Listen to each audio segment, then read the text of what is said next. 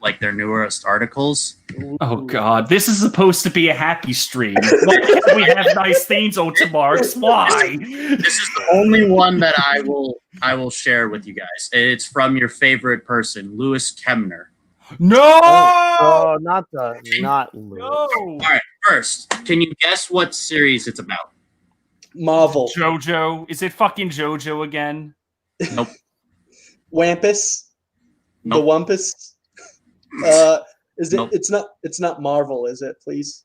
I mean, kinda. Is it a Marvel versus? Is it No, My Hero? Yes, it's My Hero Academia. Oh. No! What do you do? I What do you can't. do? Why? I don't That think I matter can. was already tarnished in My Hero Academia by putting like a fucking Zuko against. Oh, Todoroki. Yeah.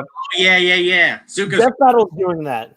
Zuko is fucked, and it's just like, why do you like? Oh yeah, let's literally have a matchup where it's just like, similar scars and a little similar backstory, and different in every single area. Like Todoroki's going to destroy him. I can't wait. I can't wait to see how Death Battle does that. I think I'm Zuko might have a terrified. chance. But Mhm. the title of this article is called My Hero Academia. Who's the better fighter, Ochako or Toru? Who's Toru? The The Invisible Girl. What? What? the invisible girl that we have never seen do anything.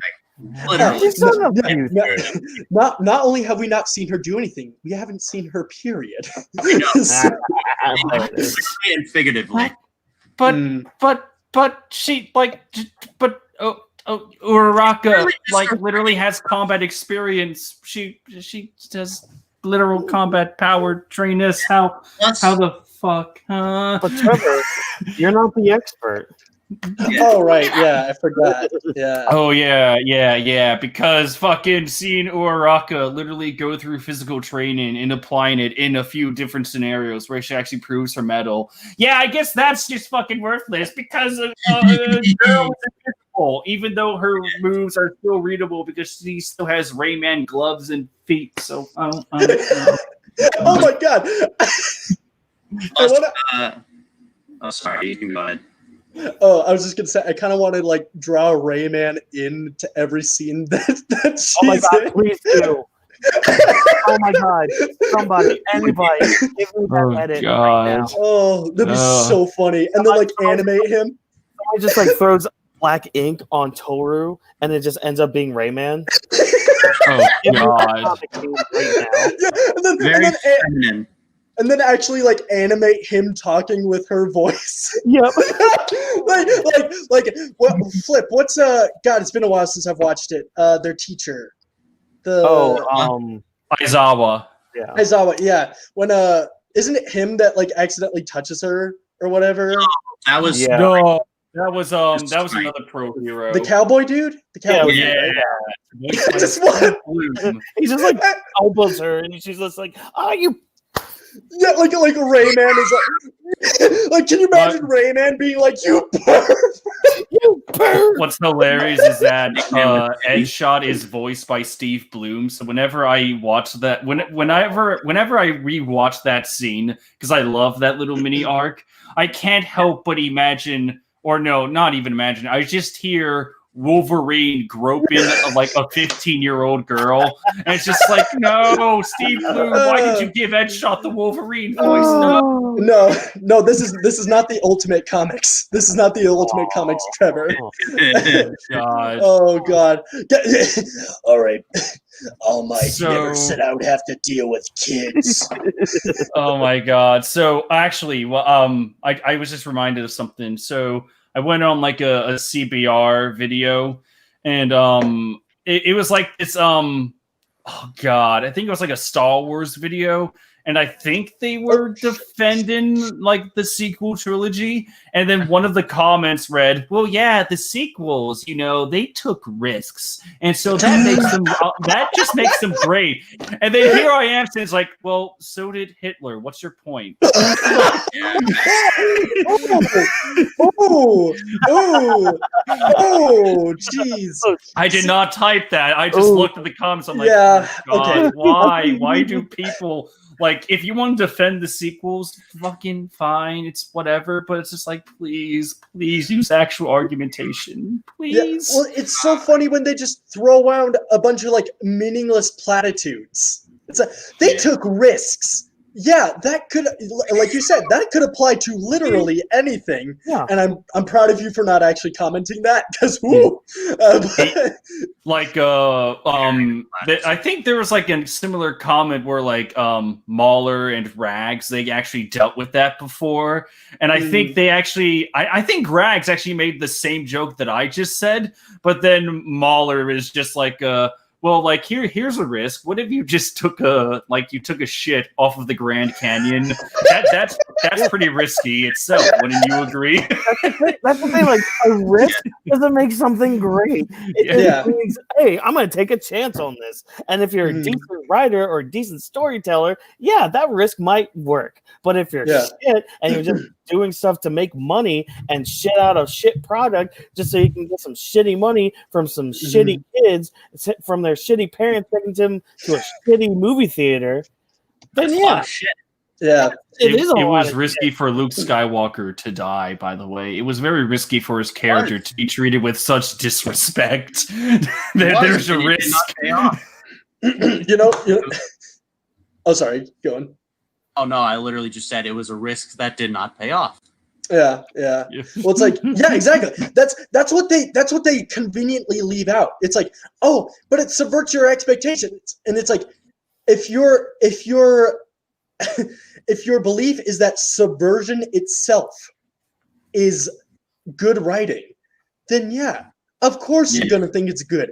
But again, subversion doesn't automatically mean good. It just means, oh, I wasn't expecting it, but it also makes sense in world and for the characters. Yeah. The best piece of subversion writing is still fucking Helm's Deep.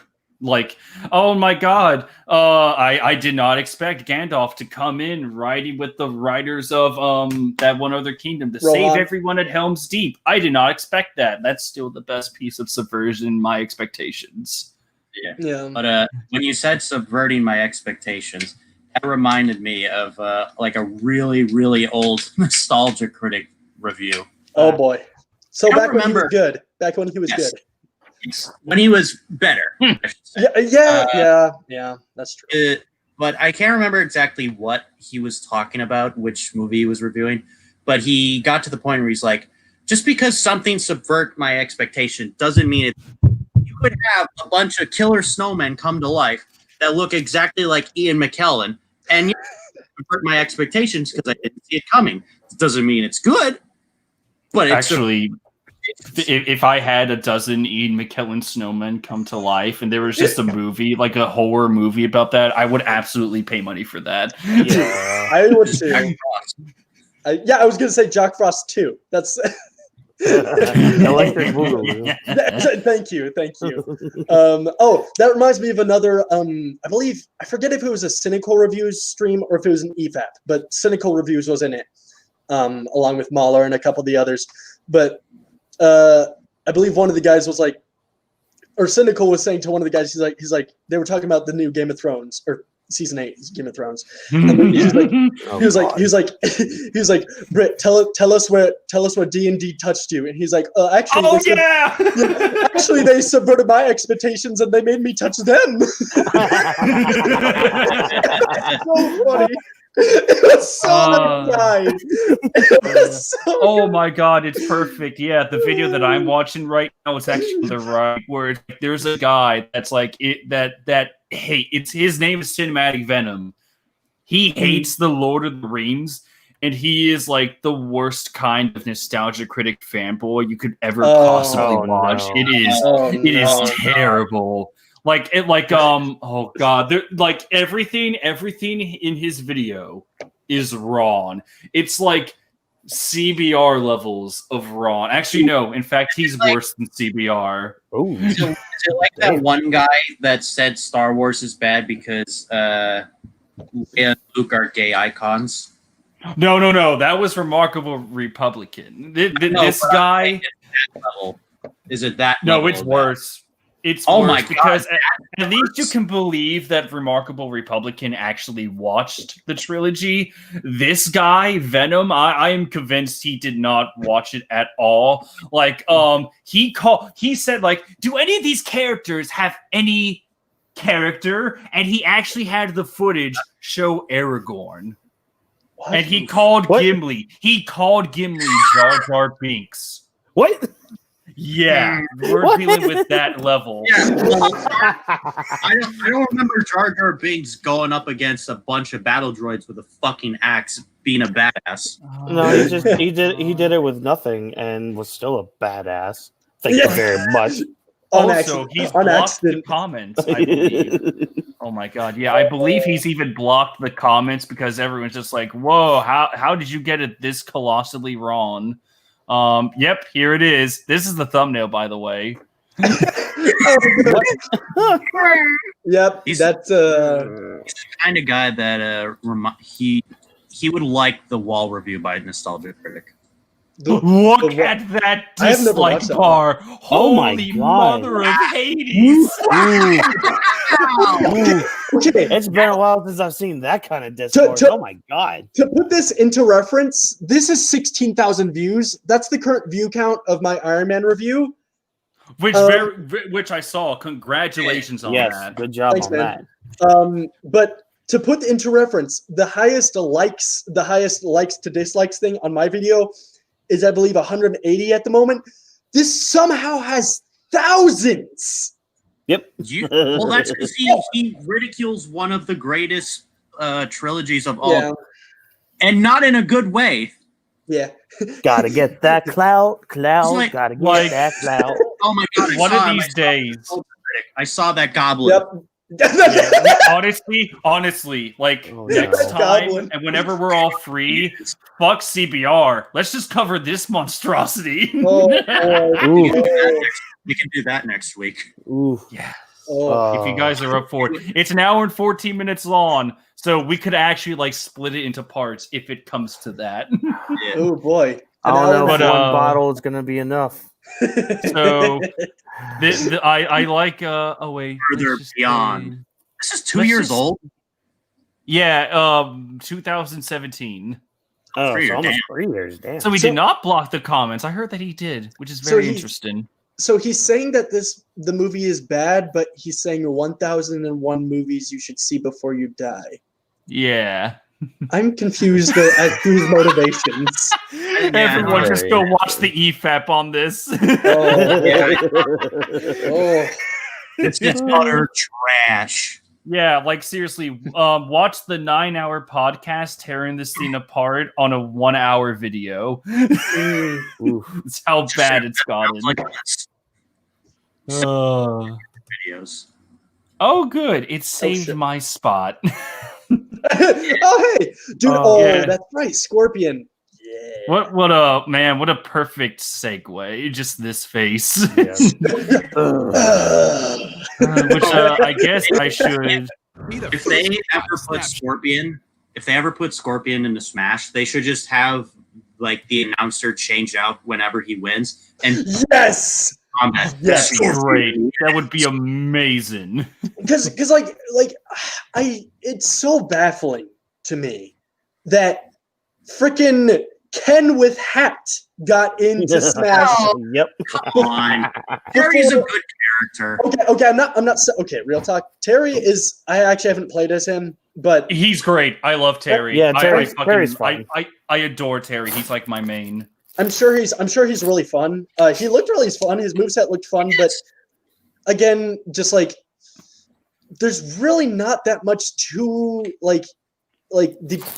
I guess the moveset. Like the moveset is unique, but it's basically just a play on what we've already seen. I hate you. I'll kill you. Like, I mean, another character that has a special that has a go meter. A go meter. Yeah, that's how he plays. If you get over 100%, you can do special moves that like old arcade type things where you have to move the stick around and do certain combos, and you can do like powerful moves that can like insta kill people in like 2 hits. So like Little Mac. Kind of, yeah. I love the big difference though is that like with Terry, he has like the most insane like combo potential that I have played in a fighter. I'm not really amazing at Smash Brothers, but I can do some really good combos with him. Where basically it's just like if you input the same combo you would on like a Neo Geo controller, you can have him do some ridiculous things. And when he gets over 100%, all those special moves, those combos, they get amped up to like the extreme, and his final smash it's beautiful. It's so good. I guess I should play him and see what he's capable of before I give up. Yeah, he's very easy to pick up. As the kids say, get good. Yeah, because that's How do you do, fellow kids? I do. Even if your character that you personally don't really care for gets into Smash, they're still fun because it's Sakurai who's doing it.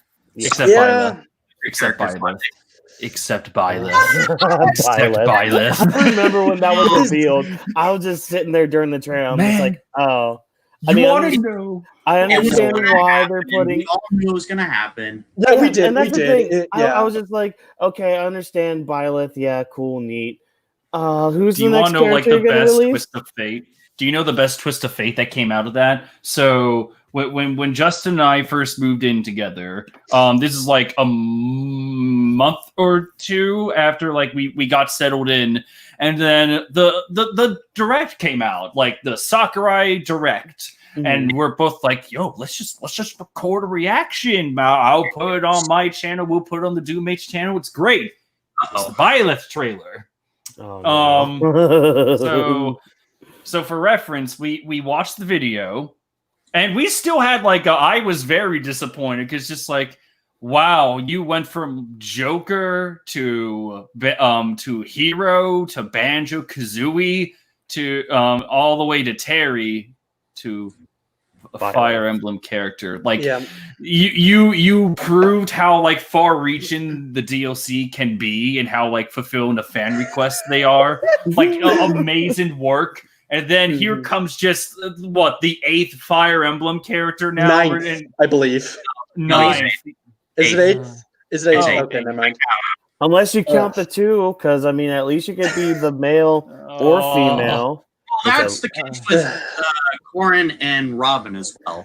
Yeah. But Corrin actually like has cool moves. Ironically, like Corrin has the most unique moveset of any Fire Emblem character, and not even Fire Emblem fans like that game. Like Corrin came out as a Smash character before that Fire Emblem game came out. Like oh my god, that's right. They did it because of promotion. Yeah, no one cared. No one cared. Not even Fire Emblem fans. Yeah, like it's just like all this potential for DLC. Like this was the last character, as far as anyone knew, before before Sakurai announced in the video that there would be a Challenger Pack 2.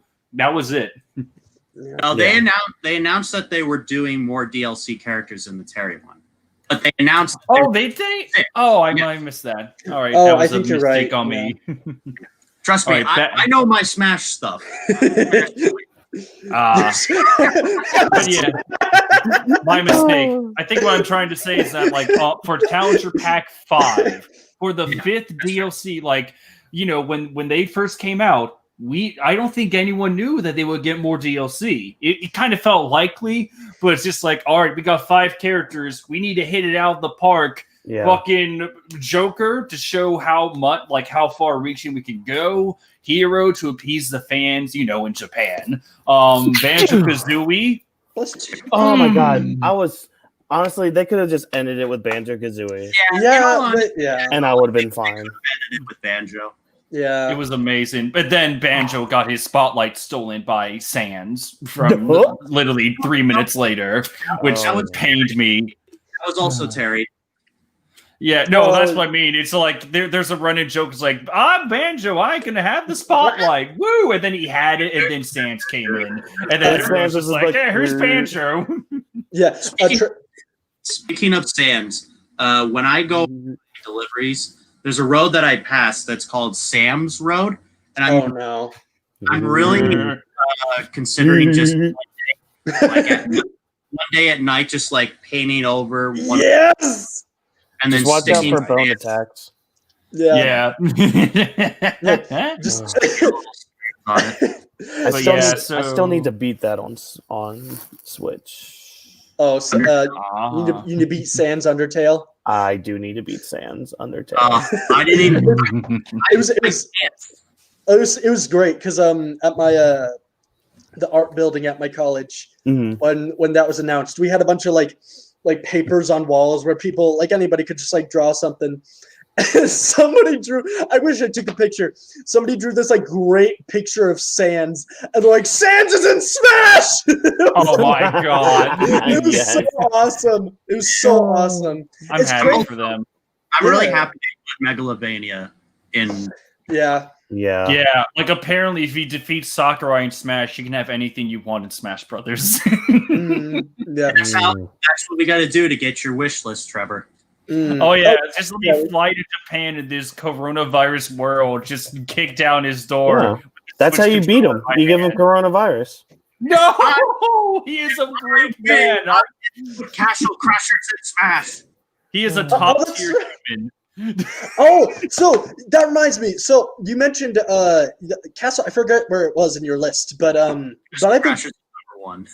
Yeah, that's right. Okay, yeah, you're right. My favorite. You'll get to them. So I've been trying to play it, like the online version with my friend. For what console? What version? PC. So okay, interesting. All right. And I love it, but holy mother of God, the lag is so bad. Literally every 2 seconds, a loading bar. Every 2 seconds. Do offline then. Like, it's worth it just to do the single player. Like that's how I played it for a while. Yeah, I mean their games are great. Freaking, it's Behemoth, right?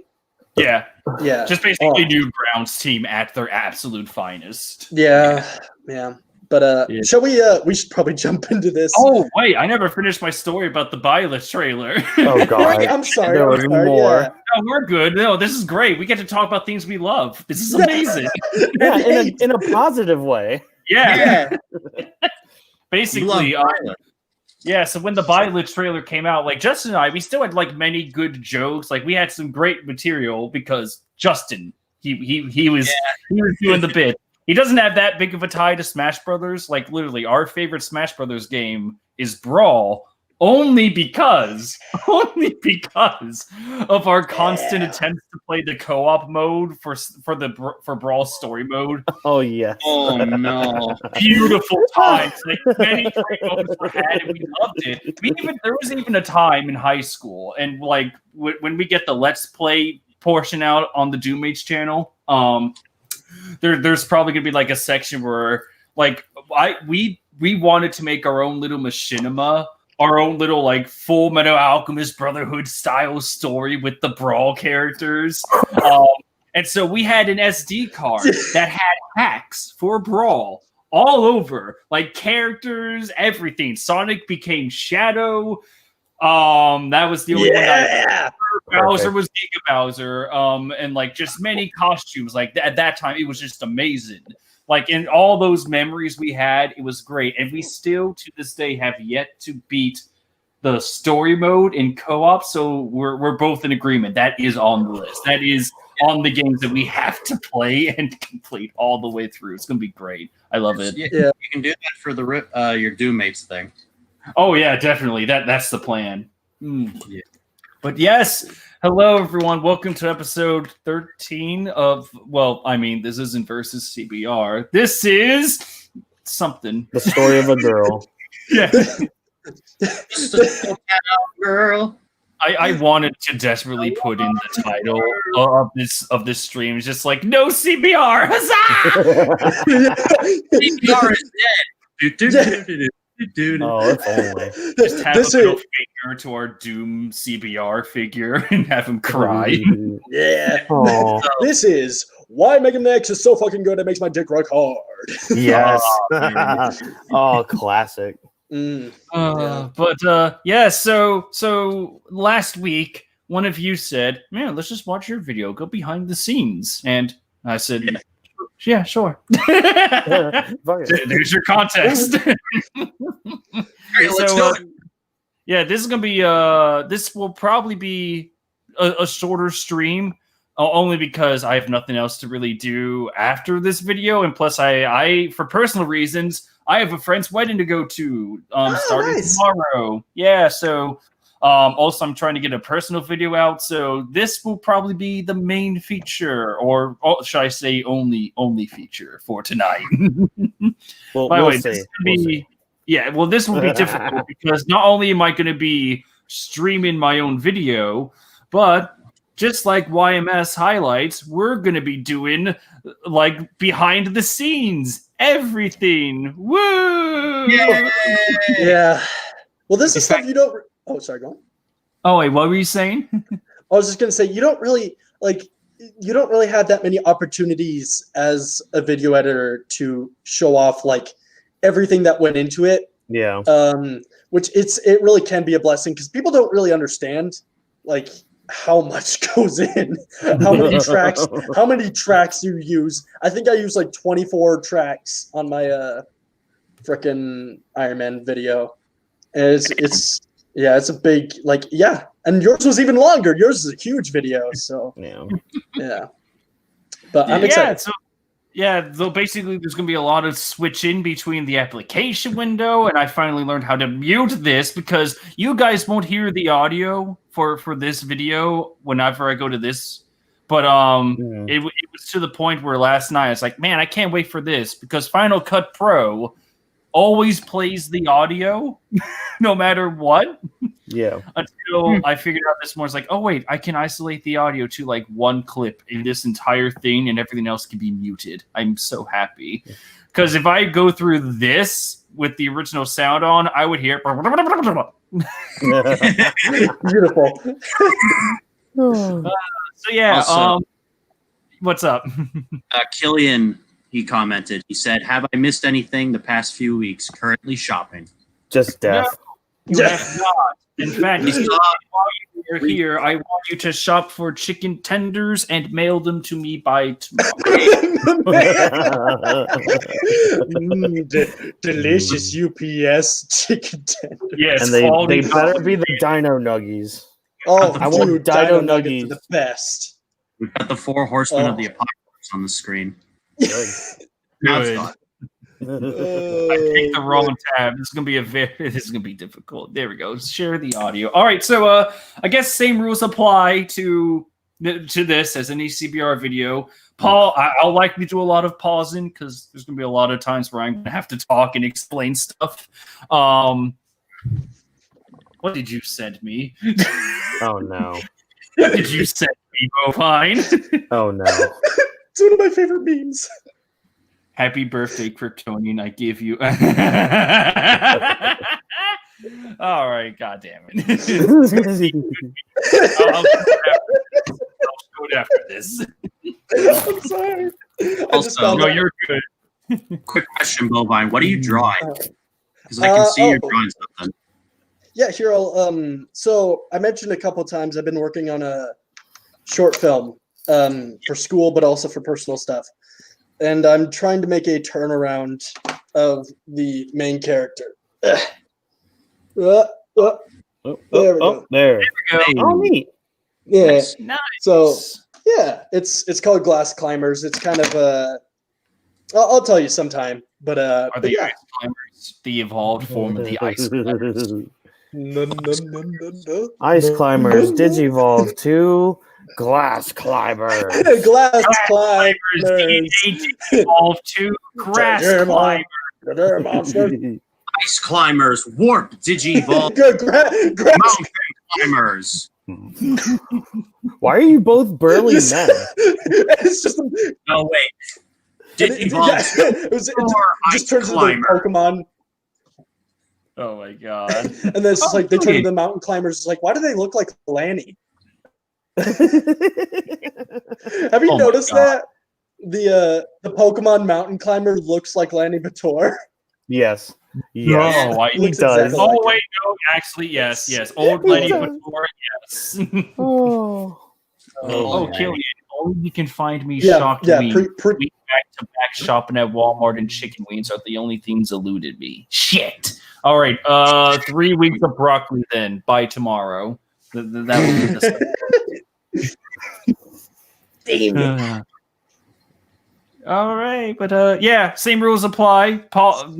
Just yell something if you want me to pause. And yeah, should we begin? Any questions before we get started? No. What's the meaning of life? 42. The meaning of life is to drink as much Powerade as possible so that your blood becomes blue. Okay. Hey, Avatar. I was under the. Actually, how's Cora? How's Cora for you? And here I was under the impression that it was. Cora so far, first season was all right. I just started the second season, and I'm I have like, no idea what you said. I'm like, okay. I said the first season of Cora was fine. Second season, I just started last night, and I'm like, okay. The animation kind of got better, somewhat. And I'm like, we're dealing with the spirits now. Oh, it gets worse. And this random water tribe dude just knows how to control the spirits, even though the Avatar is supposed to be the bridge between our world and the spirit world. Yeah, so Watkins, I'm going to give you a warning right here. Oh no! I feel you deserve it as your friend. I feel like you deserve this warning. You're going to reach a pair of episodes that basically Last Jedi the Avatar. Yep. They're going to destroy everything. I just wanted to give you fair warning. Like, what they do is horrendous. It is I can't wait. Because like that's the thing, like the first season, you literally could have just ended it there. And I was fine with that, you know? I mean, I had said previously I've seen it, like I saw it like years ago when it first came out. So this was kind of a rewatch, and yeah, it was all right. Sure, cool, neat. Yeah, we'll just see what happens in the second season. Yeah, like when you reach the pair of episodes, and I hope you know what episodes I'm going to be talking about when you reach them. But when that happens, let me know, because I'll have like 4 videos to give you that do a great job destroying everything in those 2 episodes. I'm sure you will see some tweets from me. Yeah. I actually had somebody help explain the whole Kashin Koji thing from Boruto. Oh yes, I've been very focused on Paraspero, so like maybe over the weekend with my phone, I'll like make some notes and then type it all out when I get back. You're fine. It's fine. Did it help you become enlightened, Watkins? No. I mean, well, my thing is I can let it slide if it's explained, but if there's no explanation within a few chapters, and he dies again, and he just dies again, I'm just yeah. Like, so that's the thing. Like I'll hate something if something's at least explained. I can be like, okay, I see where you're coming from. Doesn't mean I like it, but I understand where you were coming from. But if it's not explained, then you're a fucking idiot who's trying to freaking take a risk and again, so did Hitler. What's the point? Yeah, subverted your expectations. Yeah. Oh god. Yeah, let me just throw more meaningless platitudes at you. Platitude. Hey, where's platitude? Doobie doobie dooba doobie doobie doo.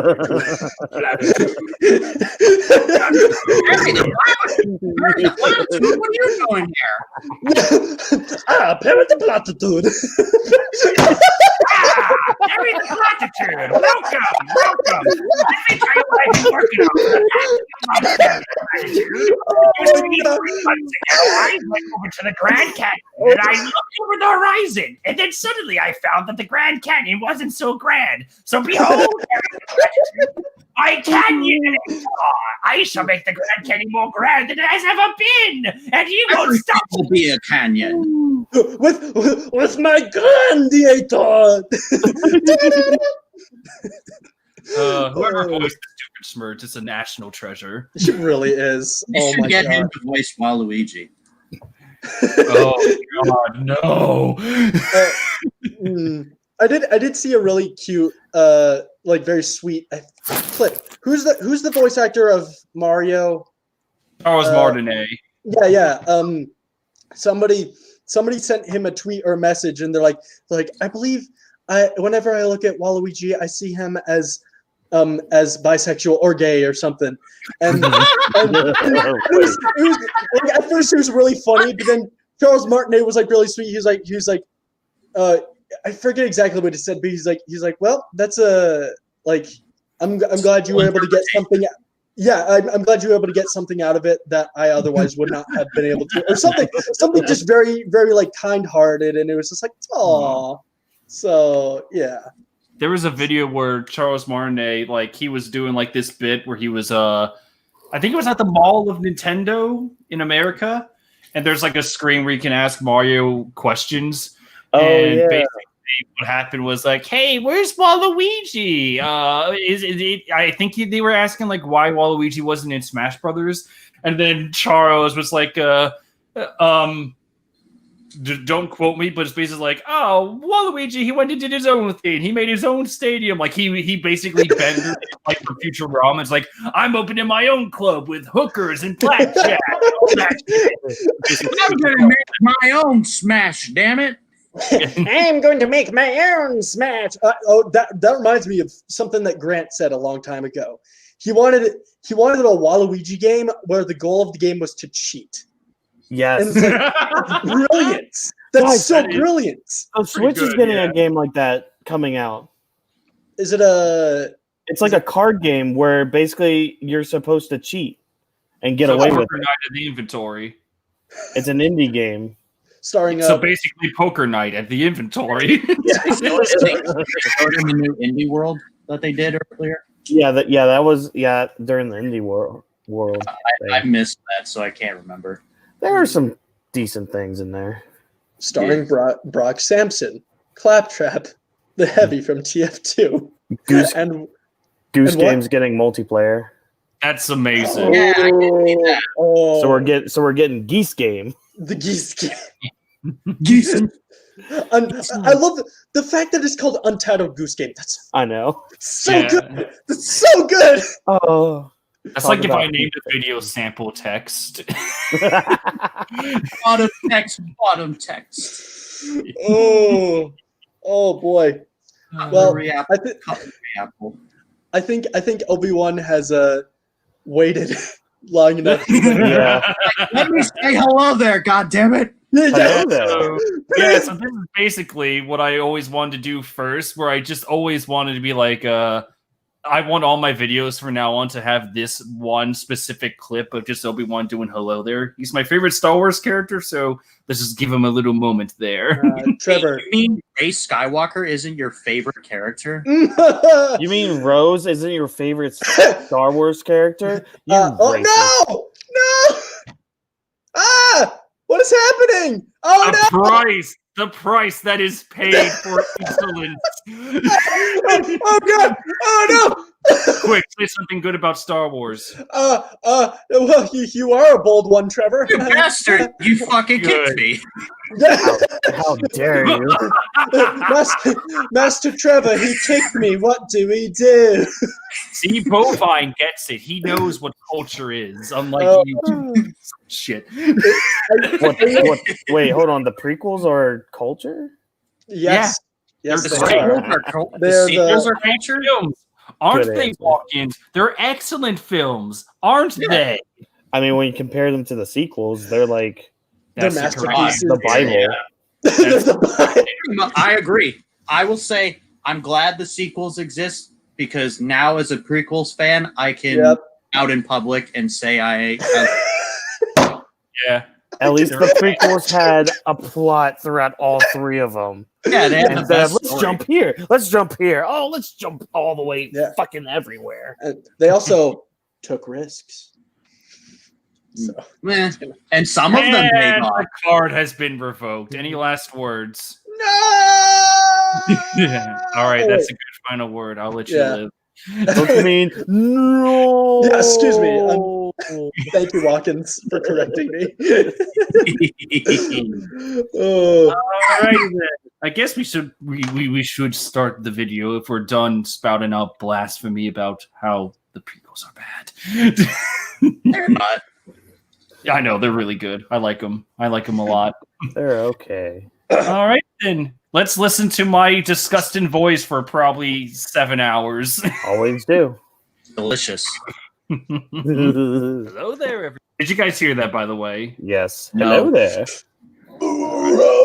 Excuse me. Oh, there. Oh. Hello there, everyone. There we go. Yeah, you guys heard that then? Oh yeah. Yes. Excellent. All right, let us begin.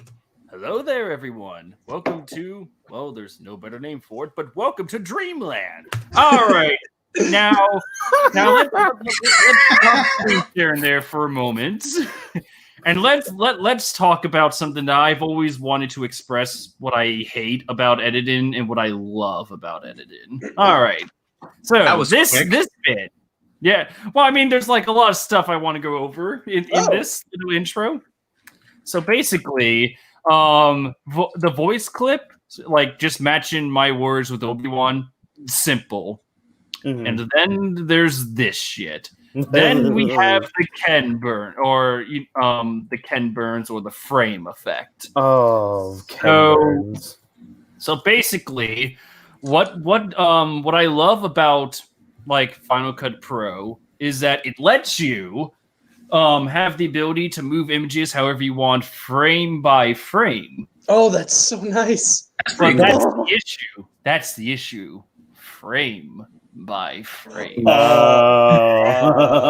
So whenever I want to, like, anytime you see my face That's slide, nice.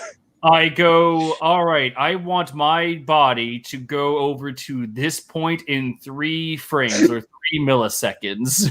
My So then there twin it is is. telling me no, but my body.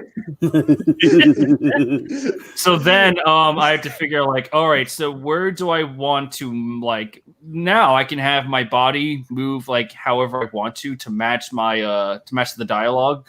Mhm. So then I would be like, all right, so how fast should I move my body in terms of like in terms of my own speaking mannerisms, so to say? 70 So, like, frames per second.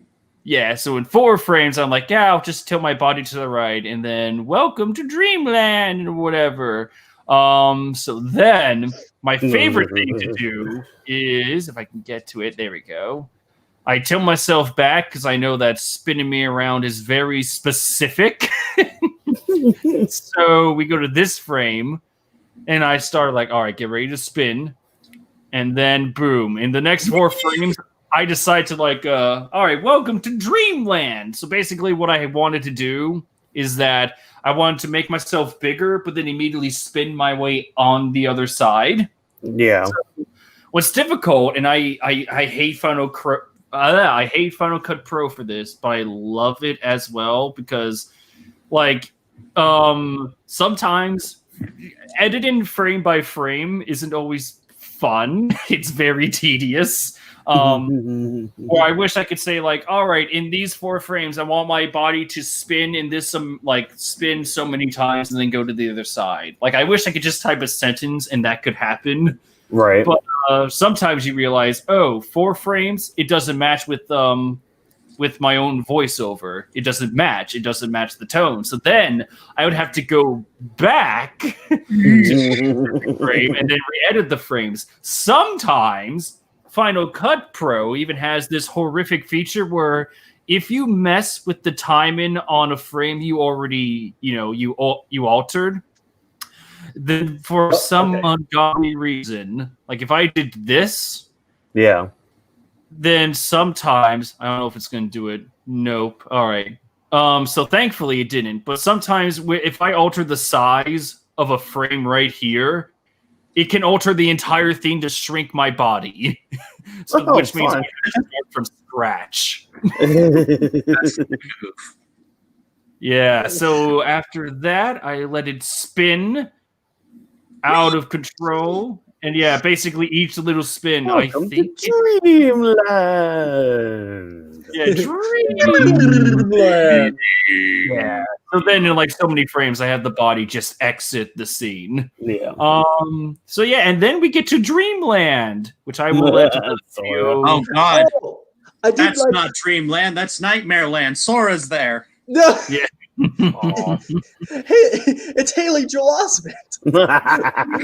Oh gosh, he sees so many dead people that they come back to life. No, he all his friends died, and then his one little crush came back from the dead to save his dead body. Man, Kingdom Hearts logic is great. I shall return. Oh shit. You shall.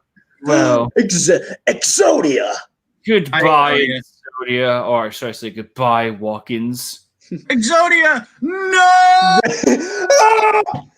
Wait, is he gone? Yeah, he's actually gone. I think he's picking up Miranda. Oh, he's picking up Miranda? How dare he? Yeah, how dare he have love? Yeah, why? Yeah, why do you have a life, Walkins? Piece of shit. Oh, he's coming back! Oh. That reminds I'm me of I can see it all. He's not back. that reminds me of the have either of you seen Gorgeous Freeman? No. Yes. Yes. Oh, okay. So it's a Gary's Mod animation of Gordon or Half-Life. And yeah, it has Gordon looking at just a Dr. Doom fucking Funko Pop in the frame. Wait, where? Oh, he's peeking in. I mean, Doom's got a Doom, dude. But in the Gorgeous Freeman thing, they have these exaggerated Gary's Mod smiles. Like Gordon's looking at one guy, and in their minds, one of them's like jackass, and Gordon's like piece of shit. Like as they're just smiling at each other. It's like, sometimes it'd be like that. Sometimes it'd be like that. Especially at work. Oh God! Don't even get me started about my fucking world. Ugh. Yeah. Oh God. Don't get me started on the job that literally all right, Trevor, you can come back to Mattress Warehouse because we have shorter hours. No one wants to come in, and don't you just want to come back and work with us? No, never. No, fuck you. Fuck you all. You made me drive 3 hours to go to one store and sit there for 11 hours in a store that required 2 people, and I was the only one there. Did you at least get paid a lot of money? Nope. I never got paid for driving there. They compensate nothing. Wow. Yeah. Wow. Mattress Warehouse is surprisingly Mattress Shit House. Fuck them. They're all I just get hit with a lawsuit tomorrow morning. It's like, okay, you're gonna get drive by a mattress. Chuck a mattress at you really hard. like the Luigi thing, except it's a mattress. Oh my God. We're gonna put you into Dreamland. Yeah. So Bovine, I actually had a bit where I wanted to put my choice of music in the top left corner, like you did for your video. Mm-hmm.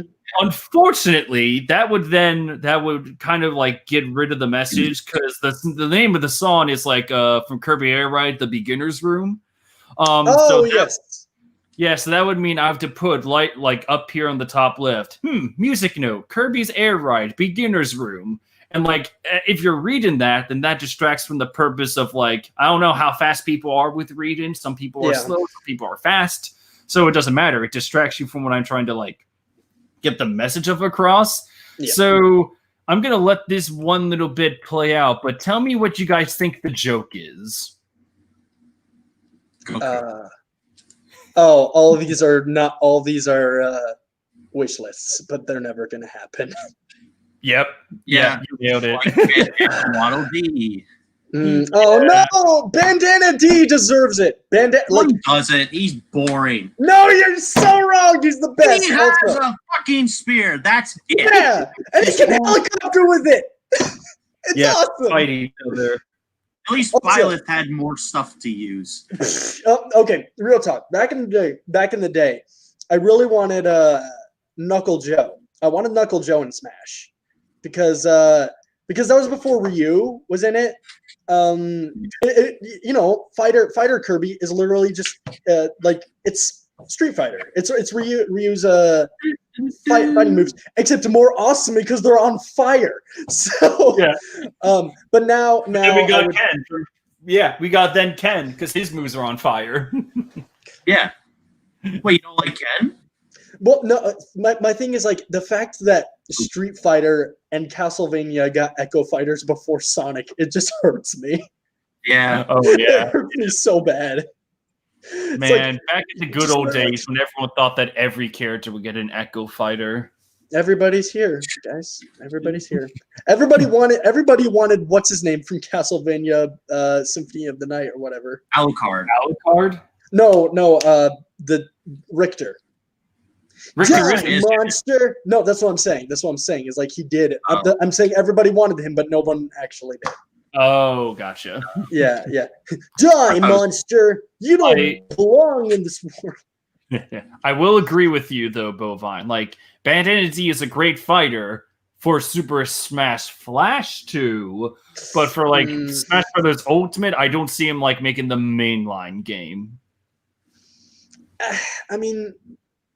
Like I know he was made by Sakurai. Like I know there's the love, but I know at the it'll never same happen. time, it's just like with the DLC. Do you really want like a character that really doesn't deserve it when we could have like really amazing other characters to pick from? Yes, I do. No, how dare you? No, see, like it could be more than just the spear moveset. They could have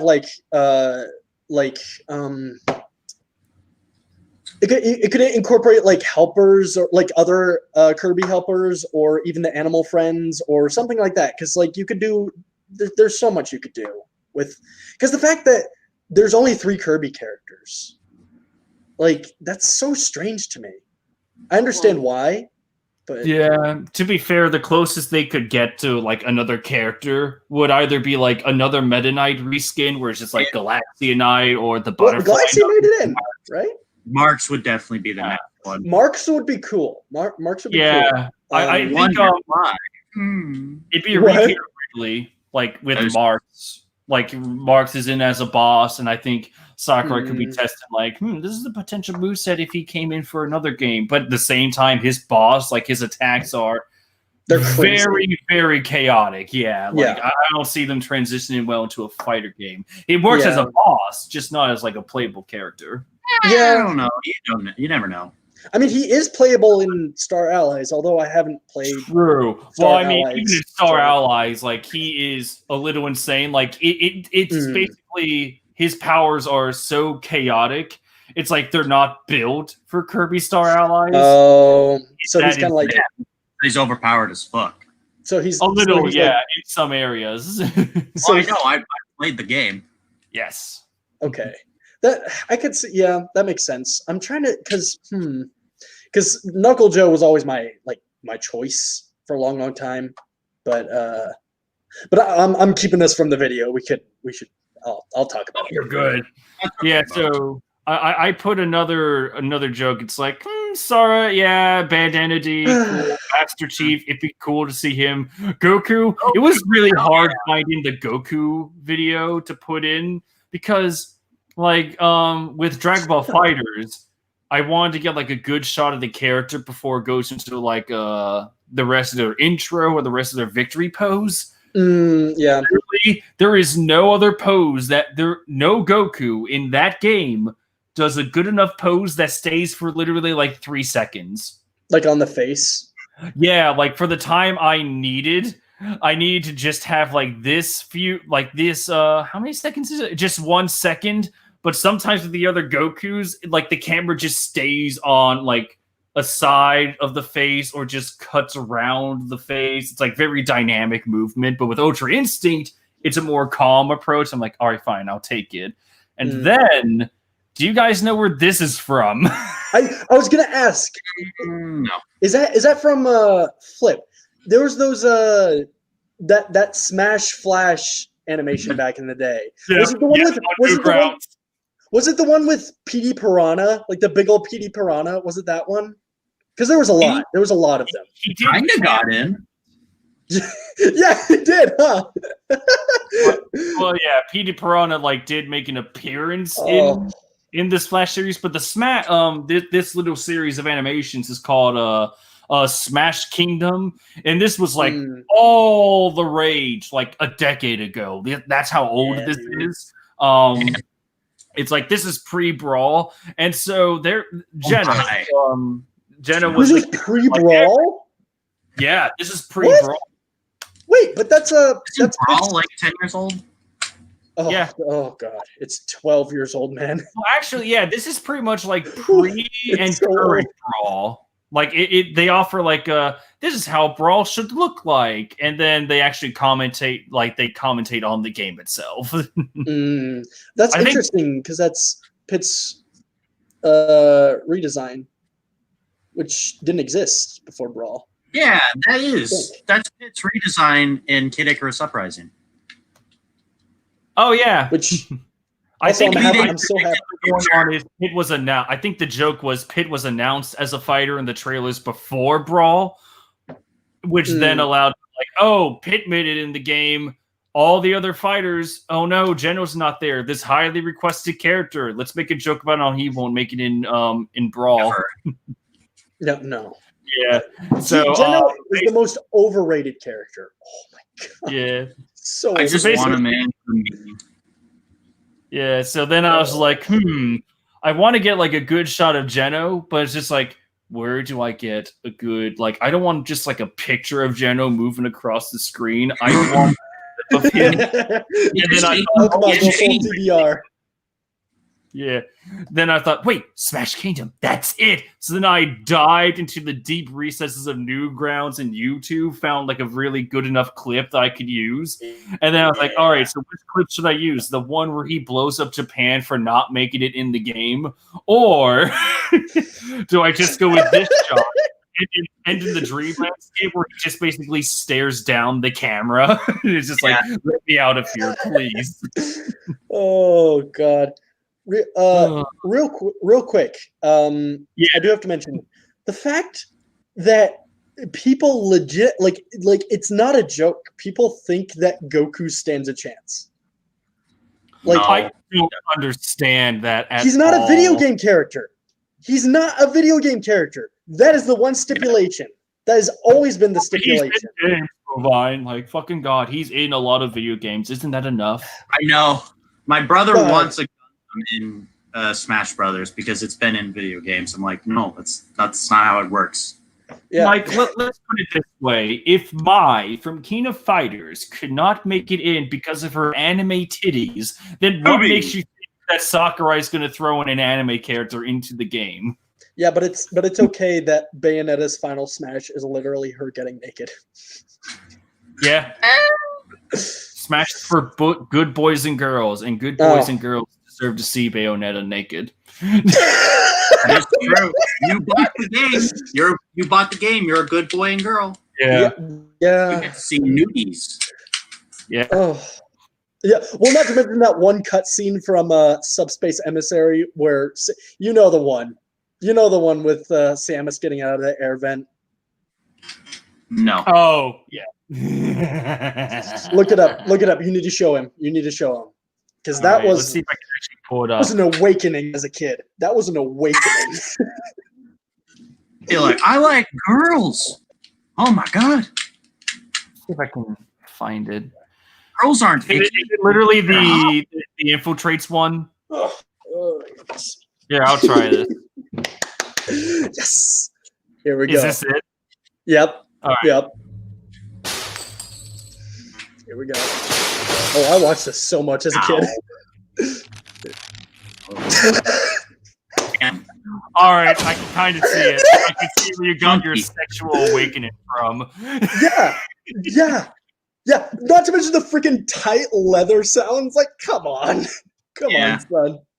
Fucking stop putting it on the screen. We're not there yet. Like, Samus was just made for guys like us. Wait, a what? Zero Suit Samus. Just Yeah. I am actually surprised that none of you caught that part. Wait, what? Which part? No, fucking Ultimark said like, yeah, Zero Suit Samus was made for guys like us, and I was like, I'm gay. Oh, I mean, me and Bovine. Yeah, yeah. you're like, yeah, yep, totally. Yeah, boobies. Yeah. Oh, hey, Great. How do you do, fellow straight? The moment with Samus was where boys truly became men. I think it was also put in the game because it finally shut people up. Like in high school, when Brawl came out, there was a guy that played the game. And yet, when we were in filmmaking class together, he dead ass turned to me while we were editing Photoshop. It's just like, hey, so how do you like Samus? He's a pretty cool dude, right? And I'm like, oh my god. Samus is a girl? It's like, no, women aren't that tough. And I'm like, oh. Top 10 video game plot twists. Top 10 video game plot twists. Samus is That's always there. entire time. What the fuck? What That's the always fuck? there. What the fuck is this? All right, so I have the Disney World app only because Becky and I are planning to go next October, and I literally got a notification that's like, from Disney World, got plans tonight? Surprise your sweetie at home with the Disney Parks inspired date night. And I'm like, why now? Well, that's very kind of you, first of all. Like, literally, I've never done this before. In like oh my god, in the 8 months I've had this app, I've never gotten that message before. It's become sentient. It wants you to park. Okay. Yeah. Oh my god. You must join the park, Trevor. Join us. Yeah, she must become part of the Pirates of the Caribbean ride. Boy. The whole time. Wait, what? Gay could mean happy the whole What's true? time. Oh my god. Well, yeah, it could mean happy, just like it was in the gay old us. Yeah. All right, shall I continue? yes. Yes. You guys can hear that, right? Yes. All right, perfect. Where you can dream about any character making it in your favorite fighting game so they can only be blocked by a new member of the Blue Man group. But yeah. Also, for this effect right here, if you guys ever wondered what to do to make like a scrolling effect for your videos, QuickTime Player is your best friend in that scenario. Like, record your screen for that. Yeah. I have there's a website I use for that called Screencast. Although it makes me use a watermark that I have to crop out. So, God. yeah. Good to know for future use for QuickTime Player, I guess. The only thing that sucks is that like you can if you watch for when I move with my mouse, you'll be able to tell instantly how, like, when I scroll down. Like, all right, scroll down here, stop, keep going, stop, keep going. Yeah. I've had to do that before. I usually what I do is I I do like the, where you click the scroll mouse thing and you just make it automatically scroll. Do you know what I mean? Yeah. Yeah, I usually just do that and then speed up the video. So my Mac doesn't have that kind of power yet. Yeah. Why? Oh boy. Yeah. Anyway. All right, time to let this play then. Blocked by a new member of the Blue Man Group, but confounded. I like that you cropped it that way. A video like this for 2. Oh, thank you. So for this section, actually, yes, let's go out of this back into Final Cut Pro with Jeno's loving face staring right at us. You didn't put me on your list, Trevor. Everybody wants me in. Yeah. God, I don't. Dude, he was number 1 on every Smash 4 list before Smash 4 came out. Every single freaking list. I mean, that is true. He was the Kimbo White Lion of Smash. No one actually knew who he was, but everybody's like, no, but he needs to be in. But nobody cared. He looks cool. He looks cool. He does look cool. He does have a good design, but as a Smash character, no. They should make the next Smash game and have Geno be the main villain. Be the what? Main villain. Yeah, dude. That'd be amazing. Like freaking Taboo comes out, but then like a bunch of strings like grab Taboo, and it's like Geno has like puppet strings attached to him and just destroys him. I mean, he is a puppet master all along. Yeah. Geno is a puppet technically, yeah.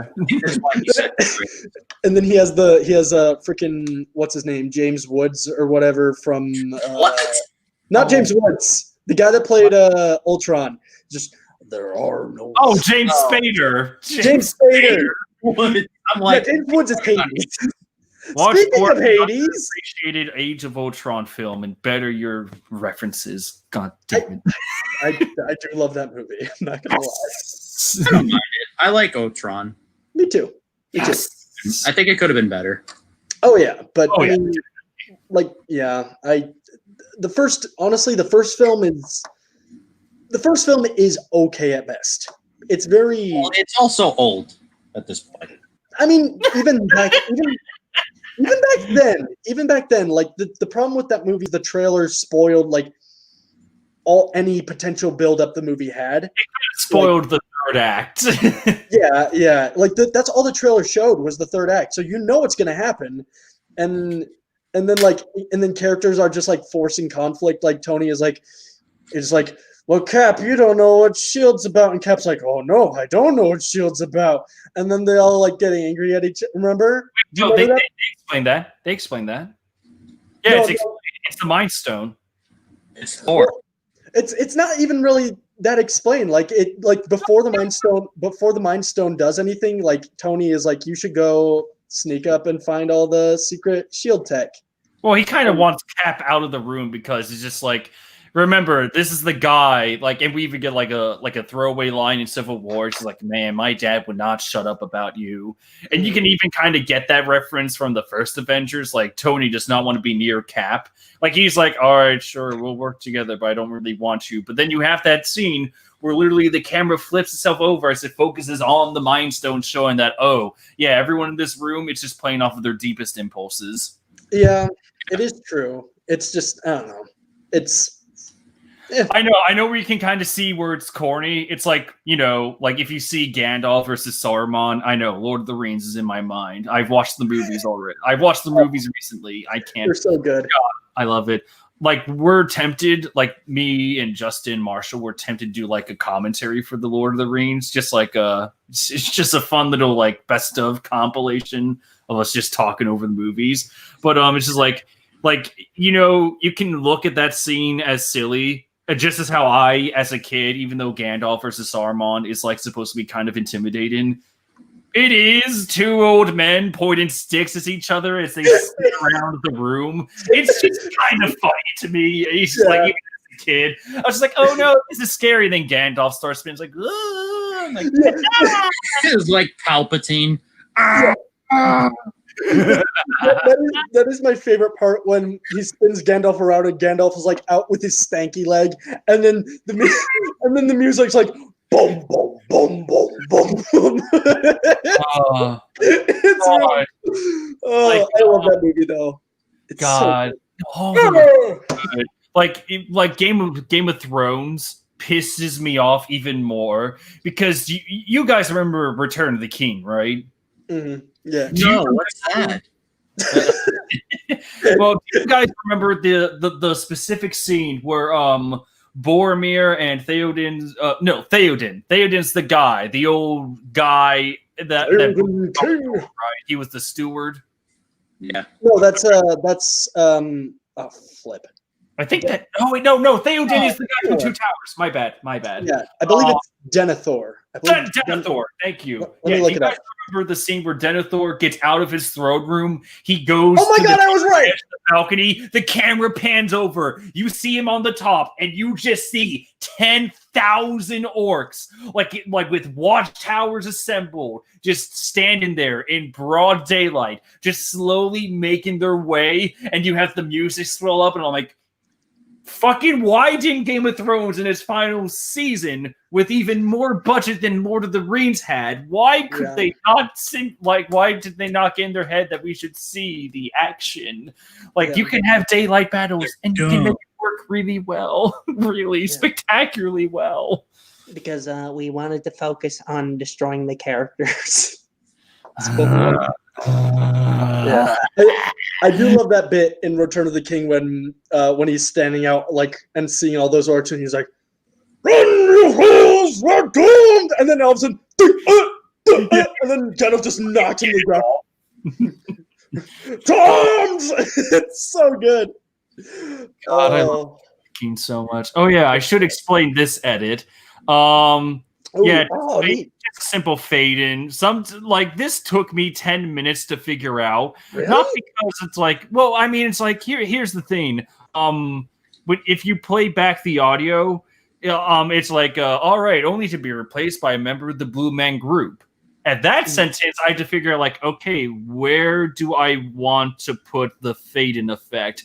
Do I say Blue Man Group to have the fade in? Do I go a little bit before? And that's ultimately what I did. I think what people take for granted, and I do it too, is just you have to figure out where to put your edit so that the audience, when they see the edit, they don't get too distracted. The edit only helps with oh, so that's what he meant. That. Yeah. Am I making sense there? Yeah. Also, that I do love how as you end your sentence, Byleth finishes their stance. It's a nice little timing. Yeah, to be honest, it was the only it was the only time during his whole review trailer where it focuses on him just having that idle pose.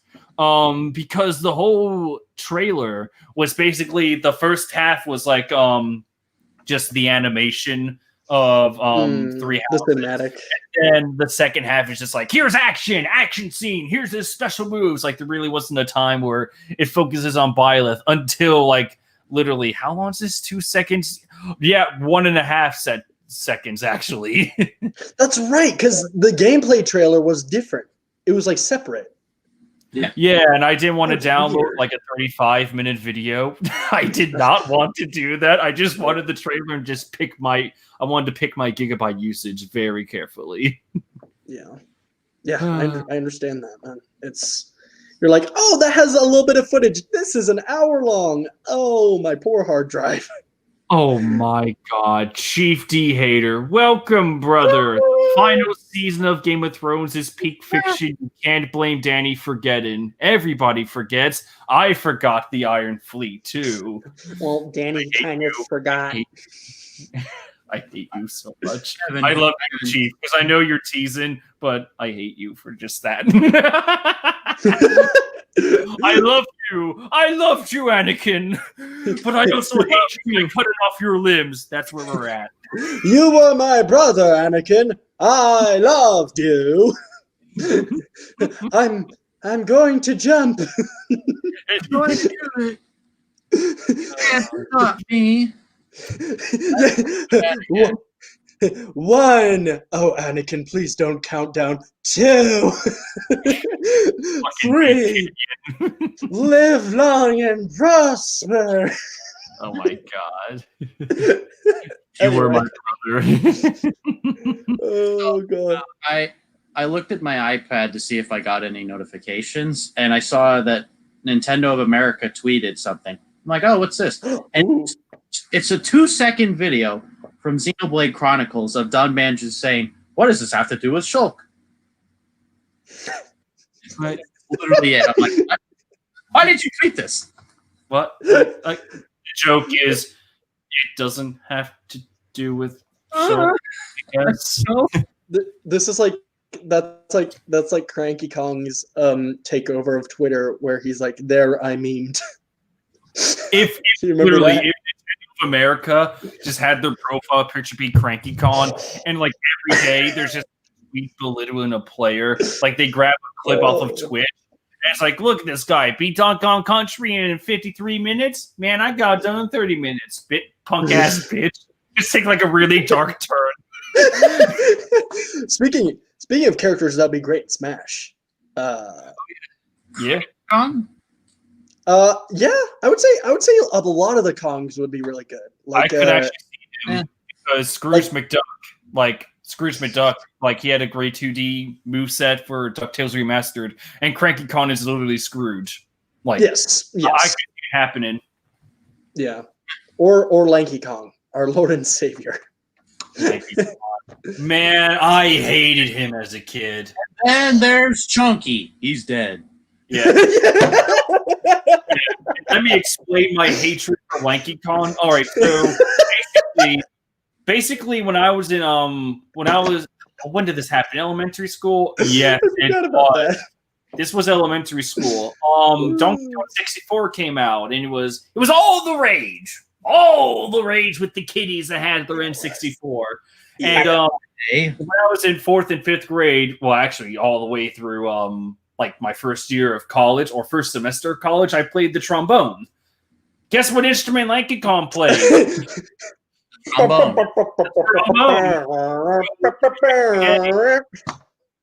There were always these these two kids.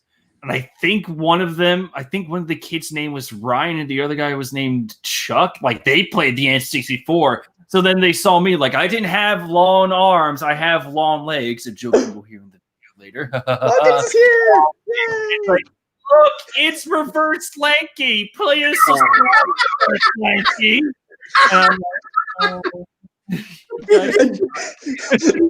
And you were like, sorry, what were you saying, Ulti? I interrupted. Oh, I'm just looking on StreamYard and Watkins' camera. Oh, there he is. I was like, oh, so dark. He has Trevor, you were like, not funny. Didn't laugh. Yeah, no, literally, not funny. Lanky head. So to quote one of my favorite presidents of all time. Yes. What did I miss? Yes, good. Come in with those Hamilton references, W. Pigs, you top tier human. Of course. I still need to watch it. Of course. I don't have. I'll do it. It's really good. Like, that's what I know that you criticize Lin-Manuel Miranda for like some of his writing skills as a musician, but trust me, the music in Hamilton, it's well written. I promise. It is well written. Yes. It is literally a 2.5-hour hip hop. He's also not that good of a Hamilton, but yeah. Other than him, David I like Diggs everything else amazing. in the movie. Yeah. Like I'm trying to. Yes. Oh, what was that? Also, Bandana D for Smash. Yeah. I don't know if you saw that comment, high five to the camera.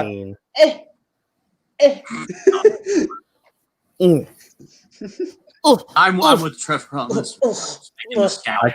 I can still kick both of you from the studio.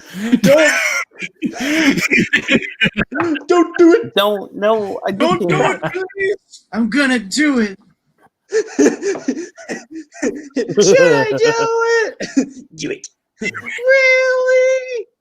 Should I do it? All of those years of Jedi training just to kill that one man.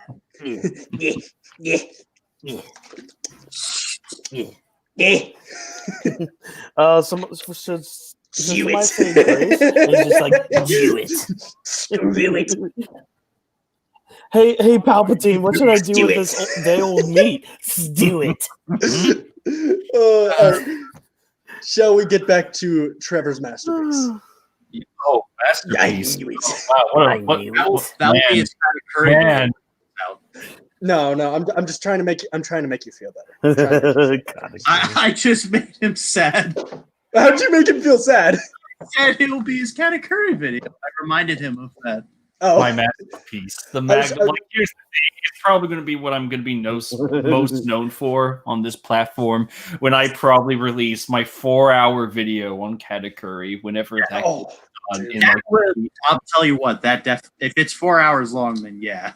It'll probably it'll pick up traction. Yeah, it is funny. It's like too long for people is like 13 minutes, but long enough is like multiple hours. It's like it's funny. Like like when I see a 3-hour video, I'm like, yeah, of course. Why would I not watch this? Like, I really want to take my time with Katakuri. I really want to make sure I get this right while also trying to respect like the objective plain facts we see about the character versus the subjective appeal that he has on a lot of people. I just want to make sure that, I'm probably going to burn a lot of bridges when I critique some things, when I point out some flaws. But yeah, it should be fun. Like this is how I see it. Can't wait for me to take 30 years to make that video. Speaking of burned bridges, Shantae isn't your list. I don't think we can be friends anymore. Sorry. Yeah. Bye. Wait, I would imply that we were friends. What are you talking about? Oh, no! You are just the person I stream with. Don't You are just a pawn for my entertainment. Well, sure. At least I thought I was a rook or something, but well. Thank you. Oh yeah. You Wow. thought that you were special. Maybe I should wear my mask for the stream. Hold on. There we go.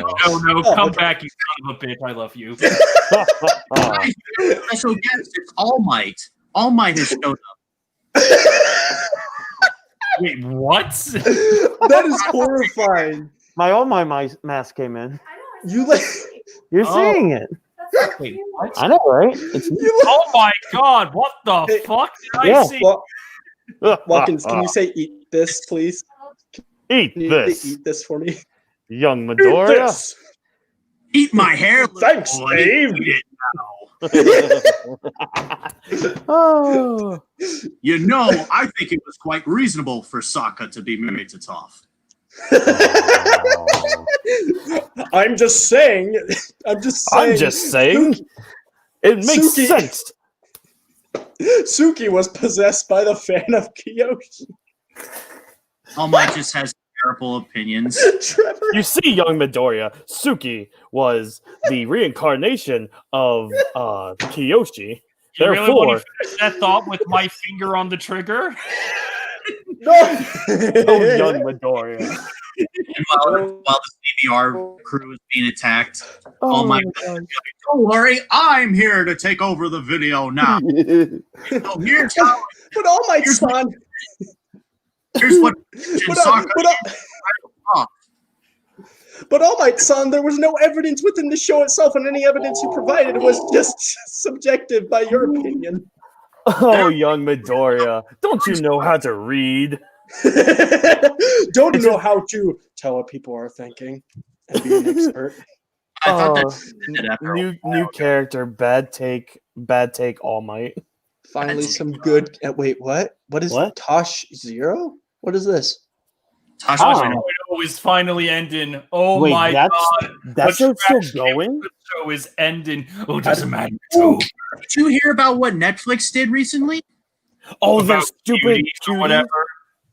with the that cutie movie. Yeah. Miranda, you need to watch that trailer that I sent you. Oh, no. About Are those cuties. underage girls? Those are They're 11 11-year-olds. Twerking. What? The whole It's that, plot is oh, that that tweet I sent you? you probably Nope. take that off. Nope. No. Not looking. You need to watch that trailer Trevor, Not take looking. that down. You're gonna want to immediately. Get your We're phone. actually going to get What is banned. this about? Yes. What is this Yes, you movie can. about? So that It's movie, about 11-year-olds twerking. yes, that's literally the whole point of the movie. Wait. These 4 girls are 11 years old. Yes. Watch the trailer. I thought they looked like underage. I'm like, wait, why is this a movie? It's supposed to be. It's supposed to be like a coming of age story of some. I think she's supposed to be Islamic. I'll tell you something. Somebody's coming when they're watching that. Yeah. Oh my god. And Yeah. I like that. I want to take that one clip from Daredevil season 2 where Punisher goes to the video store, and then the guy like mentions like the child, Yes. and Punisher just stops, locks the door, and goes kill the guy. Just that. Except that guy is Netflix. Except that just like put a PNG of Netflix over that guy's face. It is also rated mature as well. There are 11. Oh my god. Yeah. Netflix. It's a mature movie. Oh my god. God. Let's watch something of substance, shall we? Yeah. Let's watch something that won't get us on an FBI watch list. Yeah, and has Hades from Kid Icarus Uprising. Personally, I would have gone with Variety, but whatever. What? Trevor says to destroy you. Good luck. No, Miranda, god damn it. I said execute Order 66. You asked what that meant? I meant destroy him. You asked what that meant? Oh my god. My god. When we finish One Piece, no. I was just about to say, now you guys have to watch Star Wars with One Piece. We have to watch all Star Wars except for the sequel trilogy. Yeah. There is no sequel trilogy, don't you know? Yeah, There is no Order sequel 66. Oh, tell Trevor I'm sorry. Boo! Okay, now she gets it. Now just the Order 66 theme is playing in Walken's head. No. Hey, Google, play Order 66. All right, here's the album Order 66 on Spotify. From Green Day. Oh my god, it's actually playing an album. Wait, I don't want you demonetized. No, stop, Google. We're already demonetized. Trevor put up a picture of 11-year-olds. You can't have 11-year-olds in a picture. Only 10-year-olds. I wish I had Only 12-year-old. the picture. I was That's like, why we were able to get away with talk. what is going on with this poster? It's just like, why is that girl on the leftmost side twerking? What is this movie? And then I hear, put it down. They're 11. I'm like, what the fuck? Yeah. Why? You know. On your own time, watch it. I don't want to watch it. That's the thing. If the rest of us had to suffer, so must you. Why would anyone want to watch a movie where like 4 11-year-old girls fucking twerking, like revealing outfits? That's just, oh god. Because we gotta fight the man. Yeah, we have to fight the patriarchy. Yeah, and all you're gonna do is jerk off that one guy, that one man that's like children. I wish there was just one. Unfortunately, there's a lot of them. That one Oni plays animated where Oni's like, that's the man, and Julian is like, oh, I hate the man. He's like, I hate you too, Julian, you piece of shit. Yes. The children must watch videos of the man. Dig Duke demonetized. Welcome, Dig Duke. What? How nice of you to join us. I know. Unless you're like the spokesperson of YouTube and you just came in, it's just like, hello, we saw that you mistakenly put up this poster. Goodbye. Meanwhile, CBR gets to survive. Talking about, oh my god! Yeah. What just happened? No way! But they have money. No. But they have money, so it's okay. Oh no. What? What have you found? I actually wait a sec. Limited. I just checked the monetization on the stream. Limited. Oh,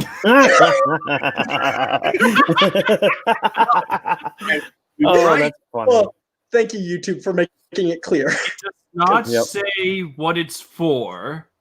I guess I have to wait till the stream is over, but watch it be because of your own video. Girls, I guess. Jesus. Oh my god! Imagine if it was copyright because you're playing your own video. Yeah, It's happened to people. It had. I believe it. God. But you maybe would have gotten that for watching the CBR videos. Yeah, We did. Well, actually, we got we kind of do have to be careful whenever we watch clips after a video because we got claimed on 3 different fronts because of that. Yeah, they're cutting down hard lately. Yeah. Oh my. So, guys, I may have just found the coolest looking image ever. I'm gonna post it in the chat. Word. This is from the most recent Thor run in Marvel, like the comic run, which is really good, by the way. I'd highly, if you want to check it out, a really good story. Pulling up the conversation right now. Show us. Apparently, this is Thor's death, and it looks like the coolest thing ever. This is how Thor dies. Oh no! Look how cool it is. That's awesome. Oh no! Oh, wait, 5 seconds. Here it is. Bye, boys. Have fun. Wow. Thank you. Wait, what? Dude, an Infinity Hammer and Marvel Zombies. That's so cool. That's how Thor dies? Apparently, so Thor looks into this thing called the Black Winter, which shows you your death. And Galactus had previously looked into it, and he saw Thor, which is so metal. Nice. And Thor apparently looked into the Black Winter, and this is what he saw. Which, you have to go out some way. I mean, it's a good idea to go out with a Marvel zombie horde and Thanos holding an Infinity Hammer. Yeah. Also, I actually love that. Not gonna lie, an Infinity Hammer. I wanted something so bad until I've seen it. Yeah, never. That should have been the alternate cut of Endgame, where Thor puts all the Infinity Stones in his hammer and be like, "I am the God of Thunder." Yeah, it should have been it should have been Thor doing that instead of Hulk anyway, because then he would lose the arm, and then he could get his awesome black metal Uru arm. That'd be so cool. Uru. Uru. My Uru arm. I'll have you pronounce it correctly. Reminds me of the your bulge. Ooh. Loki, I noticed you have a bulge. Ooh. With your Loki. Hit the Loki. Oh my. Beep beep beep beep beep. Yay. Oh man, we need to get going on this video. Oh yeah, 29 minutes. All right then, I'm just gonna let it play then. Wait, actually, a new member of the Blue Man Group. You guys can hear that, right? Yes. A little higher. Yeah, turn it up. Oh, it is at max volume. Oh. Turn it up like you always do. Turn it up, get it. Turn it up. Let's just let it play then. But confound it all, I've wanted to make a video like this for too long, and with only 5 slots left in Smash Ultimate Spider Pass, I think now is the time to put this out there. By the way, can you guys recognize what song this is? Walk In. Or has anyone here played One Piece Burning Blood? No. Shit. I have not played it, but I watched TFS play it back in the day. Good time. They could not beat Akainu. Yeah, the first fight. But who can? Yeah. Oh my god. Yeah, the story mode of that was like. Oh, sorry. Oh no, you're good. What was that? The story mode of that game was like literally 3 fights. Well, I mean, they couldn't get past 3 fights. Well, no, they beat it. They beat the story mode, and it was like you play as Luffy, Whitebeard, and Akainu, and then the game is over. Oh, I thought you meant like the first fight when you fight against Akainu. That's seriously the story mode? No. The story mode is like you fight Akainu, you fight Whitebeard, and you fight a couple other characters, but like that's it. Like that's the whole story. Oh. It's just a couple of fights from that arc. There's more. There has to be more. Yeah, I played the game briefly, but it's like one of those cases where like I just haven't had the chance to really like sit down and keep working on it. Mm-hmm. That's what sucks about it. Like I played it for like maybe an hour, and then I was like, oh, okay, I gotta get back on this video. That makes and then sense. you just sat there. Maybe there is more. I don't know. I've never played that. So. Yeah, so nothing really to comment. This is just literally fade in effect, and then using that good old frame by frame to make sure it goes extended, stretches out and looks good.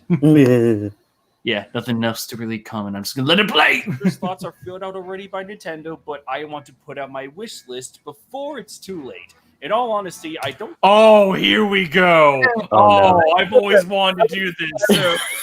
Give me Spyro, give me death. Yeah. Oh. I love that. Yeah, I Nintendo DLC. wanted to do it before I put Easter eggs. What's that link on like the right hand corner? What is that? Oh no. So Is yeah, that- if you guys actually follow what link I put out there. I never even noticed you wrote on the back of the chalkboard until now. Oh, really? Oh, no. I looked at the Spiral one and I was like, Oh. Smash Bros. Was created in 1776 by our founding father, Dio Brando. Yes. JoJo Part 9 when they go back in time. oh, Yeah. Like I've Yeah. always wanted to have like a bit where I go make like Easter eggs for everyone. So the real challenge was this guy, because I need to put like my little chalkboard messages on places where his body would not walk in front of it. It took me 3 times because this man actually walked forward, ran in front of this link, and then he actually walked in front of the Give Me Spyro one twice. Stand still. By the way, you want to know what video this is? Like what the video title is? Yes. is it a math So- lecture? No, this is a guy that's just like he's trying his best to like make like this lecture sound interesting, but the name of the video is Most Boring Lecture Ever, and it's an hour and 10 minutes long. Oh God. But to answer your question, I'm going to lower the volume just a tad. But if you enter the secret YouTube link, you're taken to this lovely little no, fuck you, ad. You're taken to this little music I placed in. Oh my God.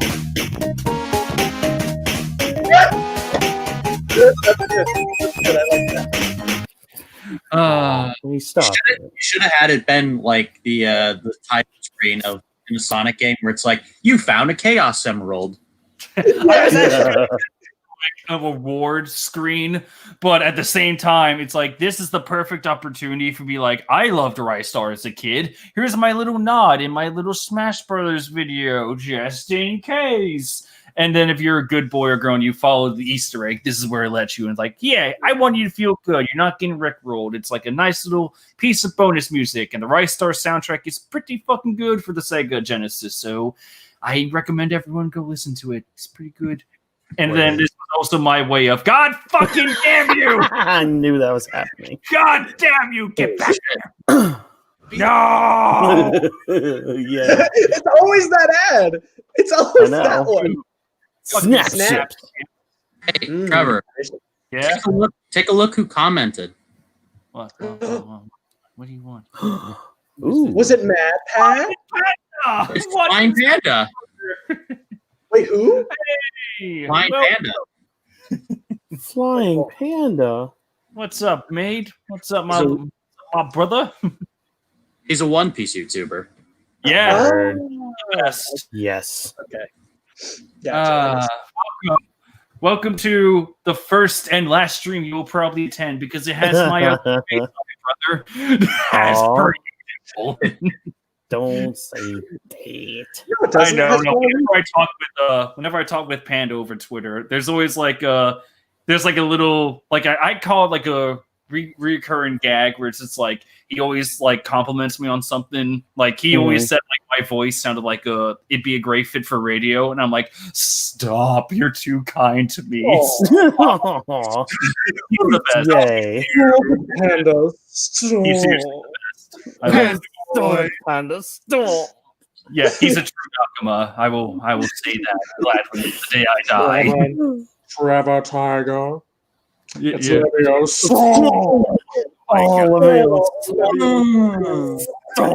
true, though. There he goes again. Fuck Panda being all complimentary and shit. Making Yeah, my how dare you? Go on, Harry. You're the you chosen lovely,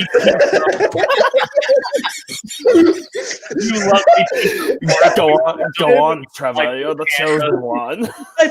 But Ron, what are you two saying down there? Oh, when God am living your soul. Cease your references. Wait, what? Cease your references to that cartoon.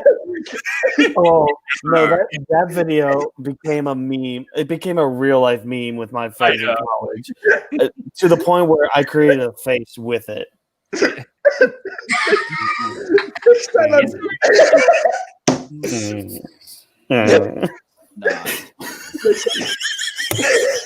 You guys are just killing yourselves. I feel ball. Stop it, Ron. Stop We're it, doing Ron. Accio today. Oh, Ron, I'm nervous. I'm nervous. I might not be able to get it up. Oh my God, I'm living your soul. Ron, what are you doing? Oh, We're doing Accio today, Neville. But that's good enough. 10 points, Gryffindor. And don't forget to squish and flick the shit out of your arm.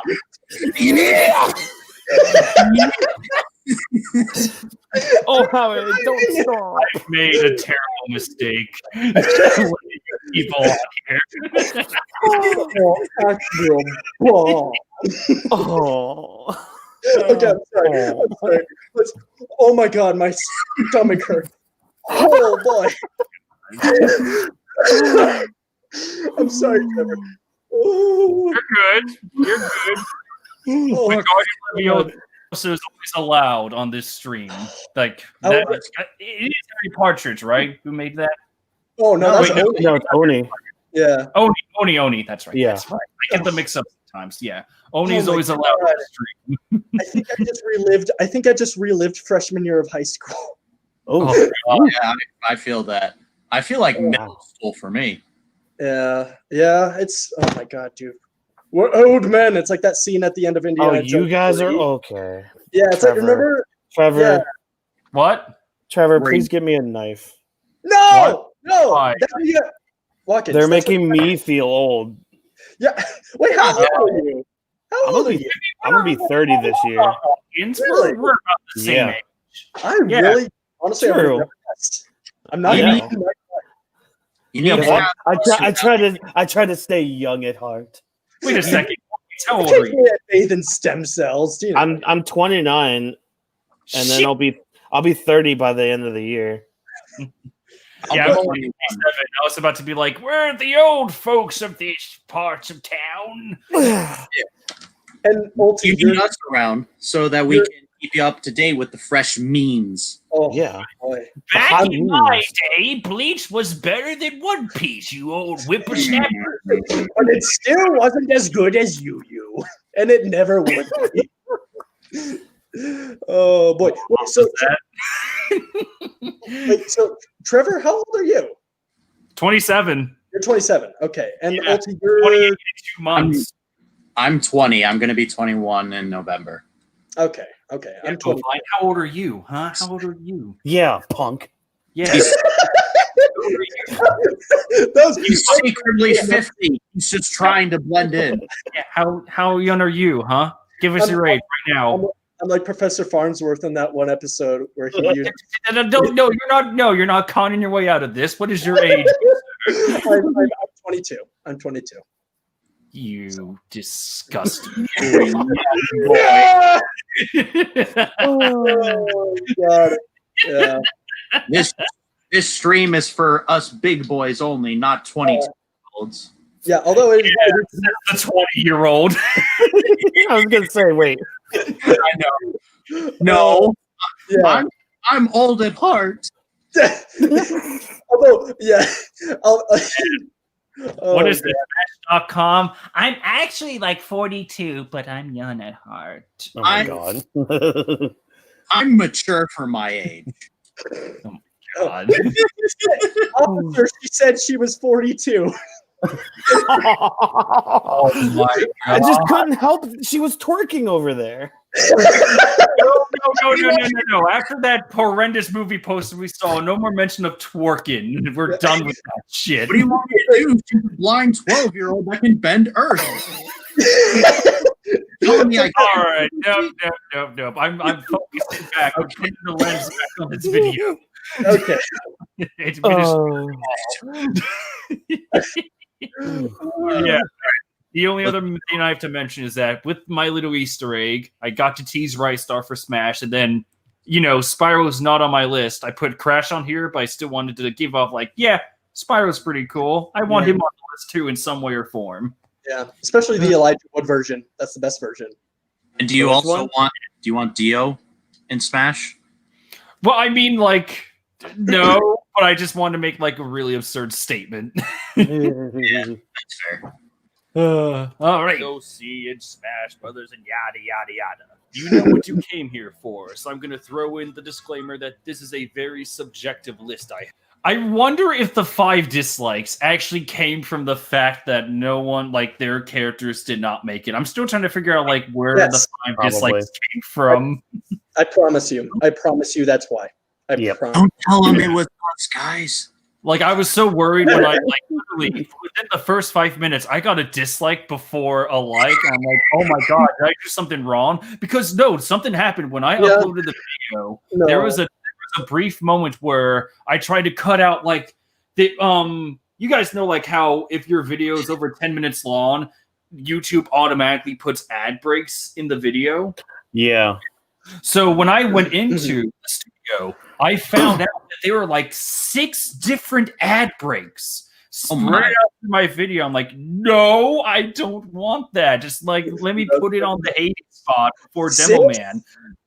Wow. Yeah, YouTube automatically put 6 ad breaks. Trying to get not me, that was them. So I had to narrow it down to just one, and then just the usual, there's an ad before the video plays and after. It's it's whatever, that's fine. But it's just just having 6 of them. The timing was one ad break was at 1 minute 52. Second ad break was 6 minutes 53. It's no. Oh god. I cut those down. Weird. Yeah, when I got rid of the ad break, I don't know if that actually trimmed out part of the video. So I'm so worried that someone was watching it and they only saw part of the list and they got scanned, and that's where the dislike came from. I was like, oh god, did I fuck up horrifically? And then it turns out it was fine. It's just oh, okay. I guess people just didn't like my list.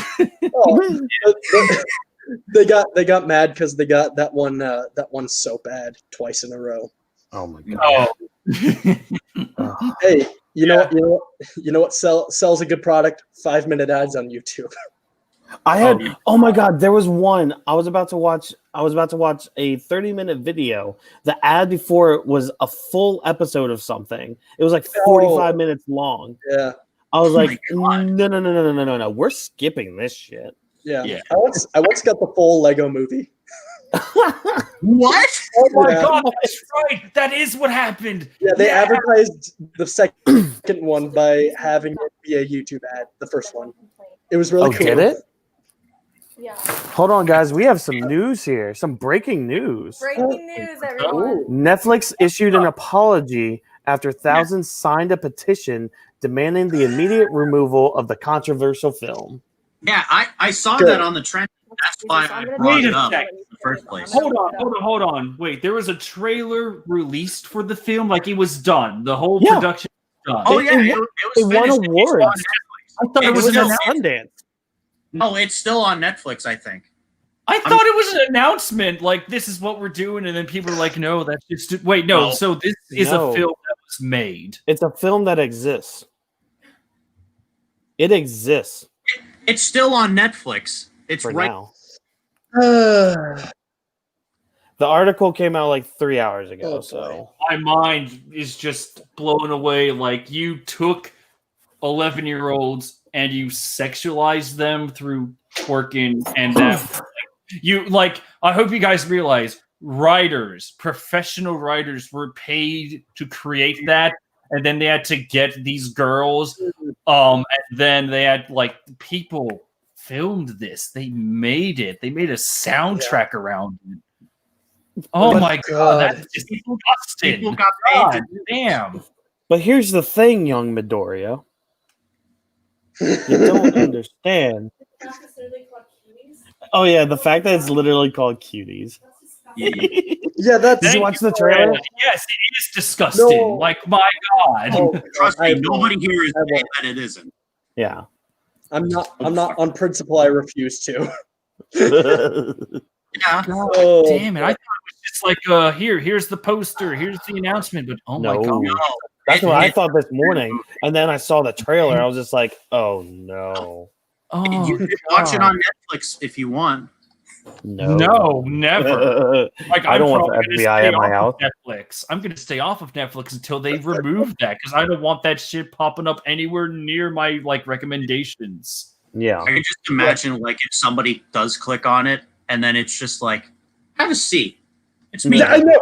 Yeah, The next hour, I'm going to talk about why you are now on an FBI watch list, and you will be Yeah. the rest of your life. God damn! Like I'm terrified that if I open up Netflix, you know how they have that section. It's like here's what's new on Netflix. And Yep. it's like the first thing that's shown. Good God, if I see that, nope, I'm staying off the platform. No. I think Netflix. It was a Netflix exclusive or something. Too. yeah. Netflix original. That's the worst part about it. This Yeah, is well, the I only mean- time I will ever ironically say, well, at least Disney Plus exists. Well, it's funny because speaking of Netflix, kind of a little unrelated, but I've been getting. Okay, so right after I released my video, I believe August 12th, they put Iron Man Armored Adventures on Netflix. So it's on. I saw that. Yeah, so it's on. So about like a fourth of my comment section is. It's on Netflix now. It's on Netflix now. It's on Netflix. Hey, Bovine, watch it on Netflix now. Yeah, yeah. Did you know? Did you know? Did you know? Did you know? It's like, Wait It's a like- sec. Bovine, wait. Yeah. Did you know that it was on Netflix? You can't kick me this time. I am the stream manager. it's just like No, that. StreamYard will just do it for us. No, it's like that JonTron clip where he's like, "Oh yes, yeah, I'm aware." Yep. Oh. Anyway, I like your use of Hades here. Good for Yes. Thank you. Yeah, I wanted to figure out like yada yada yada, but it's like, what should I put on? And then thankfully Becky and I watched a clip of Hades, like Hercules, and I'm like, oh, I found it, my magnum opus for yada yada yada. Yada, yada. It's foreshadowing for the future. You should have had them be like, "Children are not their fathers." Oh my god. Oh, Yes. Play that bit for Mahler's video after this. In fact, here, let me just do Mahler episode 5. he will not grant it, but you can pray for a swift. Yeah, there's a brilliant bit that Mahler does in like his Unbridled Rage, where he basically destroys the argument of foreshadowing. It's like how you can do it right and how you can fuck it up to Game of Thrones degree. It is amazing. It's so but all right, sad how- If it subverts your expectations, it's good. fuck you. I hate how they keep using all these big flowery words, and they're like, you don't know what these mean. You're just using these as an excuse. But Yeah. Like yeah. subversion Anyway. or contrived. All right, time to let this guy play. yada yada yada. You know what you came here for, so I'm going to throw in the disclaimer that this is a very subjective list. This took 25 minutes to make. Seriously? Just that? Oh, like the JPEG? So what I had to do was, let me go check Final Cut Pro. Let me see. Yeah, all right. So I made the so basically, fun fact about me, guys. If you see an image that does not look like fan art, and it's like, I never seen this before, I never seen this official source, it's probably me going in PowerPoint making it for you all. Nice. So what I had to do was I took the Fighter Pass 2 background, like that nice little red background, and then I decided to plaster that with the Smash Brothers envelopes that you can find on Google. Thank God. And then I was just like, all right, I'm going to turn the Fighter Pass sideways and then slap 10 envelopes on it. I was tempted to have the fighters' silhouettes here. It's like, here, like, who's going to be on this? Oh, yeah. You know? But then you, like I even put at the end of the video, it's like, if you see the silhouettes, you pretty much know who's going to be on it. I want, like, a little shock factor for those that don't want to spoil themselves by checking the search bar. I think that was a good choice. Yeah. Thank you. Good job. Yeah, I wanted to keep an air of mystery. Just at the tiniest amount would have helped a lot. All right. I have. If a character you love doesn't make it on this list, it's most likely because I haven't played the game they're from. For instance, Because you're Shantae. wrong. I know, Bovine. Look at them thighs, though. Well, hey, here's the thing. Bovine, if it makes you happy, I have Shantae on the Switch. I still need to play that one. The new one that came out? They're so good. They're so good. I played Shantae game, though. I haven't played any. Yeah. They're really fun. They're like they're Metroidvanias essentially. But I'd say they're a lot more fun because there's a lot less grinding. There's not really any grinding to it. So Grinding? well, except for the first game. The first game has a lot. So I think the one I have is Apache Hero. I think that's the one I have. Yeah, that's the that's oh my god. Is that the second most recent? I remember the I think it is. Hold on, I'm checking my music right now because I know I have its soundtrack on here. Oh no, Shantae the Curse. That one. Play that one. It's really, really fun. So yeah. Oh no, I have it on the Switch. It's literally like my case with Burning Blood, where it's on my library, but I don't play with it much. I just haven't had the real chance to sit down and grind on it. Yeah, I've got quite a bit of games I need to get played. The one I want to play is Blasphemous. I've heard of it. Yeah, it's like a Metro. It's kind of like 16-bit Dark Souls. Oh, I know what you're talking about. Yeah, that actually looked really. Cool. Yeah, I'd be interested in that. Let's keep going, boys. Oh yeah, I should mention though this whole sequence of I'm gonna let it play out real quick. Hey, I just haven't been able to spend much time with her, so that's that. This was the proof that I needed that God exists, because literally when I wrote in my script, it's like, okay, I need a Shantae clip that if possible, if at all possible, will showcase like to the audience that I have not played the game.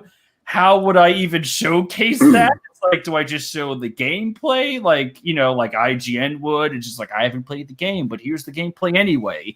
But then I looked up the cutscenes for like any of the Shantae games. I planned to do it just one at a time. Mm-hmm. So I looked up Shantae cutscenes. The first one I pulled up had this specific footage, this specific cutscene where Shantae is just left abandoned on the stage, questioning what is happening. It's like this. Oh, nice. the perfect use of footage that I needed to like illustrate. Like, yeah, I know she exists, but I just haven't spent much time with her. That's why she's just alone in the middle of nowhere. But yeah, that was the luckiest thing that ever happened to me. It looks good. Yeah. One of my luckiest edits yet. All right. Oh yeah. By the way, Bovine, and I guess Hawkins too. Do you guys ever experience a time where it's just like you do a voiceover, you record a line, and it's like, all right, it's this many seconds long. You find a clip and you put it in like your editing software, and the clip you have is just perfectly long enough that matches your voice line. That's how I felt when I made my intro for my videos. Yeah, like I put a clip in there, and I was just like, and I didn't even have to move most of it. I was like, oh my god, that fit too perfectly. I love this shit. Yeah.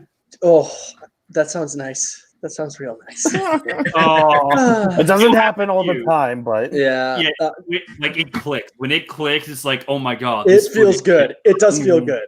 Yeah, yeah. But most of the clips I have are either sped up or cut up. Yeah. So, but yeah. Anyway. Do I have anything? Oh, nope. But I looked at Final Cut Pro. It's like, nope, nothing interesting here. The next clip, I shall let it play on its own before we talk about it. That. Oh, and don't expect me to reference how great a character would be in a competitive sense. I'm a casual player, and I don't really follow the competitive scene all that much.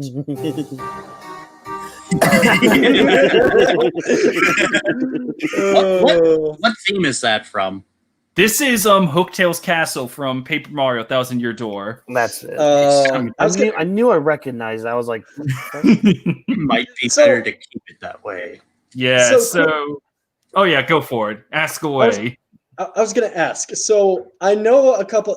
Is Sonic Fox there? And another one of those is Zero, right? No. Yeah. So I'm gonna start from the beginning to like provide accurate context. So I subscribed to like these two channels, Dragon Smash and GR Smash, and what they do is like they basically give out like the best clips of competitive players for Smash Brothers.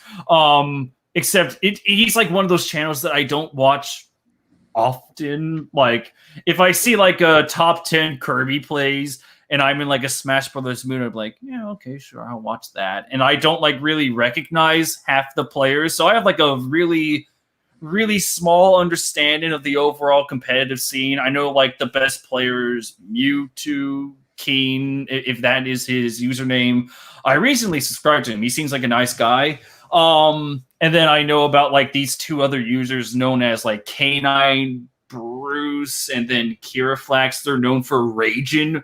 Like they're really known for raging, like slamming controllers down, screaming at the top of their lungs whenever they lose a match. The only way I know that is because I watched like Smash Brothers competitive players getting salty. It's just like, sure. They're a good laugh. They are a good laugh. I don't know who these people are, but sure, they're a fun laugh. And then when I let the clip play itself out, like I kind of wanted to address the whole like I don't really want to reference any character on here for the sense of like, for Scorpion, I really can't wait for him because his air dodge potential could lead right into a ground combo that could lead to an over here combo that would make that damage. No, fuck that. This is just my own fun. Originally, the script was going to stay like that. And then the allegations came pouring in, and then the admissions came in. Like, to my understanding, a good amount of top tier Smash players, and I think the guy on the right is like a commenter. Sexual conduct was made to people of underage. You know, underage people were targeted, and like a good amount, like several top Smash Brothers players were revealed to be like these horrific scumbags. There's just like, this is bad. This is really bad. Like the guy in the middle, Zero, he's like the best Smash Brothers player, and then it was revealed that he was like sexting some underage person. And at least the silver lining is I know Zero in the middle, like I saw his team respond, like he's getting help. Great, help that kind of great. Yeah. Yeah. That is good. I wish I wish him well. It's kind of hard to wish a guy that does that kind of activity well, but like if he gets at least they're trying. Yeah, and that's the thing. Like, if they're at least doing something to make themselves better, then fine, whatever. I can understand that. But we all make horrific mistakes, and this was pretty horrific. But like, at least you're trying. The guy on the left is Nairo. I actually subscribed to him. I didn't know he was that much of a competitive person. This was back in Smash 4 days when he released a modded pack for the game, and I talked with him just once over like a YouTube com, like, hey, help me install this. Nice. The mod is, I think it's gone now because Nairo, I forget what his exact allegations was. I think it was again with underage shit. Yeah. Instead of like really apologizing, he did one of those famous blackouts from social media, like accounts deleted, YouTube gone. He's just wiped off. Disappeared. And then I think the guy on the right is, oh god damn it, I don't remember the name. K1 D1. I think that's his name. I think it was like the same kind of shit. I think it was like he led, if I remember right, some drunk underage girl. And he got drunk, and just not a good picture. So originally, the script had nothing to do with this little joke, this little jab at like, maybe it's better I don't reference how competitive like a character could be. And then the second draft of the script was like, I think if I remembered my words correctly, it's like, don't expect me to reference how great a character could be in a competitive sense, but I would like to thank these pieces of shit for reminding me to stay away from that. Or it's like, and then with the third one, it's just like, my voice line doesn't get too bad. I don't want to call, like, I know, Zero in the middle there.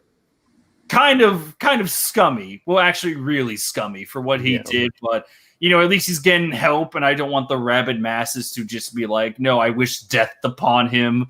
So I just changed, like, it's like, fine, he was a piece of shit, but, he's trying to get help and all that. So I'll just make, like, a little visual gag, which then led to the half-hour search of what music do I possibly play.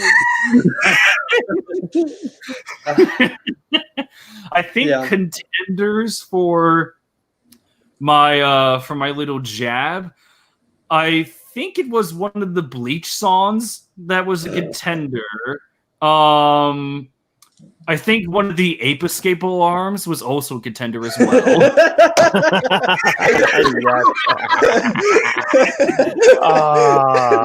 could have played the Amber Alert, the Amber Alert sound. Oh god, that would have been too far for me.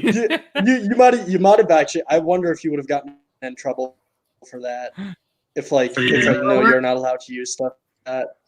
Yeah. Oh really? Like I don't know if there's be like, hey, you're not. I'm just like, I have no proof or evidence of this. I'm just wondering if like that sounds like a thing. There'd be like, hey, you can't use this. It's like how you can't have like a whatever medical symbol in games. It has to be an H or whatever. You know what I'm talking about? Oh yeah. Yeah. I mean, the sound like is on you. Yeah, I guess. Maybe it is. People would do anything on YouTube though. Oh yeah, and the final piece of the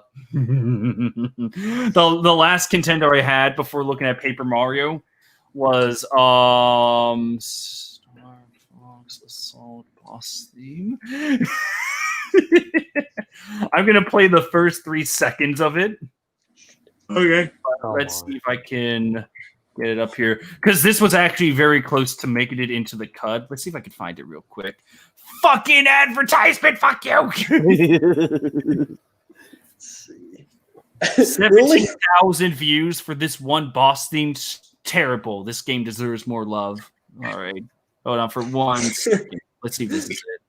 Yep, this is it. This is it. You could have put in the Lavender Town theme. Yeah, that'd be good.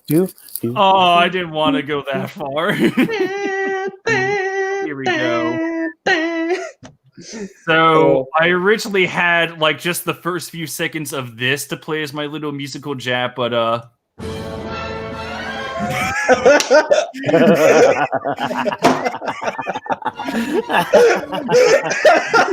would have been perfect. I feel like though it's just like if it's too short if you just do the first progression like do, but then it would have been too long if I kept the full melody in before the music, like before the music kicked in. That reminds me of the I don't remember the name of it, but it's from Kid Icarus Uprising where it's like dun dun dun dun dun dun dun dun dun dun dun. That one? Do you know what I'm talking about? Hades theme? Are you talking about Hades' Infernal theme? Oh wait, no. That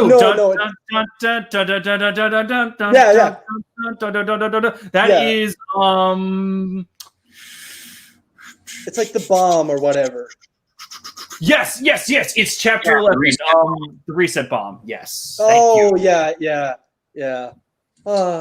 Rip Kid. I haven't played that game in so long. It's so good. It is. And it sucks that Sakurai even said like I don't see a Switch remaster. I'm like, why? Why, Sakurai? I love you, but why? If you can give us like, well, this isn't really Sakurai's part, but if Nintendo really is planning on like releasing the Mario remasters, like or just announce them this year, then like there is no excuse that you can't have Kid Icarus Uprising on the Switch or just have a sequel. and have half decent controls because oh my god.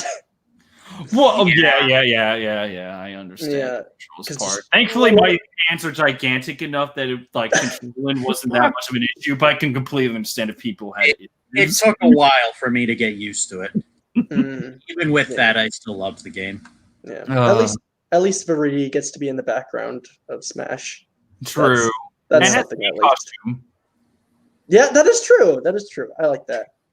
And a spirit. I can see that little jab later on. The only other thing I have to mention is that I was tempted to just leave the screen just flat instead of having to turn, but then I realized having to turn with the music just kind of like it's really good.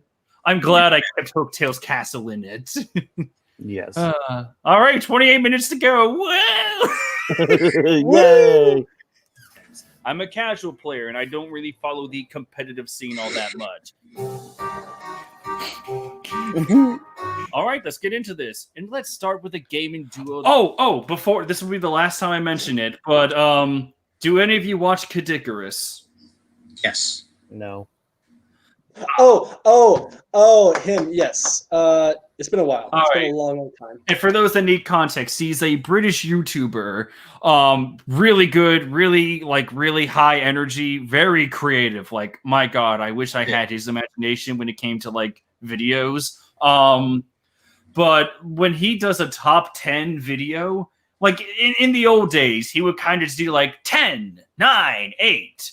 But nowadays, he actually, when he does a top 10, he actually he does not have a number slot. It's basically, all right, segue to this character, and then when it comes to the next character, I'll segue into that one. Because, like, I don't want to really do a number slot. It's much more fun to, like, segue them together so that no one has to deal with the high-energy dubstep, like, number 10! Yeah, like a fucking screw attack thing. Yeah, kind of like that. Like At me. least it's short. Yo, you're fine. Oh, boy. Yeah. But yeah, I like, and you'll see how that segue almost doomed me later, but it's time to let Ratchet and Clank have their time. So if you guys have any little critiques or little notices for Ratchet and Clank, oh wait, should I actually sum up I think I summed up my history with Ratchet and Clank. Yeah, I did. Yeah. I love it. I love the PS4 game. Fight me. I don't care. Yeah. I love it. No, it's the PS4 game was fine, yeah. I haven't played even so I fun. can't- It's fun. Like, I understand, like, the original trilogy is, like, peak Ratchet and Clank, but I know the PS4, it's, like, kind of like a dumbed down, it's like, here's most of the weapons that you need to grind a lot, and it's, like, a lot easier than what I understood from the other games, but, like... it was hella easier than the For an original introduction, though, I I loved it. I very appreciate the fact that it was like very easy, and you know, you get like a summarized version of Ratchet and Clank. Like I could appreciate that. I understand completely why people would hate that game. I understand the criticism, especially after I watched the cutscenes for the original trilogy and one, and then and then the Gladiator game too. It's like, wow, this story is actually pretty cool. God damn you, PS4. Yep. Well, because they were just doing it based off the movie. Yeah, and I didn't even realize that. I thought the PS4 cutscenes were just like, you know, like actually these really good rendered cutscenes they made in the game, and then it's like, oh, they're right from the movie, which also explains why some of the cutscenes in the game was really jarring. Also, we lost Bovine. Yeah. Fuck! Yeah, I noticed his screen froze, and I'm like, about to ask, like, hey, Bovine, you all right? But yeah, like that original trilogy of Ratchet and Clank, peak PlayStation right there. Pretty good, yeah. That I even make a joke in it later. Well, not even a joke, just like I want PS5 to have backwards compatibility, because then, and I hope that the PS Store just allows you to shop for games from previous eras to just honestly. If they do backwards compatibility, it'll probably only be for the PS4 because PlayStation has that PlayStation Now streaming service. Oh, yeah, no. I mean, I have my PS3 still, but it's like it's still in a box downstairs, and I have literally no room in my room to put it.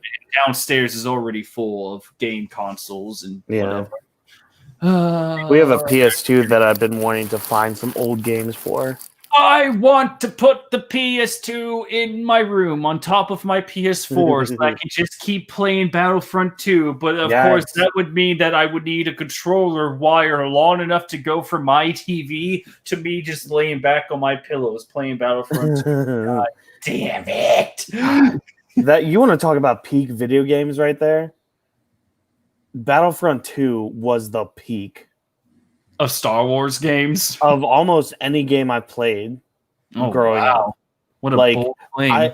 I spent hours doing Galactic Conquest. Hours. Nice. I loved doing Galactic Conquest. It was my shit. And then I found out my friend had the Xbox version and he had the downloaded characters on there. So he had like the downloaded heroes, like what's his name? Squid-haired guy. I forgot what his name is. Fisto. Yeah, he was in the game. He was like on the Xbox, like you could download him on the original Xbox or something. I don't know, but that's cool. Yeah. No, that was one of my go-to games growing up. Nice. Just Galactic Conquest. Sometimes I do like the hero modes and all that. I would just do versus. Like, honestly, I would just there were times where I would just let like the map do random stage select, and then I'll just be like, all right, I'm going to play as the Empire. All right, now I'm going to play as the Rebels. I'm just going to be like, I'll make my own little stupid fanfic of like, all right, I drove them off the course on Space Station. All right, we're at the Death Star. How do I link these two together? I never played as the Rebels. You played only as Empire? I always played as Empire, or I would play as the Republic. I would never play the droids, like the Separatists and all that. Yes. I would never play them as well. Yeah, only the Empire and the clones. They were you and I are exactly the same. Yeah. Unless it came to like the Rebel Alliance on Endor, because at that point I could just go wild. Like snipe in all the troops that would just go on their speeders, and they're just such easy target. Dude, do you remember the hunt modes in Battlefront 2? Where I don't actually think I played them. I only really played the Galactic Conquest and like the story mode and the versus mode, because that was all I really needed as a kid, and really even now. Hunt was so fun. I think there was only 2 maps you could do it, but there were 3. There was, you could do it on Endor, where you could either be the Crap. Why is my mind drawing a blank? Stop drinking, Wayne. Maybe that will be help. You can play. Oh, so on Endor, you can play either the Empire or the Ewoks. Oh. And then on Mos Eisley, you could play either. I think it was still the Empire, or you could be Jawas. And the only weapons they would have are these little like shotguns.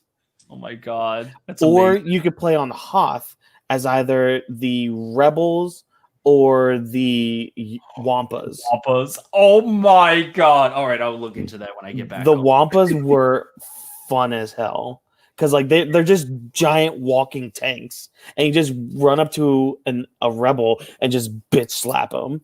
Oh my god! It was so much fun. Oh, by the way, Bovine said my computer's not connecting. He has given us permission to continue. Okay. Also, good news, guys. My package came in, and I finally got Dreadwing. Ooh, very nice. Very nice indeed. All right. Yes. Well, that I just recently grew to love, and they can stick any criticism you give them up your arse. So no.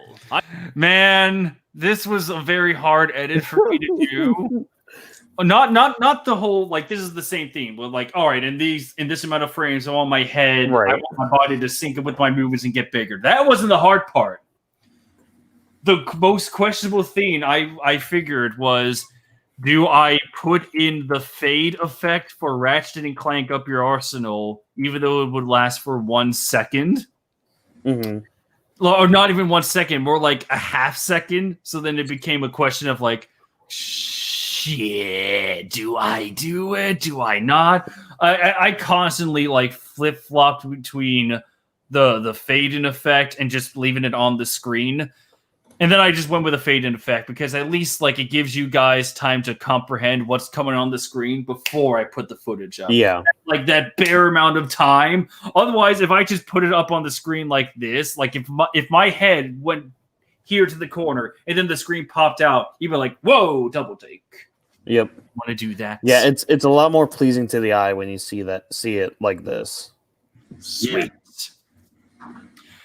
Man. I God damn it! This is only going to help my pretentious, oversized ego that is the size of Jupiter. But can I just say how like thankful I am that we're watching my own video, and I know you guys have your complaints about fucking Geno, piece of shit. But other than that, there really aren't any complaints against my video, unlike all the 12 weeks before where we just look at shit and we have to get mad because there's just liars everywhere. Yeah. Cranky Kong for Smash. Yeah, that would actually be fun. Number 12 on my list. I promised number 11 to a commenter. It's like, oh yeah, Trevor's touchdown for number 11. He'd be pretty cool. He was very close to making my list. I definitely agree. What if we get Madden for Smash? No. No. What do you say about the football? You throw the football and it's the football. His final Smash. Football. But Dan, I don't know how to play football. Oh my god. All right, time to let this play out. Thankfully, I don't think there's that much to critique unless I have a fancy edit in here. So yeah, let's let this play. No, I am talking about Ratchet and Clank. I've always heard about them over the years, but I wasn't much of a Sony boy. I was mainly on Nintendo consoles. But this was another edit where I was like concerned if I should put in the fade effect because again, it would only last for like a second. Yeah. Yeah. What would you guys think? Did you like this edition, or should I just kept in the voice line of just like? No, I like that because, I mean, you always want to see the old Nintendo systems. Also, the music is from the PS4 game, and I love the soundtrack. You'll never stop me from loving the PS4 soundtrack. It's so good. No, it's good. But recently, I got the 2016 Ratchet and Clank game on PS4, and I had a lot of fun. Yeah. So, when it came to downloading the footage I needed to reference the PS4 game, Here's the thing: the PS4 cutscenes of the game, because they, again, like you said, Watkins, the Ratchet and Clank PS4 have only cutscenes from the movies, but every level you go to, it's like the gameplay and the story cutscenes don't exactly mix all that well. Yeah. Like there were a few questionable decisions I saw, like, whoa, what? How did we get here? Who is this character? Why? Who is this Dr. Nefarious? I feel like we should be seeing more of him. I don't, and see that's the other thing. Like, I'm basing this off of like years and years ago of playing the game. I don't think Nefarious was in the first game. He was not. Thankfully, that's where my knowledge of the cutscenes comes in. Yeah. So that's what kind of, at least for the PS4 version, that's what took me out of it, because I'm just like, okay, I know this is based off the movie, but we're using themes, worlds, all this stuff from the first game. But it's all different. But it's different. Yeah, and just like what you were saying, like there were weird cuts everywhere. Yeah, it was very disjointed. Like Nefarious would be mentioned in like one cutscene, but never really shown, and then he becomes the main villain. Like, I feel like we're missing some context here. Yeah, because the first game, it was all about this mogul guy who just wanted to. I think he just wanted to bleed resources off of planets or something, and so. Yeah, and I mean, I think you only talked to Quark maybe once or twice in the game too. Yeah, despite all the history. Thankfully, I have a good understanding of the history now because I love the cutscenes. They're really good. I love them all. Again, like it's fine for what it is, but yeah. Oh, what they could have had. I should say I love the cutscenes for the first 3 games. All for One is fantastic. I like and Crack in Time, and I keep seeing like the newer games weren't that well received, but anything with Nefarious was amazing. Yeah. I'm completely on board. Like, I know the story kind of went haywire in the newer games after the trilogy and the Gladiators game. After that, it was like, I don't think I ever played the Gladiators game. It looked fun just from like the cutscenes, because I wanted to make sure like I'm well prepared to talk about Ratchet and Clank, and that in the PS4 game just really gave me like a really good impression. Like, and that was one of the cool things in the games. Like there were sections like gladiator modes and where you can fight hordes, and that's basically where you can grind your weapon to be even more powerful. Like I remember spending hours one time just so I can get I think I was trying to get my shotgun weapon, whatever shotgun it was in that game. I was trying to just get it up all the way. Yeah. And I spent hours in the Coliseum that they had in there. And they had like bosses and shit in there too. Oh, it was so much fun. God, I want to play Ratchet and Clank again. Do it. Oh my gosh. I might. But yeah, this is so back to what I was saying with the cutscenes, they're very disjointed. So I went ahead and found the movie and downloaded the movie so I could have these 3 seconds of footage where the footage is consistent. Oh no.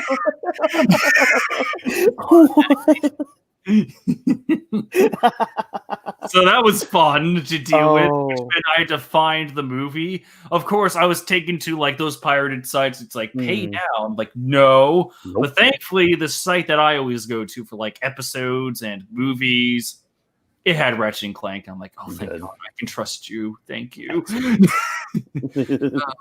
But yes. I understand that it's not the best interpretation of the characters, but I do thank the game for at least being a decent introduction and getting me into the series in the first place. Fighting the gameplay was so damn hard for Ratchet and Clank.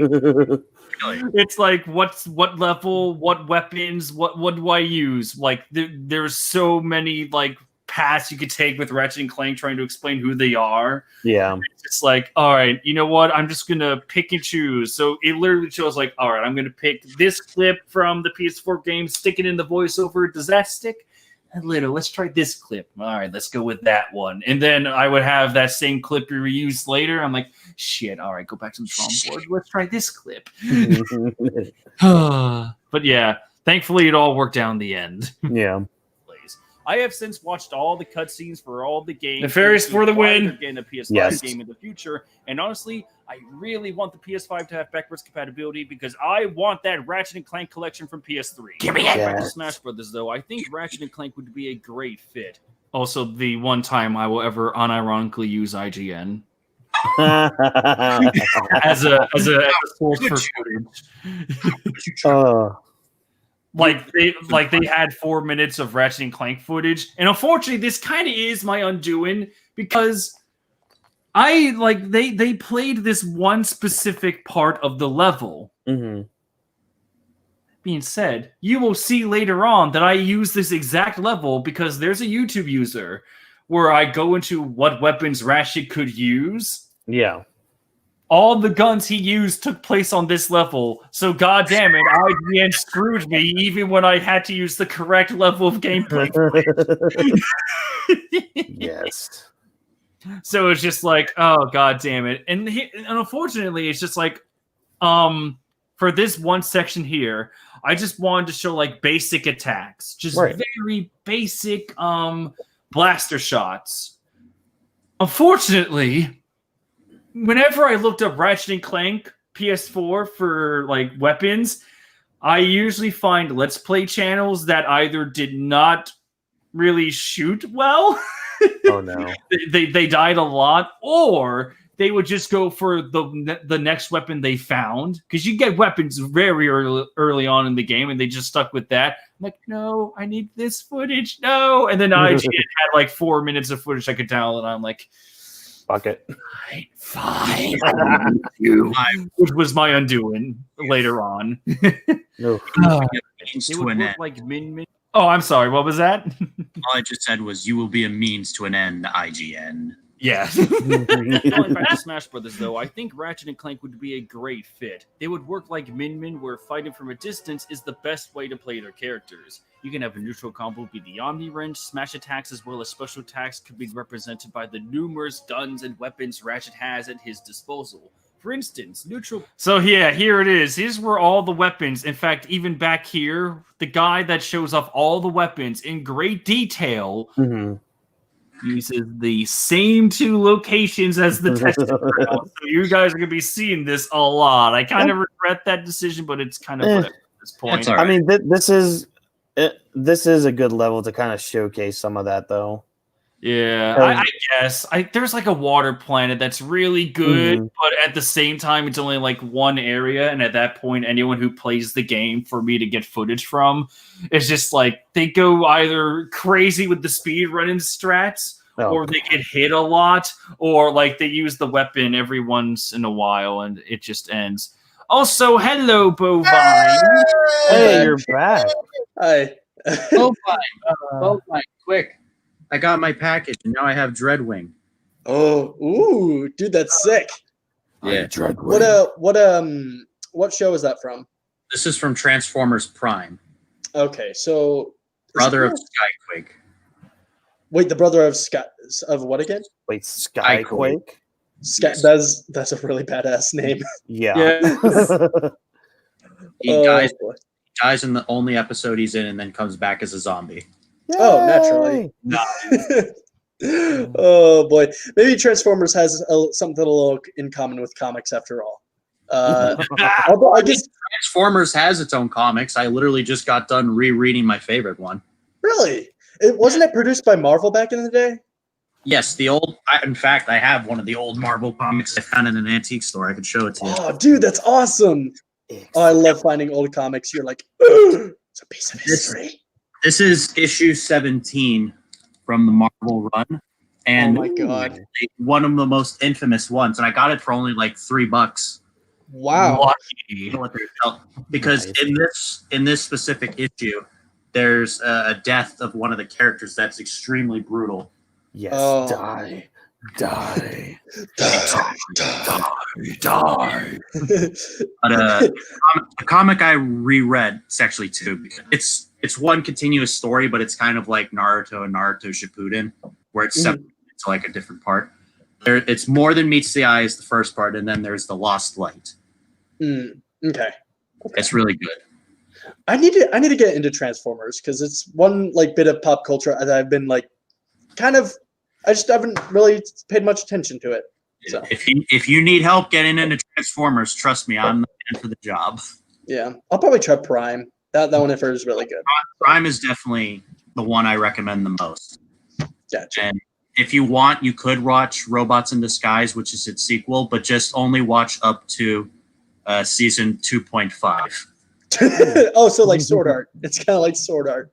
Oh, Well, yeah, 'cause there's like a 6-episode special where like a character from Prime returns, and it's not long enough to consider it its own season, but it's also has a bunch of stuff that goes on that it's also really good. Season 3, don't watch it at all. It's horrible. Oof. Okay. oh, Sword Art Online. Yeah. Oh, yeah, so Bovine, here's what you missed. We went into Ratchet and Clank, and you may notice the IGN footage that I unironically used, which came back to bite me because when it came time to demonstrate all the weapons, the guy that I took the footage from, it was basically just like, all right, I'm going to use these same 2 areas for all my weapons testing grounds. So even with IGN, they fucked me over. Yeah. How surprising. You could have just got your own footage. I can't because I really I have the Elgato system in, literally I'm looking at my Elgato, but my Mac, it cannot take, I can get all the footage I want from games, but my Mac has these 2 Thunderhead ports, or really 4 Thunderhead ports on 2 sides. But even with like a converter to have the Elgato plug into my Mac doesn't recognize it. It can't recognize the Elgato. So I'm just my God. oh shit, I can't use game footage. I have to go on YouTube now. Yeah. The Elgato is pretty like finicky anyway. I used to make game videos back in the day. And so much lost footage. So much lost footage. Oh. See, I just streamed for my PlayStation for mine. Yeah, I use that. Oh my gosh, I remember like I was streaming from that. Didn't have a video camera for it, but I would just have a timer on my phone for a game. I'll be like, all right, timer 45 minutes. Boom, sit down. Let's play this Kingdom Hearts game. Oh wait, there's a bunch of block scenes in Kingdom Hearts. Fucked. Yeah. All right, let's try Dragon Ball Xenoverse 2. All right, let's play that. Oh crap, block scenes of that. Hey, welcome back, everybody. Sorry you couldn't see that. I'm an idiot. Yeah, immediately with Xenoverse, they're just like, no. They were like, first scene. Oh, well, there goes that scene. No. God. Oh God! I hate PlayStation for that. All right, so yeah. But you know what I love PlayStation for? PlayStation All Stars. Everybody's favorite. Everybody's favorite play.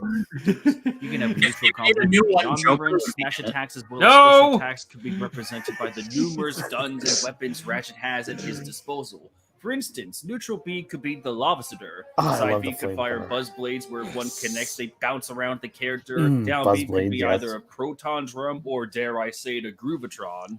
Yeah, the Groovatron.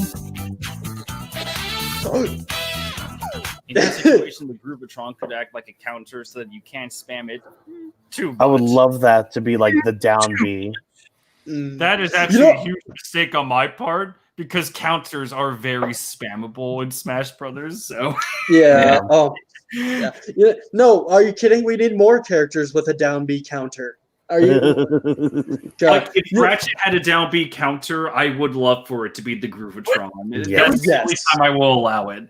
You will notice that not once ever in this entire video do I not mention anyone having a counter other than Ratchet because it would bring out a Groovatron. Yeah. Well, it makes sense for his character too. So yeah. But if it was like a scenario like with Hero where like down B is where you could like pull out any like different weapon and just throw it.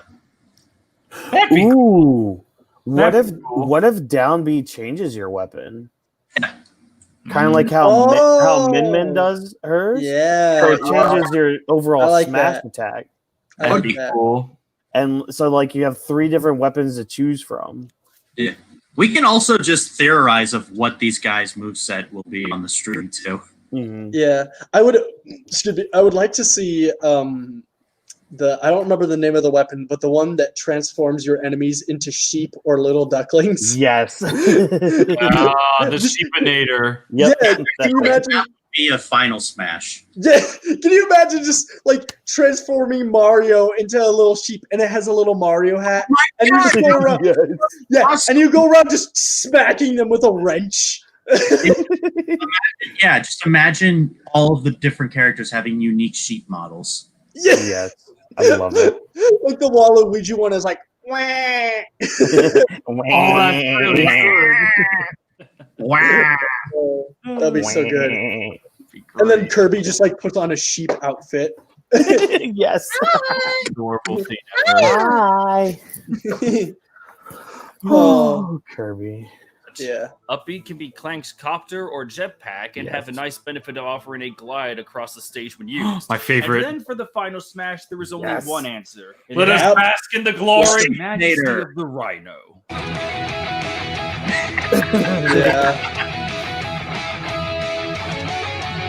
Oh, I love it. It could be a combination of the two. Just have the first will be the Sheepinator, and then he pulls out the Rhino and blasts. Just blows them up. Overkill. Oh god. And the why- Rhino is already overkill. So This is why Ratchet and Clank God damn it. What am I trying to say? Outclasses. Yeah, outclasses every single One Piece character. Because until someone matches the Rhino, I ain't calling shit. yeah. What about Katakuri? Katakuri could just use his future vision. Baby 5 can turn into. That's true. Baby 5 could just Rhino. turn into the Rhino. Yep.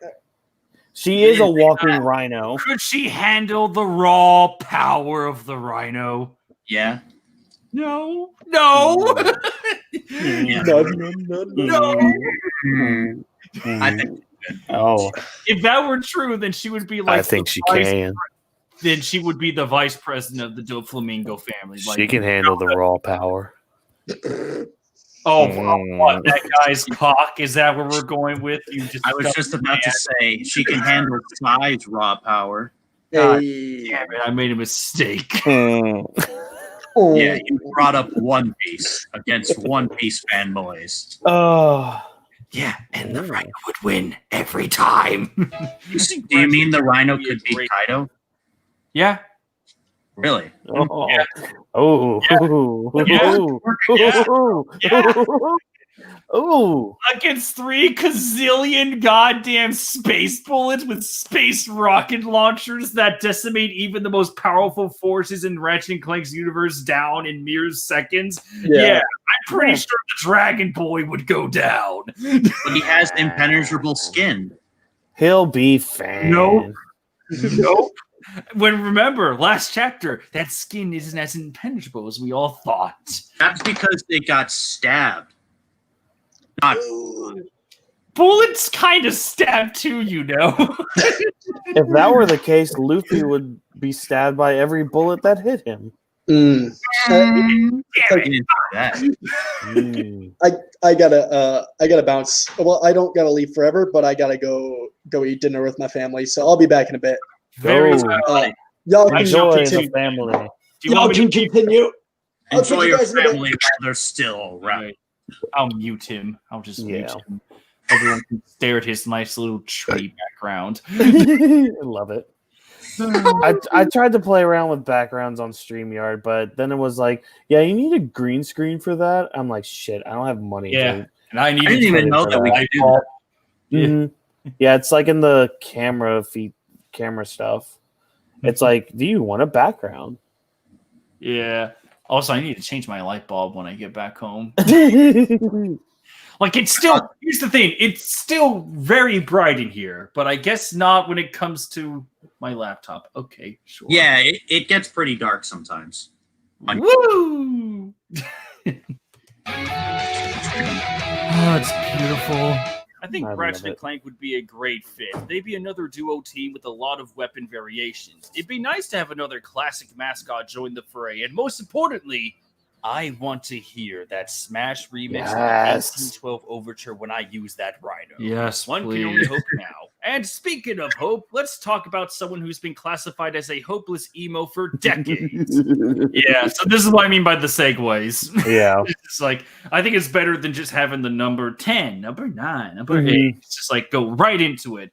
Though, again, you will see how this backfires soon. I wish I could be good at segues. Just gotta I'm just like, and next, let's talk about this.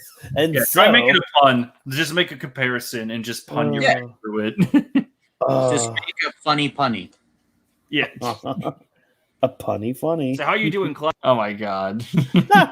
Cloud. You're gonna put Cloud in Smash, but he's already in Smash. Ha ha ha. We're about this is where I take after Mauler's style video where like I try to have the actions and words match the footage that I use. Mhm. Yeah. Talk about someone who's been classified as a hopeless emo for And decades. I'm proud of that. So how you doing, Cloud? I'm so lonely. What if we gave you a new I'm character? so It's lonely. whatever. Cool. Yeah.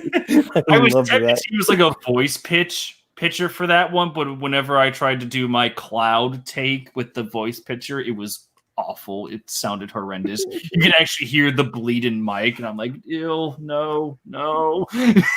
So I just stuck with this. I think I don't know if it worked, but it's just like it's whatever. It's a quick little gag. Mhm. So how you doing, Cloud? I'm so lonely. What if we gave you a character? It's whatever. Cool, because my next thought is going to Sephiroth. All right, Walkins, what is that from? Oh, that's from. know As exactly soon who as that's from. I busted out laughing the first time I heard that. I was like, no, he did not. What is it from? It's from Bleach. Basically, what would happen if your main character got possessed by his inner demon? And the result is pretty Because my next much. thought is going to Sephiroth. At first, What's Can funny I? is Yeah, go ahead. Sorry. the English sub roar is basically just like a. But I think Johnny on Bosch did it so much better than the Oh dub. my gosh, yes. No, that's what I was gonna say. I love the hollow voices. What they do with the hollow voices. Mhm. I love that effect so much. So good. I can't even describe it without. I can't describe it. Yeah, like whatever effect they use in their editing software, It's I want it. Perfect. I love it. Uh, Should we give Ultimart First, I originally had some like some context. context? Yeah, that's the word. I have a slight understanding of what you're talking about. Yeah. I know that Ichigo is a hollow because my brother Mhm. told me about that, and I've seen what he can turn into. Actually, you know what? Here we go. Here's a clip that should not get us demonetized. Perfect. One can hope. Yep. Oh, I mean, like this really shouldn't. It's literally just talking over a black screen and words come up. I doubt this will really get demonetized. But One I instinct, still oh yes. ultra instinct. no, it's so much better. It's so much better. Ceases to amaze me how brainless you can be. God, Yes. that voice. Oh, just get the fuck in there. Hello, Ichigo. You've lost your weapon. Why are you just standing there? All right, and I'm gonna skip ahead. Yeah. Oh yeah, he talks about the king and the horse and all that. Yeah, God, Bleach has some really good speeches. like the perfection speech. Mhm. Oh my god, the perfection speech. Like is anyone that actually tries to reach for perfection, or anyone that tries to make like Scientology, Mhm. or like really just some guy that's trying to bank off religion. It's like anything that's perfect, it's not. Like holy shit, your concept of reality. It's and that's the thing. Like he literally goes on to say like it's something along the lines of as soon as a person thinks something as perfect, there's no more growth. Yeah. It's shit like that, and it's just it's so good. Yeah, it's like it's very deep for being such a simple premise. Like, and the fact it's like, yeah, the second you called yourself the perfect being, you've already lost to me. Yeah, it's You just have like no ability to grow. you're done. I'm done with you. I don't even want to study you anymore. You think you're perfect? Oh my gosh, so pathetic. Give Love it to me. Love it. I can't wait to rewatch it. But yeah, dude, let me help you with that one because I please all do. the way through. We'll collab on that shit. Probably with the Grimjow stuff. I will. Yes, and Stark, and Stark, and Mugetsu. Tony Stark? I need. Ooh, Mugetsu. No. Dude, I watched that scene. Crunchyroll's been like posting all these Bleach scenes lately. I know. I think they're just gearing people up for the return. I think they are. But it's just been so great because anytime I see it, I can't help myself but not to retweet it. Yeah. So I just remembered, but Watkins, when you went away for a while, when Trevor like shifted the screen so that the 4 boxes would be all lined up, did you perfectly place your Doom Funko Pop so that we could just see it barely off in the corner? Yep. Oh, well played, good sir. CBR is always watching. Oh, God. Thank you for catching that. Oh. Going to Sephiroth. At first, I originally had Kefka on this list. I thought he would be an interesting fit and would probably be the most interesting fighter design-wise in the game. Yeah. And notice I put Majora's Mask music over this. Oh, is that what's playing?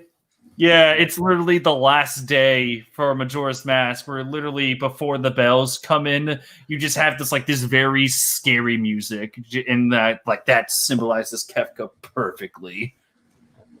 Oh, speaking of Zelda, not to go off on another thing, did you guys hear about the leak that Skyward Sword might be coming to Switch? Oh God! Please, apparently, some UK stores have been putting it onto their store lists and all that. Yeah. Is it like? I'm guessing they're not going to say if it's motion control or not. Not yet. I hope they're not. I hope it's not a remaster. Of all the games for Zelda to get a remaster, Skyward Sword would be a weird one. I mean, it might help the game. I mean, I know it didn't I know in the fandom it's not that great. It really was the controls and the fact that Fee is she represents your Wii remote and she has a very interesting lore focused around her, but the execution is very lacking. Yeah. Doesn't she become the Master Sword?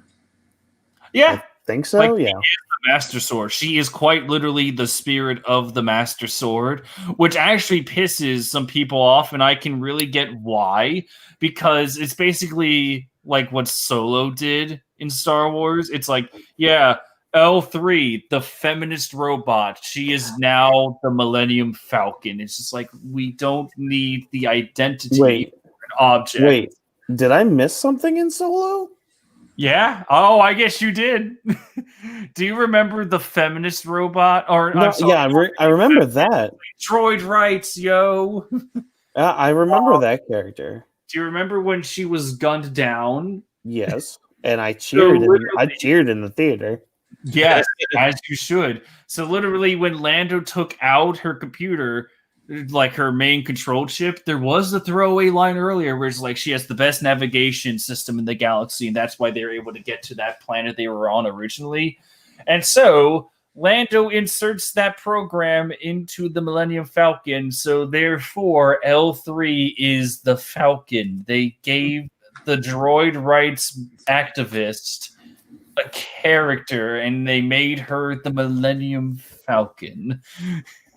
There are so many things wrong with that. Yeah, that is the appropriate response.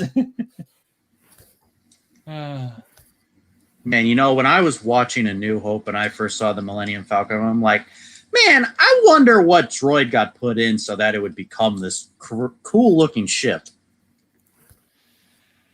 It's bad. It's really bad. I hate Solo.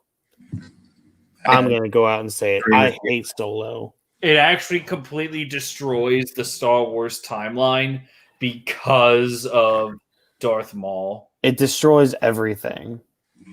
Like, there's no... Oh my god, there were so many things wrong with Darth Maul in that movie. For just literally the 10 seconds that showed up. In it for 10 seconds. It destroys, like, a decade of his character and a decade of the timeline. It's like... It's so bad. Literally, when I used to work at a company called Woodwind and Brasswind, there was I had a friend there named Lewis, and we were talking about he wasn't really that much into Star Wars anymore, but he heard about the Darth Maul scene and he told me about it. It's like, yo, I watched Star Wars. And I want you guys to imagine a 6'6" black man literally just like, yo, Trevor, let me tell you about Star Wars. You know? He's a very like energetic guy, so he kind of like moves his arm and is like, yo, Trevor, yo, Darth Maul, man. And then it's like, can you tell me what that is about? And then I'm like, no, I can't. Wasn't it explained in Clone Wars or something?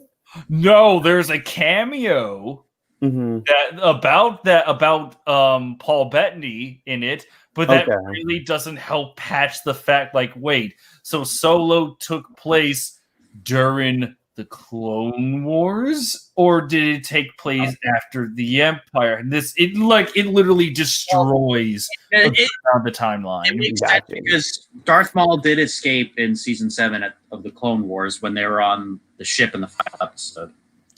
Yes, but it's like many fans interpret it as like, oh, look, it's Quinlan. No, wait, no, that's not the guy. It's just like it's that guy from Solo, but it's just like, wait, how did he get established? It actively hurts people's minds. Like, to this day, I still have not found any like work of articles or videos that explained how Darth Maul is capable of this level. Right. Solo. It's so bad. It's literally, let's throw, here's fan fiction and we don't care how the story is made.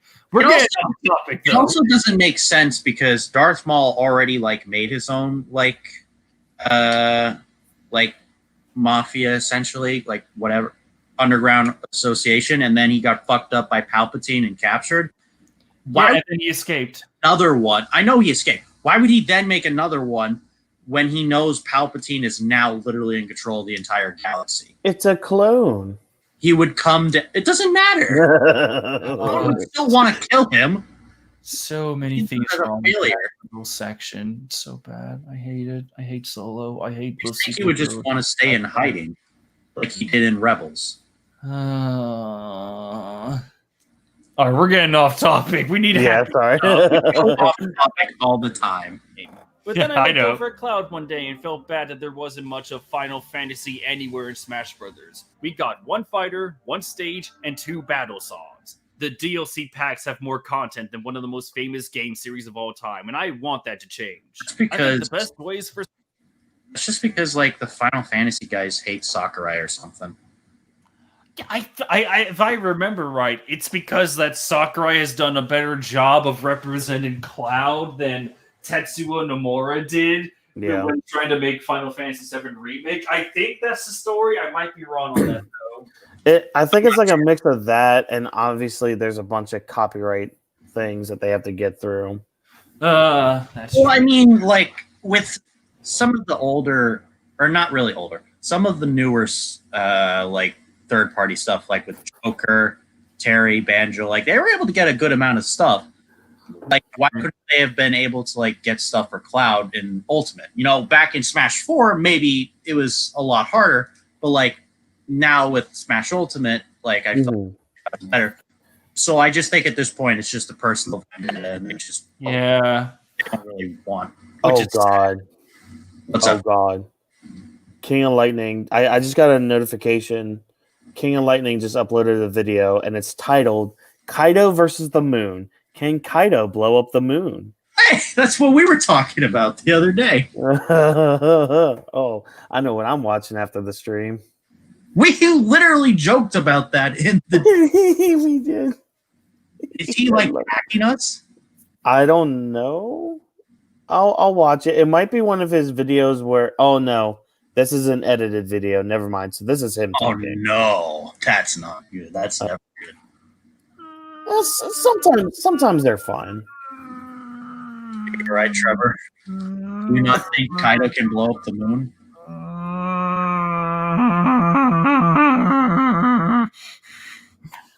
He shouldn't. There's no. I don't care if it's fucking Kaido. There's no there is no goddamn way that would happen. Absolutely. What if there were multiple Kaidos? Then the story would be broken beyond repair. Oh God. Oh, poor Cloud. It's for Sephiroth to join the fight because he and Cloud are quite the duo themselves. They have one of the greatest rivalries known. Did you guys catch how I pronounced that word wrong? Which word? Rivalries. No, I didn't. Sephiroth. Here's the thing. I know people call him Sephiroth, but whatever. I grew up like I did not play Final Fantasy VII. So my only reference to the whole Sephiroth name was the song "One Winged Angel," where everyone shouted Sephiroth. So now it's just like common ton for me to say. Gotcha. But no, what I say wrong is rivalries. Let's see if you guys can pick it up. Join the fight because he and Cloud are quite the duo themselves. They have one of the greatest rivalries known to gaming. Rivalries. Oh, rivalries. Rivalries. Yeah. I had to download. I had to download the entire cutscene collection of Final Fantasy VII Remake to find every Sephiroth clip you see, because for some reason, one Sephiroth compilation is not equal to another. And some include the whole boss fight. It came to the point where like I downloaded the same final boss twice, because one YouTube video had the ending included and one had like more of the pre-fight included. I'm like, no. And if Sakurai could emulate that on Smash Brothers, we got something special going on. Sephiroth might be another sword character, but I think a unique aspect of his fighting style could be used. Like, for instance, have him use a Marth play style, where the tip of the sword deals more damage. In Sephiroth's case, though, that tip would be the hardest thing to pull off. So this is where someone can easily be like, hold on, Trevor, you shouldn't say these kinds of things, because like Sephiroth's whole deal is to like get in close, get some slashes in. Like the tip really doesn't matter to his overall character, and it's like you really can make a good argument about that. However, I know that's going to be way too easy, so that's why I tried to implement, like, yeah, it would be too easy to, like, get hits in with his very long sword. Just why don't you use, like, the tip? That's why I really wanted to try, but I don't know if I got the message clear on that. Yeah. You could also, for, like, his moveset, have it... I don't know how you would implement it, but have it be, like, how he's, like, a Mirage to Cloud. So, like, I know it's, like, dumb to give him another counter, but if he had like a counter, like a down B1, he could disappear and then appear behind you and slash the shit out of you. I feel like his special moves, I kind of reference it. I could have done a better job because I really only show him using his sword when I should have probably focused more on like him using spells. Unfortunately, with the remake and even in Kingdom Hearts, his spells are very quick. It's like a blink it and miss it kind of attack. So it kind of sucks, but like I should have mentioned, like, yeah, he can also use spells just like Cloud. So also, I don't remember what you put in for a possible final smash, but I definitely think if he got in, his final smash should be Meteor. Yes. Yeah, I actually don't think I put in a final smash for him. I don't think so. I just kind of talk about like, yeah, Sephiroth's in the game. This is how he would play out. Yeah. I don't think I ever put a final smash. Definitely Meteor. Yeah, so, some of the final smashes are just kind of obvious. Yeah, which is quite the blessing, actually. Makes these kinds of videos that much easier to make. Yeah. Obviously, his sword will be scaled down in size a little because look at the length of that thing. Damn. That's quite big. So, Ooh. this bit actually almost did not make it in the final version. Really? And I will show you why. And I'm going to see if I can cut it off perfectly. I think. Oh, wait. Nope. I need to go back just a few more seconds. Hmm. Let's see if you guys can hear the cutoff point. In Sephiroth's case, though, that tip would be the hardest thing to pull off. Obviously, his sword will be scaled down in size a little because look at the length of that thing. Does that kind of sound a little awkward about how it was just suddenly cut off there? Like there was more to say? Yeah, it sounded like there was like you cut it off a little too soon. Nah, There's a reason for not that. to me. Maybe it's because I don't do like editing and shit, but like it sounds fine to me. Ah, okay, that's good. And yeah, because of there was more to this voice line. Oh. And I was gonna say, like, look at the length of that thing, Jesus. But then if I were going to include Jesus, there was a bit where I actually replaced the sword with just a very long body shot of Jesus Christ. Jesus on the cross. Not even on the cross, just like Jesus in like one of his heavenly poses, and then that Yes. would just be the base for the sword. But Oh. unfortunately, that horrifically distorted the body, and I just don't have like the software that can like bend a portrait like, you know, in the middle to like be in the shape of a sword. So it's just like, yeah, this looks very ugly. So then I decided to like cut it off and like, God damn it, what do I use? Items. He has the perfect bit for this. So that's why I used. And apparently it was a very good hit because I know Bovine really loved the edit. Oh, nice. I did too. Yes. I love me some iDub. Yeah. That's quite big. But what I'm saying is that the length of his sword is the problem. It would be far too easy to go in swinging with the extended range he has, but unless you have his range perfected to utilize the tip, you won't do much damage. You could have a normal swing do like 3% damage, but the tip does like 10%. To be honest, Sephiroth was probably the hardest character to find footage for. Yeah, Yeah, because like you'd have to go through a lot of footage just to even find something. It's also because you don't use any from like the original game. You use it all from the remake. Yeah, which like because with the original, it's basically just like turntable RPG. There really isn't that much like to really compare itself to just like, you know, the flashy remake, because Sephiroth uses his sword a lot more efficiently and more, you know, like it just kind of has a much better fit. Yeah, he never uses his sword in like any of the battles in the original game. Only just his in the final battle. Yeah, like a glorified cutscene. Yeah, so it was just like yeah. So I just gotta stick with the remake because it really does just look that much better for what I'm trying to point out. A risk and reward combat style. To make it even more challenging, you can make Sephiroth a brutal character. What I mean is that his fighting style is all about making savage strikes, giving the enemy no mercy or time to respond, and cuts them down quickly. This was a very lucky edit because it actually syncs up perfectly with like I think one of the hardest things I could have figured out to edit was like I think the voice line is like, you know, if you just keep going in with like these normal slashes, just going in with like the like, you know, you don't really play out the tip that well. You get like 3% damage, so you get close to being your opponent, but you just don't get close enough to seal the deal. Yeah. And then I was like, wait, how the fuck do I put that in my fucking video? But then thankfully this extended clip, if I just let it play on long enough where you just see Cloud repeatedly just shit on, just get like, he just stands tall. It's like, all right, I'm ready to go. And then Sever's like, shit. Shit. Yeah. You might get a lot of hits in, but without the added tip damage, you might only get close to beating your opponent instead of sealing the deal. So that was very lucky for me to have. So thank you, Advent Children. You did the job well for me. You existed for this purpose only. Yeah, only for this one specific purpose. Very obscure Smash wish list.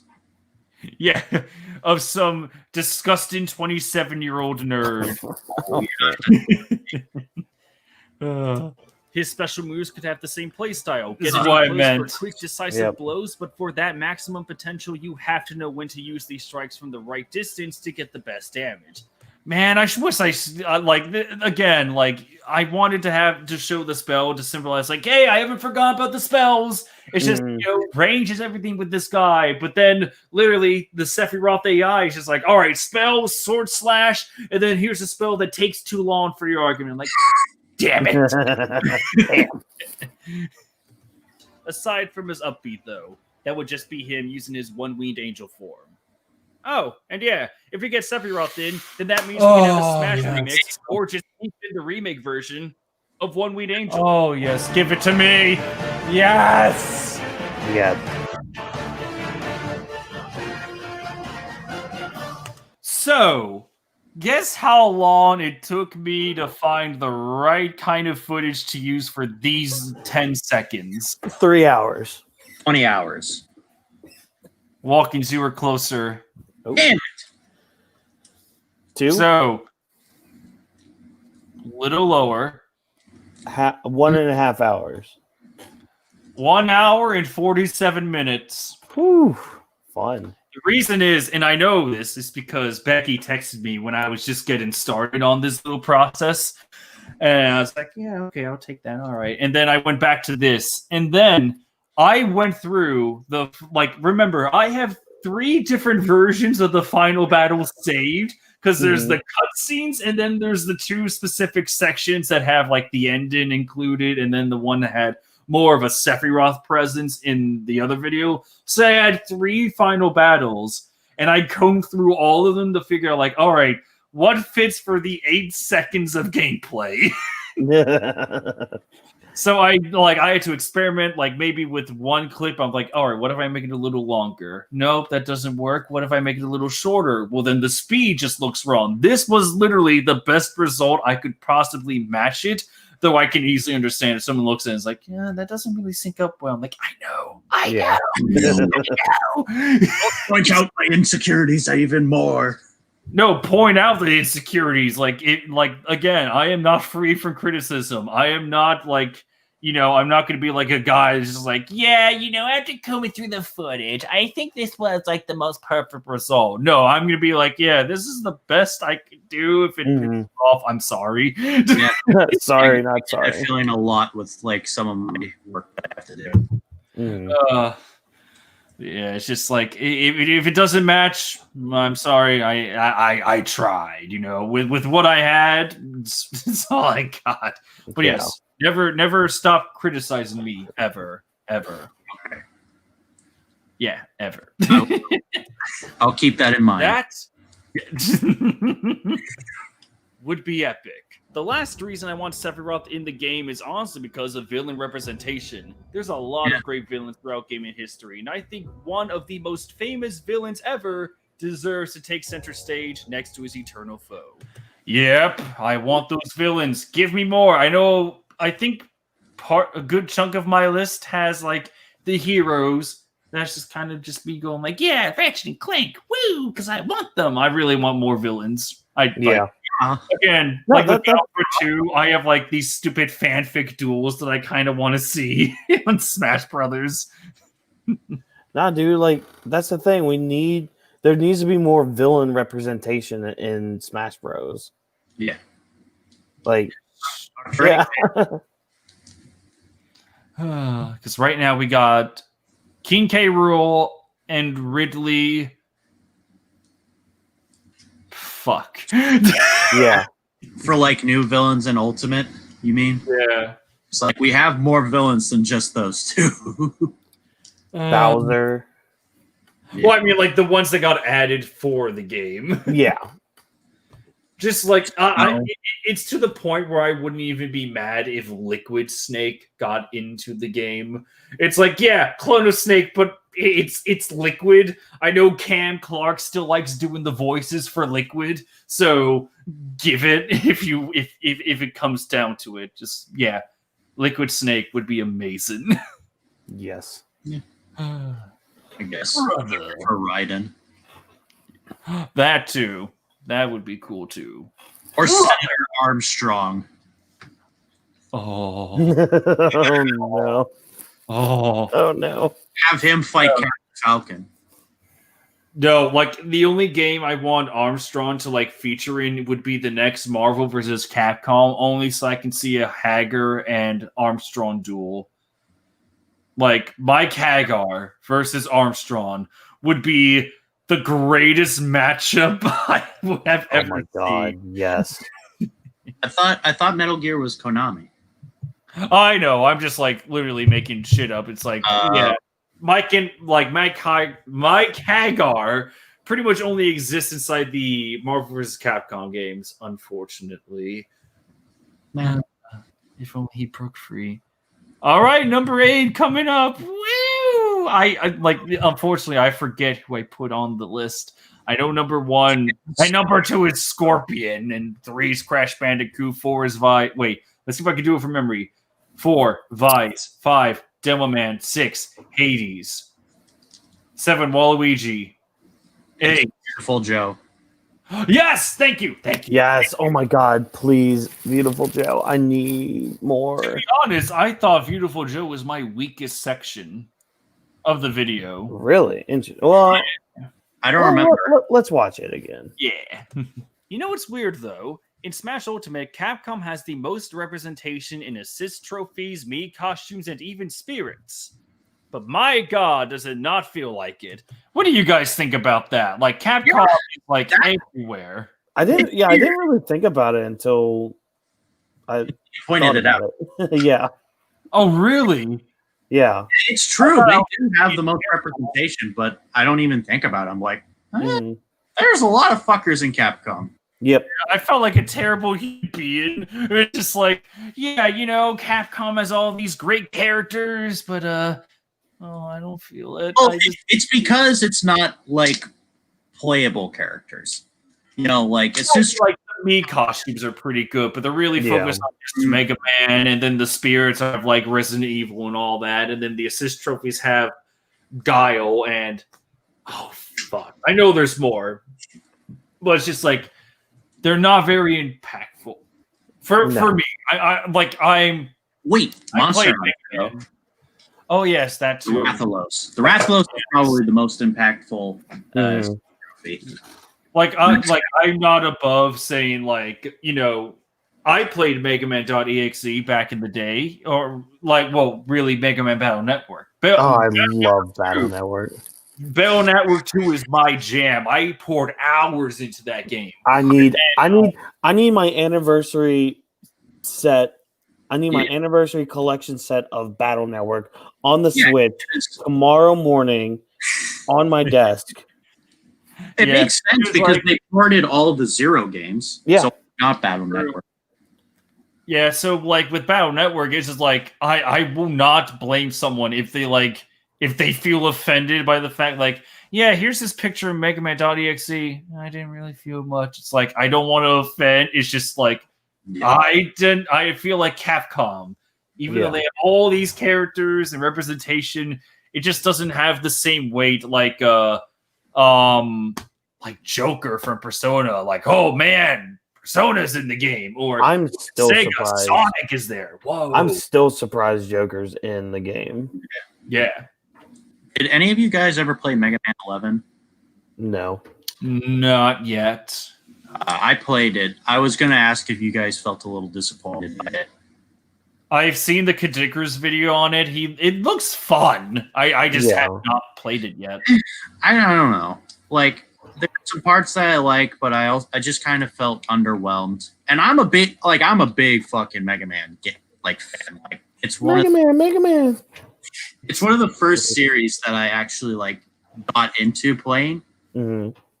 And so I was really excited when Mega Man 11 was announced. It was literally the first game I bought when I got my Switch. He returns. Hey, Bovine's back. He's back. Yeah. He returns. Welcome, small.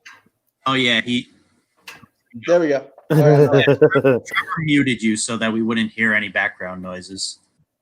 Okay. Yeah, Good that idea. was the only Also- reason. Yes, of course. That was. Yeah. Bovine, do you play Mega Man? The super fighting robot. Did you play Mega Man 11? Yes. Yes. Oh, that's right. I forgot there was a forgot little- there was an 11. No. Oh, there it is. What was it? Was it any good? I did mix underwhelming. things. There. That's why I was asking to see if anybody else felt my opinion or no. But I no never played it. played it. Nope.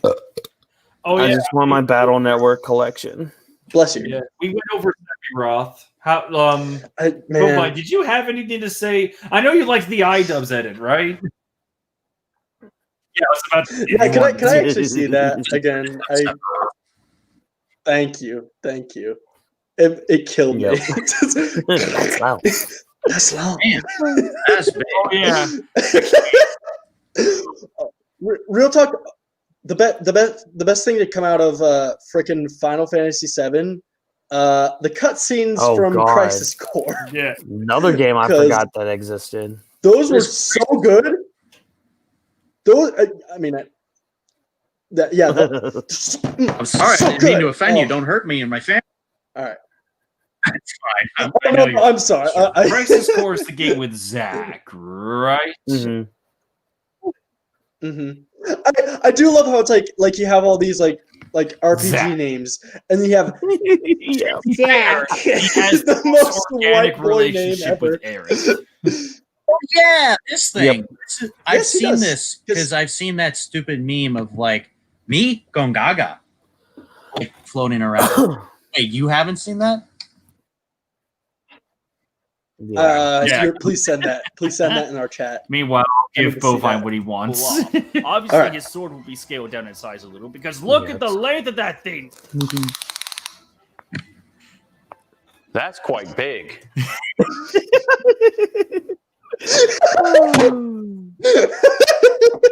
I like how it's perfect. You Yeah. made it like That was the perfectly beauty length of it. Like of that's the the, beauty of like actually I haven't done this in a while. What's great about like about this kind of video that when we get to the gameplay section, like the games chosen, there really isn't much in terms of like super fancy edits.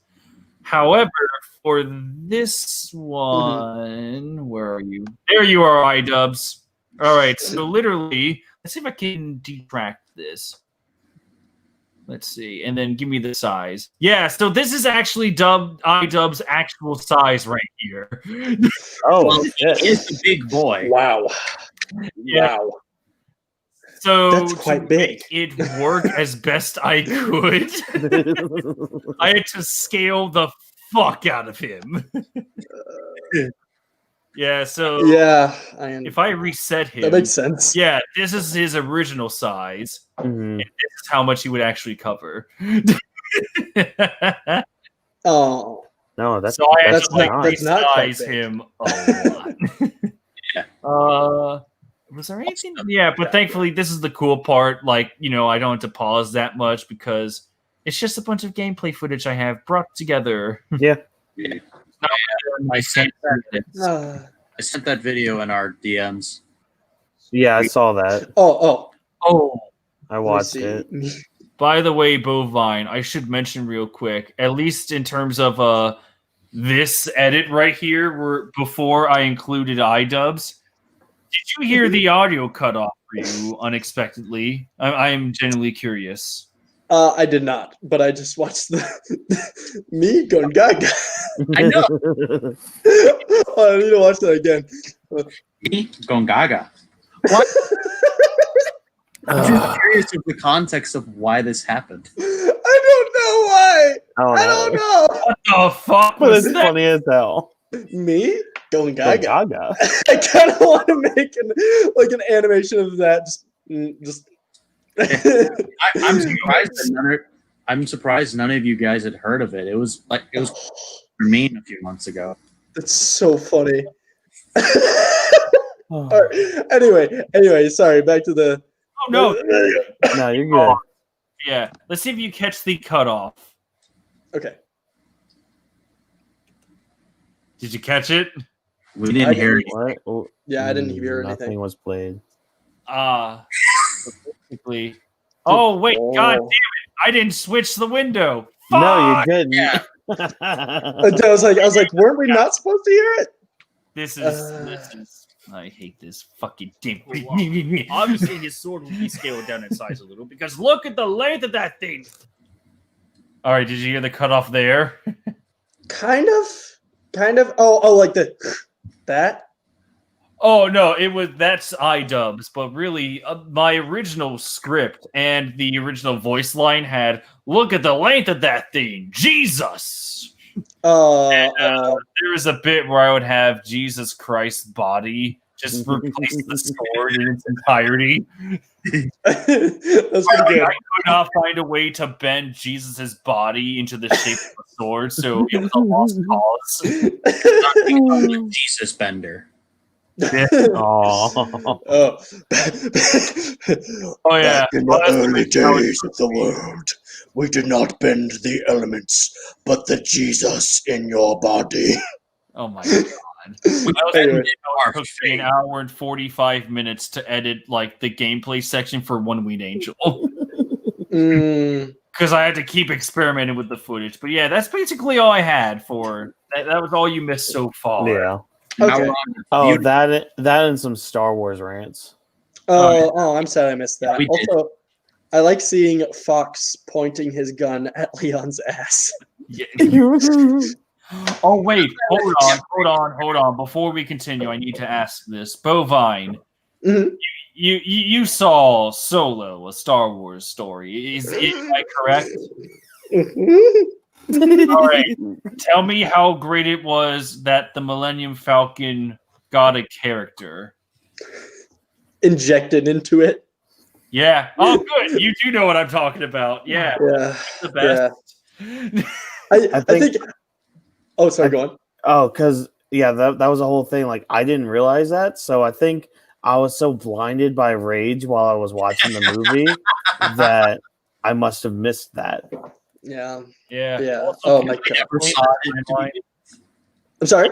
Can you explain the timeline about how it wasn't destroyed when Darth Maul showed up for 10 seconds?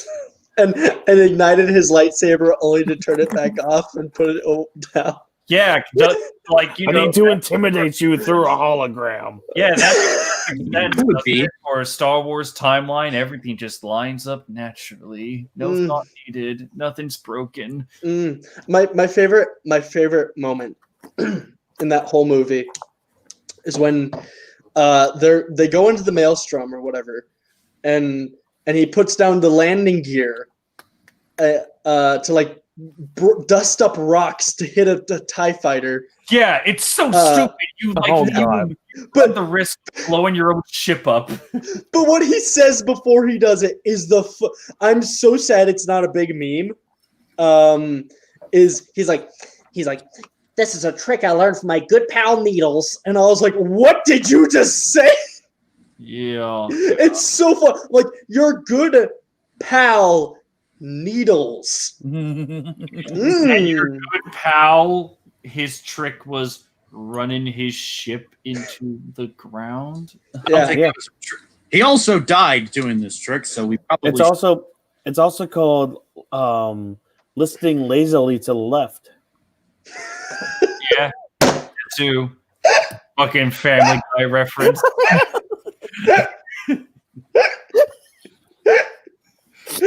God, Bovine's dead. Well, he watches Family Guy. Yeah. You do a good Peter laugh. That's pretty good. Thank you. I've studied. I've studied under. Oh, God, man, I remember there was a time I used to like Family Guy. Right? Yeah, everyone did, and then it just shit. anytime I watch Family Guy, I always stop like after season 8 or 9, and I'm just like, all right, time to go back to season 1. Yeah, it's like Simpsons in that way. The series finale was when Stewie killed Lois, and then there was no simulation. That's where the show ended, as far as I care. Yeah, I remember. There's a few gems after that. Oh boy! Oh, and there's more specials. Those are good. Yeah, there's a few gems of Family Guy that's relatively good. And then I remember there's a stretch of episodes that it's just they go into really dark territory. I'm just like, why is Family Guy doing this? Like when it's the episode where Quagmire's sister visits with her boyfriend. The abusive boyfriend that they fucking murder. Yeah, and it's like that episode, and I think it's either before or after that, or maybe a couple episodes after that. But Joe's son comes back from Iraq. Yeah, Thanksgiving. It's like the season filled with like serious dark themes, and you're just like, I came here for fart jokes and references, not for a talk about going AWOL. No, I think Seth MacFarlane offers the best commentary for these wonderful, very human points in our lives. He's the best for them. Let me reference you to South Park season 19, where they did it about the election. Which election? Yeah, they were so the Trump Hillary election. Where they basically the whole format of the season was based around Hillary winning. Yep. Okay. And then she didn't. So they had to change everything last minute. Yeah. It was quite literally like the equivalent of getting your research paper done. And literally as you walk up to the teacher's desk, you stop right before it, and you like scribble out and everything, and just be like, no, never mind, it was the opposite, and then you turned it in. Yep. That's really funny. It's sad because that's such a good season because it's all about like trolls on the internet and shit. Yeah, it started off pretty solid. Yeah, and the member berries. Yeah, the member berries just kind of got dropped, literally. Yeah. And then like it was all leading up because Mr. Garrison was Trump in the season, and it was all leading up to him losing the election, and then he ends up winning it. Yeah, I remember they had to like do a hiatus. Yeah, and that was the first time they ever missed an episode. That is really funny. Yep. Oh my god. It like, I mean, but like, what do you expect, right? Like you don't be like, well, yeah, of course. Yeah. Especially with political debates, like that can go in either way, no matter what. Unless, of course, it was Reagan, in which case, have you guys seen some of his like comebacks, like on stage? No, I have not. There's like one where his opponent was like a couple years older than him, but they asked like why Reagan would do a better job or whatever, or like what he thought of his opponent, and Reagan was like, well, I don't think we need to bring in my opponent's youth and inexperience in this situation. And it was just like everybody busted out laughing, including his opponent. And it was like, and I believe the opponent after that, it was like, yeah, it was that moment that I knew it was over, and I was okay with it. It's like that's what a much simpler time.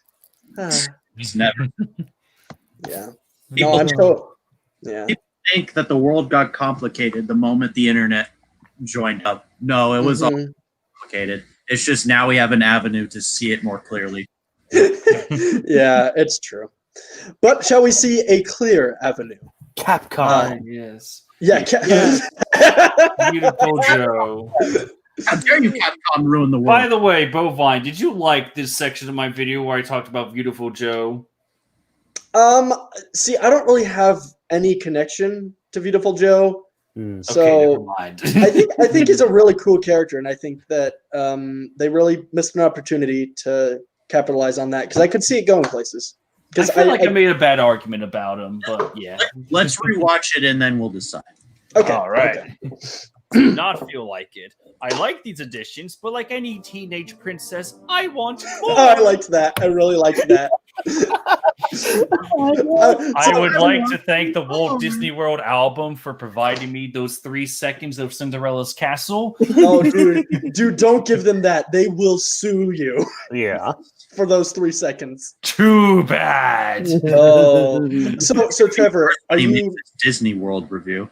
It's coming one day. Wait, really? Yeah, you didn't know that? Oh, yeah, he's been dude, doing. that's awesome. Like, I did Phantom Manor, the ride in Paris, about how this amazing original story done for a Haunted Mansion ride in Paris. It's so good. And then they fucked it. For the one here? No. So in Disneyland Paris, the ride called Phantom Manor. Originally, it was just supposed to be like another Haunted Mansion reskin or whatever. But the Imagineers in Paris had the excellent idea of like, no, fuck it. We can do our own story. We can do whatever we want. Let's go. So they had this really great story about this girl named Melanie Ravenswood. And she was the daughter of Henry Ravenswood. And Henry was the owner of Big Thunder Mountain Railroad, at least in the France version. Oh, that's cool. Yeah, so if you ever wondered why, if you went to Disneyland or Disney World, why the railroad was next to the mansion, they actually gave a good explanation as to why that is. That's really great. Cool.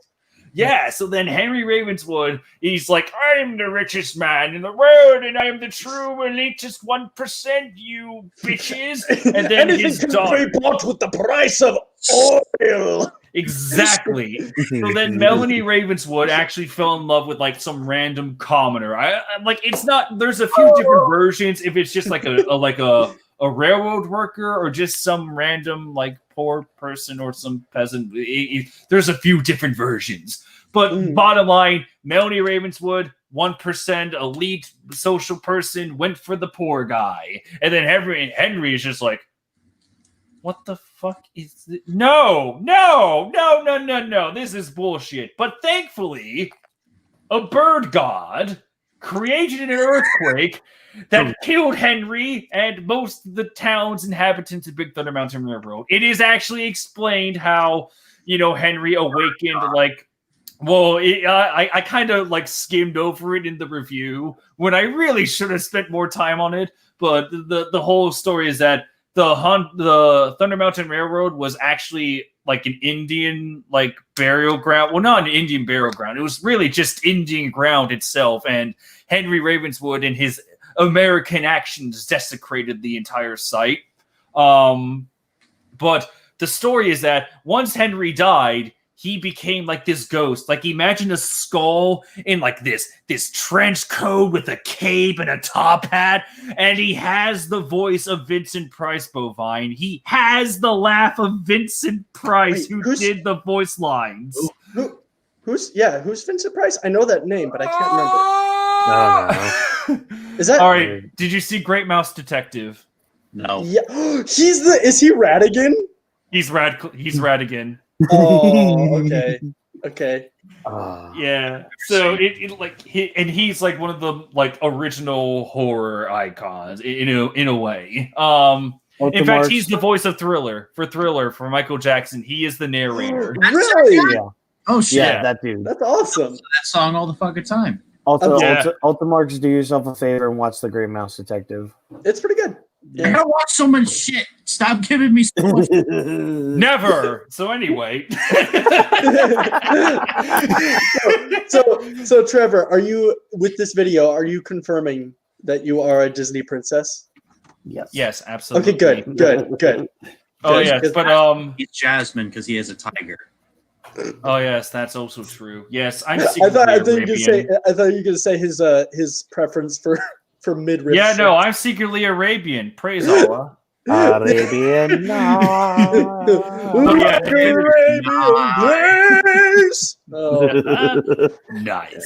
to finish out my little rant on Phantom Manor, the story is that Henry's a ghost, has the laugh of Vincent Price, and he's like, I could haunt my daughter now because she decided to ruin my family's name. So what happens is, he on the day before Melanie was supposed to be married, he actually lured the groom up to the attic. So that hanging corpse you see above you in the stretching room, that's the husband.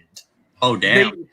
France just gives like these amazing explanations for events in the Haunted Mansion. It's like, oh yeah, if you read the Haunted Mansion, like the lore, if you go on the internet or whatever, you can find the lore about that. But Phantom Manor is just like, no, here's our explanation for this, and here's our explanation for that.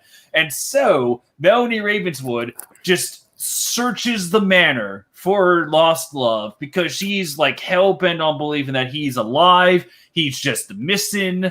And then you have like the Haunted Mansion ride. It's the same track layout, but you get these little instances of Melanie and Henry together on the ride track. So, do you remember the floating candles in the Eternal Hallway? Yes.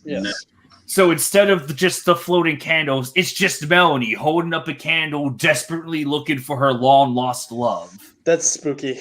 It's really cool, and the ending is so fucking good. It's So basically, at the end of the ride, near the end of the ride, where the Ghost Bride originally is, you see Melanie Ravenswood look in this skull-shaped mirror, and it's just like a skull light, and it's just like one of those things where it's like, oh my god, did Melanie realize that Jake is dead? Is she dead? What's going on? What's the scene about this? And then it's left to interpretation. And then afterwards, you get Henry Ravenswood with that Vincent Price laugh, just with the shovel, like over an unmarked grave. It's like, hello, your turn. Come enter. And then for whatever reason, there's a demon dog, which. Watch my video if you want my reaction to that. But anyway, I'm gonna look that up. Well, the video isn't out. Oh, it's not out. Oh, what? Okay. Wait. Which video? Phantom Manor? That's out. It's been out since October. Yeah. That's been out for a while. So I just looked up. Trevor. I looked up Trevor Tiger. And one of the first options. Oh god damn it! It's the Tiger King, isn't it? Yep. Yes. Hey, I understand. The Tiger King. I've looked up bovine designs, and all the videos are like how to milk a cow. Yeah, it's like how to milk a cow, and I'm like, I tried subscribing to your channel when we watched Armored Adventures, and eventually I did, but I. Finding it by searching, I'm like, why do I just keep getting pictures of how to draw cats? Yeah, it's I don't know. Which is weird because like I changed my username a couple months ago just so I was like because my username was super confusing. So I was like, ugh. What was it? It was MoofMDs. So it's like it was a weird word. So I was like, good times. Yeah, we got to change that. Sounds definitely it rolls off the tongue more. My god. I heard a dog. Yeah, that's my doggo. He's upstairs. Aww. He'll probably be down here in a bit. But anyway, shall we continue on this journey? One last rant before I end it. One last rant. The story was so good. It was so good. It was so goddamn good. And then they fucked it. They destroyed it.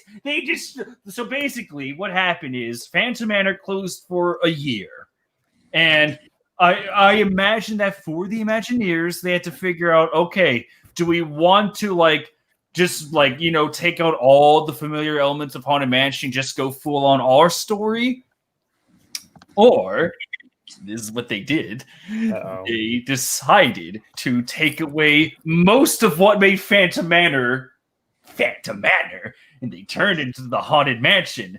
They basically bastardized their own characters to make them more like the Haunted Mansion characters. They robbed them. They robbed me of my beloved characters. They robbed me of my story. They robbed me of everything. They were so goddamn close! I'm very passionate about Disney projects because my brother-in-law, he actually worked at Disney years ago. Oh, neat. I know most of the tips in the trade. And I want to like Phantom Manor And when I went to Disney World in January, where I went to Splash Mountain just to give it the middle finger, because fuck you. But when I rode the Frozen ride with my girlfriend Becky and my sister, I got inspired. And I said to myself, you know what? I'm going to review every single park and every single ride in said park in a brief way. So Animal Kingdom will come out hopefully this year. It will come out when it's done. Yeah. That too. I'm just trying to set a goal, but yes. Yeah. Don't give yourself a release date because. Yep. I really want to try to get out for the end of this year, though. Just trying it out. Yeah. Rant over. Watch Phantom Manor. All of you who did not watch Phantom Manor, watch my video if you so desire. If that is up your forte, I'm not trying to force anything, but you, Bovine, you have homework to do as well as you. I've got way more homework than Bovine. Yeah, you do. Man! Both of you are watching that video because next week I will be quizzing both of you. I imagine us on your video. Yeah, I imagine that we're not going to get through this video, in the remaining time we have. So we can put this into 2 parts. But basically, next week when we do part 2, I will be quizzing both of you on my Phantom Manor review. What do I get out of it? You get top slot in the description, as well as you can tell me to make either a video or a tweet on anything you want, so long as it's only 5 seconds long if it's a video. Oh. Wow. I'm not going to throw a half-hour project for you. What's my homework then? I want that opportunity. That is a lot of power still. All right. A lot of power. A 5-second video. You could change the course of his channel. Yeah, just go on TikTok. It's true. I could. I've had so many people unsubscribe for me changing my content just a little bit. It's like, you didn't make a new Batman video? I did. And I'm like, okay. So Iron Man is like Batman. Oh. Oh God, I feel sorry for you. Oh God, when I heard Watch Mojo in their top 10 copycat superheroes, number 10 was Iron Man and Batman. Wait, what? Yeah. Squeeze me? I remember when Iron Man's parents were gunned down in some random alley after watching a movie. Yep, totally the same. It is funny. Actually, no, I'm not gonna get into that. That's gonna be a 50-minute. That's a 50-minute argument right there. I almost got into. But I thought you were saying it was funny that Batman's parents. Oh no! I mean, it was. Yeah. It was in the Joker movie. It was hilarious. Oh, God, I laughed my ass off. The original. Sorry, go ahead. I was just gonna say I liked in the Joker movie how his parents went out to the movies even though the riots were specifically against Thomas Wayne, and despite that, they no all one would suspect him in the movie theater. Yeah, and then they walk into an alleyway because that would somehow be safer from the riots that are specifically against your family. You also broadcasted on TV where the theater is. I mean, God, that movie. No one would suspect Thomas Wayne to go into an alley, though. Come on. Oh my God. Yeah. We should give whoever played Thomas Wayne an Oscar. You did such a good job, guys. I think the whole movie deserves that best win. I mean, we all agree that the death of his parents were hilarious, right? Oh, yes. Well, you know what's even funnier about that? The director, Todd Phillips, literally said, I believe, let me see if I have it in my files still. Look, the funniest version of his parents dying, look up the Teen Titans Go movie. God, it's so sad. It's so messed up. Because at first they go back in time. So the whole premise of the movie is Robin wants his own movie.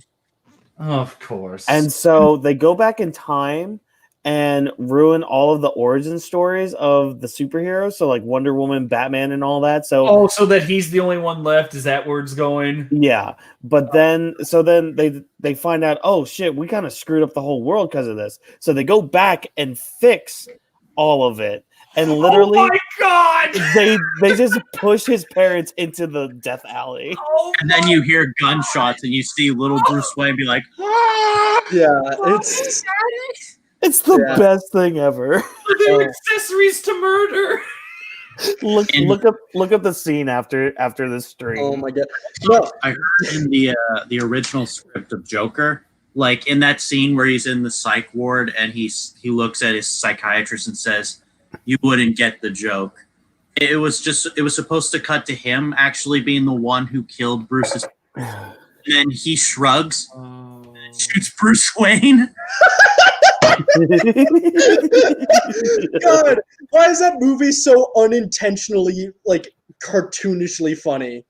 It's because it's the Joker. You get what you deserve. But like, my favorite bit is that Todd Phillips literally said, word for word, "We did not take anything from the comics." Yeah, like I think you watch EFAP. Like they love that movie, but they also agree it's like there's some really bad stuff in it. It's so bad. I'm sorry, it's not good. You don't like the Joker movie? I do not. No. Oh, Because my problem with it is that it's supposed to make you feel sympathetic for him, right? Mm-hmm. I don't exactly feel sympathetic for a man that sticks his fingers in a child's mouth, stalks a single mom, breaks into a single mom's home, and smothers his mom. Yeah. and kills her. No, I'm sorry. Well, No. that was when he had his mental breakdown, and they showed him before he has his mental breakdown. But like, he was crazy to begin with. Like that wasn't his fault. He was just. It's the same with like other people in like our society, and I know like throwing out for our society, but like I know, yeah. It's like because me and my brother both have mental illnesses, and we've both been on the fucking ass end of the government screwing us over, and so I definitely know like the situation where he's in, where he's like, oh, you don't have enough money for your pills? Oh, well, fuck you. You know, he was also abused too as a kid as well. So it's just like this mountain of shit piling up, and eventually there's only so much stuff that you can take before you break. That's really what the movie is trying to say. Well, and again, it only takes one bad day. Okay. There's a lot of that. Yeah, it's just you know what? I would love to actually get into this argument, but we should probably focus on the video. Although I would really like to talk about it more, because I really do enjoy talking about it. We'll download the Joker movie and then have a watch together. I haven't seen the movie since it came out. I haven't either. But anyway, maybe our opinions would change if we saw it again. Maybe, yeah, that is true. On a second viewing, it might. So hopefully. All right, back to this shit show. Like it. I like these additions, but like any teenage princess, I want more. I want Capcom to throw another fighter in the mix, because let's face it, a lot of Wiley, Dr. Wiley. Dr. Wiley. That's cool. MVC Infinite. Yeah. Look, it's everybody's favorite character, Spencer. The only reason I chose Spencer was because of how his pose would look down on the sign. That is the only reason I included him. I hate Spencer as a character nowadays. Like, give me the original one for Bionic Commando, like the old games, and then like that's a different story. But this one, you were only chosen for your pose. I do like how Strider's like, ugh, and then Sir Daniel's just like, he's just like, yeah. I only went for the characters that were disappointed. I'm still here. Yeah. I only wanted to go for the characters that were just like, yeah, god damn it. Oh, fuck MC and that game. Yeah. And the only reason I chose the Wiley cast was because I just needed some background. Just some background. But Dr. Wiley for Smash. Yeah. He's already in Smash. It reminds me of that one game. It reminds me of when Game Grumps was playing Mega Man 7 the second time. Dan's reading it. He's like, Dr. Willie, isn't it Riley? And then Aaron's like, what the fuck? Yeah, that's the funny thing too, is Aaron has played that game several times and he never noticed it. Dr. Willie. You must find all the enemy Mega Man. We must defeat Dr. Willie. Yeah, he does it with his. He's like, well, there's the castle of Dr. Willie. That's a good question. That's a good question. Be very, very quiet. I'm building robot. Oh god! All right, woo! Let's talk about Beautiful Joe. We're just gonna kill Bovine at this rate. Oh yeah. That's Okay, I'm fine with that. I've been drawing the same freaking arm for like 5 hours. Shit. Kill me. Hey, you missed a spot. Oh, don't even, man. I work at a grocery store. You have no idea how much I hear that. Oh no. All right, let's do this. On to throw another fighter in the mix because let's face it, a lot of their fighters are currently unemployed right now. To pick, Joseph. Yeah, I just want to literally when I typed in thinking GIF, he came up on first result, and I'm like, all right, yeah, let's go. Now what to do with half an hour? Yeah, Fighters are currently unemployed right now. But who to pick? Virgil? No, it's more likely that Dante would get it first. And Virgil. There's my little nod that I recognize Dante as like extreme potential. It reminds me, I did watch the Maximilian dude video, his reaction to Byleth, and that was back when we thought Dante was gonna make it in, and for like the whole half an hour video, he's like, I'm so happy that a series like Fire Emblem is finally getting represented in Smash. It's what we've all been waiting for. Yeah, the end of Challenge Pack 1. Like, could you guys imagine? Could you imagine the absolute shitstorm Sakurai and Nintendo would have received if there wasn't a Fighter Pass 2 and they ended it on? Oh, dude! Well, imagine the shitstorm it would have been had he been the first pick for Fire Pass 2. Yeah, well, that was the end of. I think Corrin was actually the last character for Smash 4. Bayonetta was. Oh, it was Bayonetta. Oh, it was Bayonetta. Okay. Yeah, everybody gets to vote.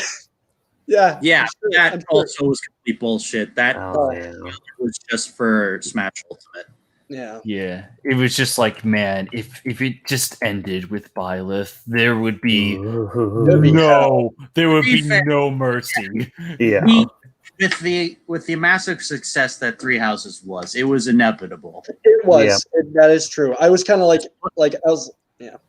Put Byleth's face over Thanos and say, "I am inevitable." Yeah. I mean, true, but there was also always the possibility that with with Sakurai and Nintendo themselves and the fact that they would just need if the DLC actually tested well, Joker, I'm like how I see the DLC is that they wanted to throw Joker in there, like not only for like the amazing appeal, like this is how far reaching we can get with our DLC, but this is like also like all right, here's a test to see how well DLC will actually go with Smash Ultimate and not with just the Wii U this time. Yeah. That was a hit. Then Hero came in, Banjo-Kazooie, Terry, and then, remember, for Fighters Pass 1, they wanted to go after these characters, which meant that Byleth was initially considered at one point the end game of this pass. It was... Oh God! If that actually happened. Also, to be fair, a lot of people had already bought the Fighters Pass. We have your money anyways. I mean, yes, but the point I want to make is there was a time when Byleth was considered to be the last person released, which would have been absolute hell. That is quite the gamble. Honestly, I still think that.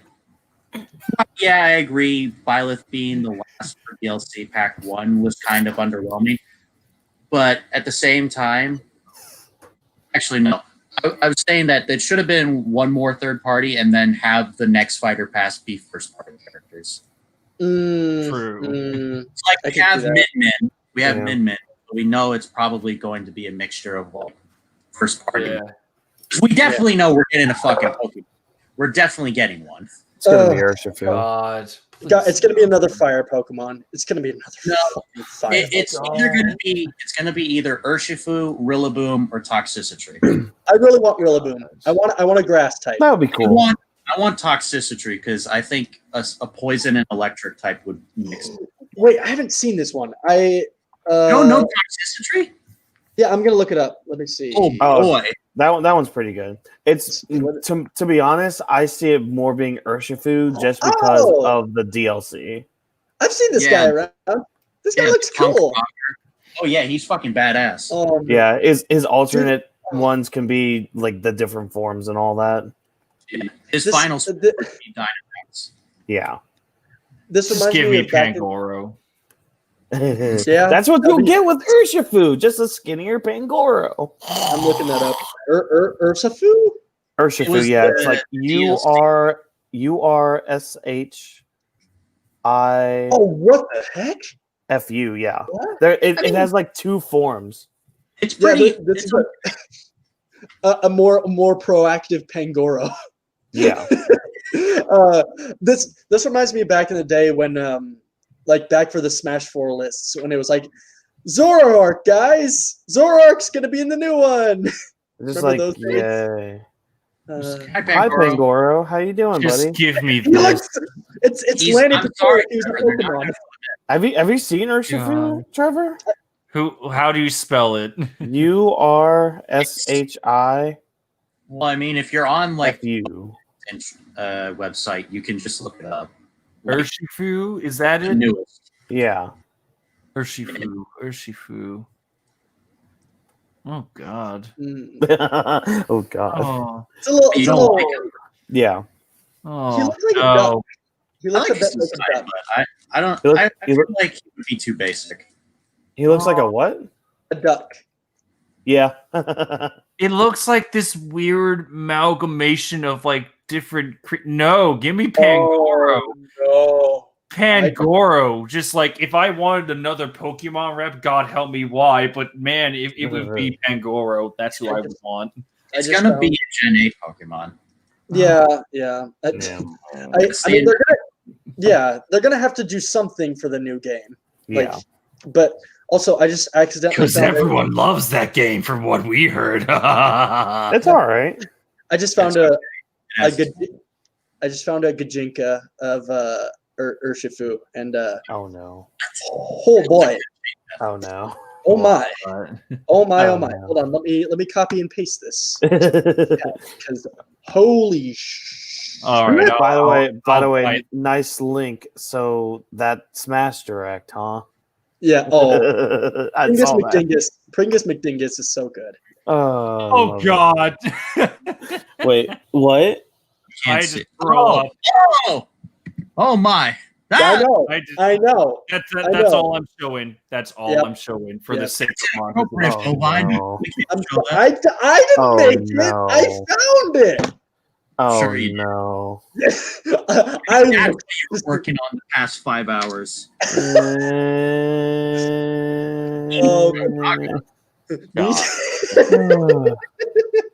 Me? Gaga. Oh, So God. funny. Oh boy. Shall we go back to the yeah. Oh yeah, Dante. Dante better the fact that Capcom. Bayonetta made it in and Dante didn't. Like Yeah, But that's actually the same argument that I use for Scorpions. Like, look, if Bayonetta can get in, fucking any M-rated character that has a good fight in game history, like any fight in history, they're fine. But Dante's a fully clothed male, and Smash is for good little boys and girls. Yeah. No, actually he's like peak daddy material. That's why he's not allowed. I hate Peak you. daddy material.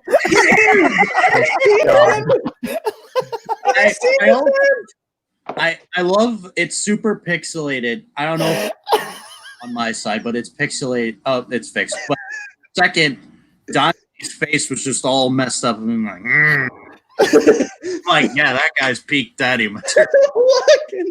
God. Big daddy All right, I'm material. hitting play before this. Oh, I am stealing that. Daddy Dante. Ooh, Daddy big Dante. daddy material. All right, that's yes. time Bring me, to play. bring me to the inferno, daddy. Already has the reps. And of course. Why didn't I see it before? Eggman. Fire breath. Wait, what's up? Eggman. Yeah, it's like that. My favorite Capcom character. Eggman for One of Smash. those situations Oh. where I wanted to find like a good clip of like some Capcom character just like mouthing off like to match the words that I'm saying. Well, unfortunately, upon looking for footage like Dr. Wily and Bison, like any villain I could find, it just didn't work. So I just decided to go with fuck it. I'll just use Eggman because I know like for the Sonic Riptide, there was a bit where All right. Oh no. We're gonna be here a while, boys. fuck it. You're just gonna show it. Yeah, I'm just gonna let it play. Let me pull up the Riptide. Hashtag fuck it. Hashtag fuck it. We're doing it live. We're doing it live. All the things. We're doing it live. I love that clip. Oh no. So good. So the only Yeah. reason that I know about Eggman's like amazing potential for lip syncing is it's because I had to find a bit for Justin's lip sync. Oh, is this from wait, is this from the movie? The 90s Sonic movie? OVA. Oh yeah. Let's see. You know everything I'm going to do, but I know everything that you're going to do. Strange, isn't it? Grr! God, that movie's so weird. I love it. I love that. I love that the girl in that movie is literally a furry. Yep. Is literally a furry. I love how the Sonic the Hedgehog movie selling on YouTube is using the old poster. Oh god. Oh god. It's a better design. Oh, he's dead, Jim. Here it is. All right. I hope everyone's ready for a show. I think Sonic's in trouble. Go help him. Oh, he can't. You can fly. It's too late. He's in a barrier. Oh no. He's dead. Jim. That's right. Hey, I took that no, joke from you. I no. took the joke. What are you going to do now? No. Huh? What now? You leave poor Jim out of this. He's been through enough. He's been dead at least 70 times throughout our recording session. Exactly. He doesn't deserve this. He deserves better. He deserves a woman that will blow him after he gets home from work.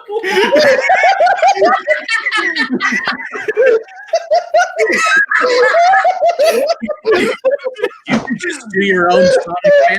Oh my god. Please just isolate that and upload it to Twitter. I guarantee it will get tens of thousands. It will get tens of thousands of likes.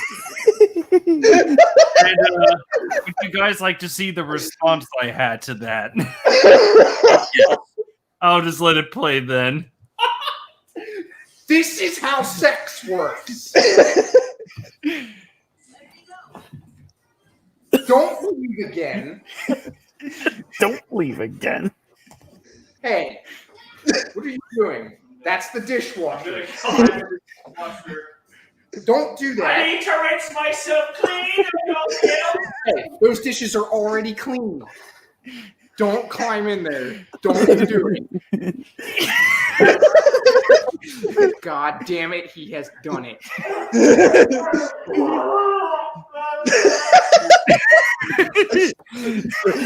I love it. Oh, dishwasher. Oh, dishwasher. So that is why I know where to find my Eggman sync audio. He deserves a woman. He deserves a woman that will blow him after work. He deserves a woman that will blow him when he gets home. Oh my god, the gestures were so perfect. He deserves a woman that will blow him when he gets back. How he diddles his fingers when he says blow. Yeah.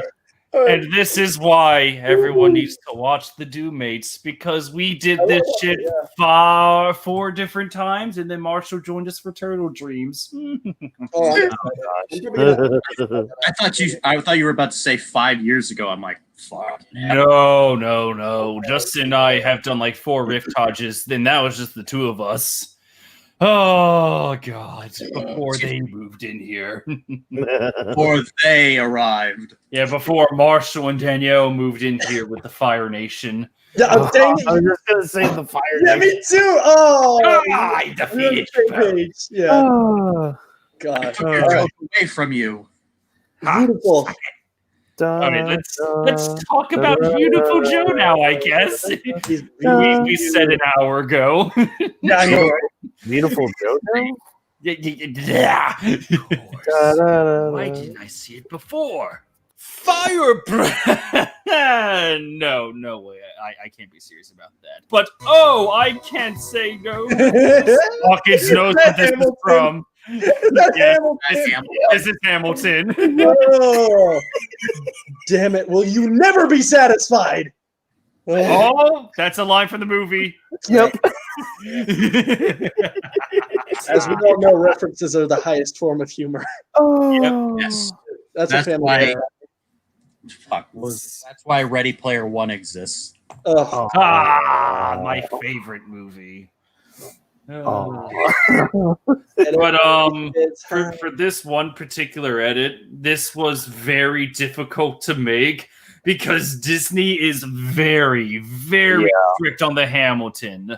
Oh, that's right, because they won't let you screenshot on their Yeah, so I had to go on Google Images, and I had to find, like, this image I was very lucky to find, so then I just had to find, all right, Beautiful Joe transparent image, crop my gross face onto Mariah Reynolds,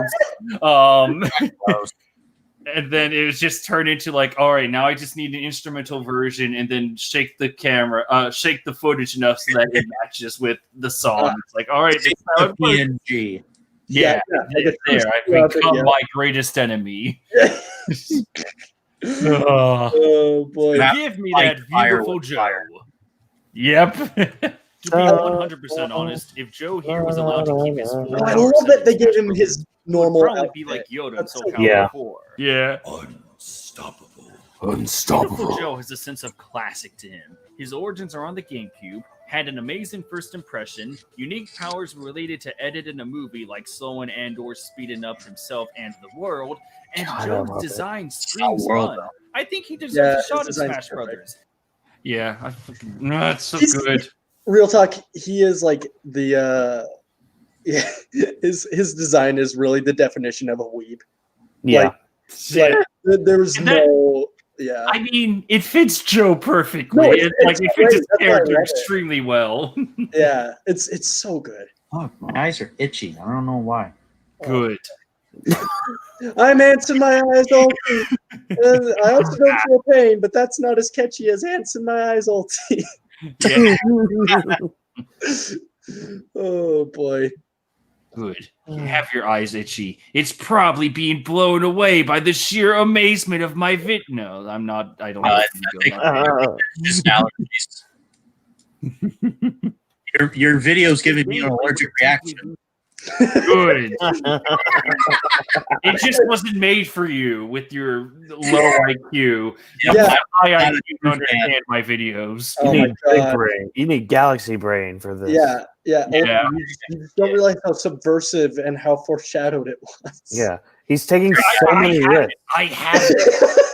Oh, fine. You can see it in the search bar. We are looking that bit up before we're done.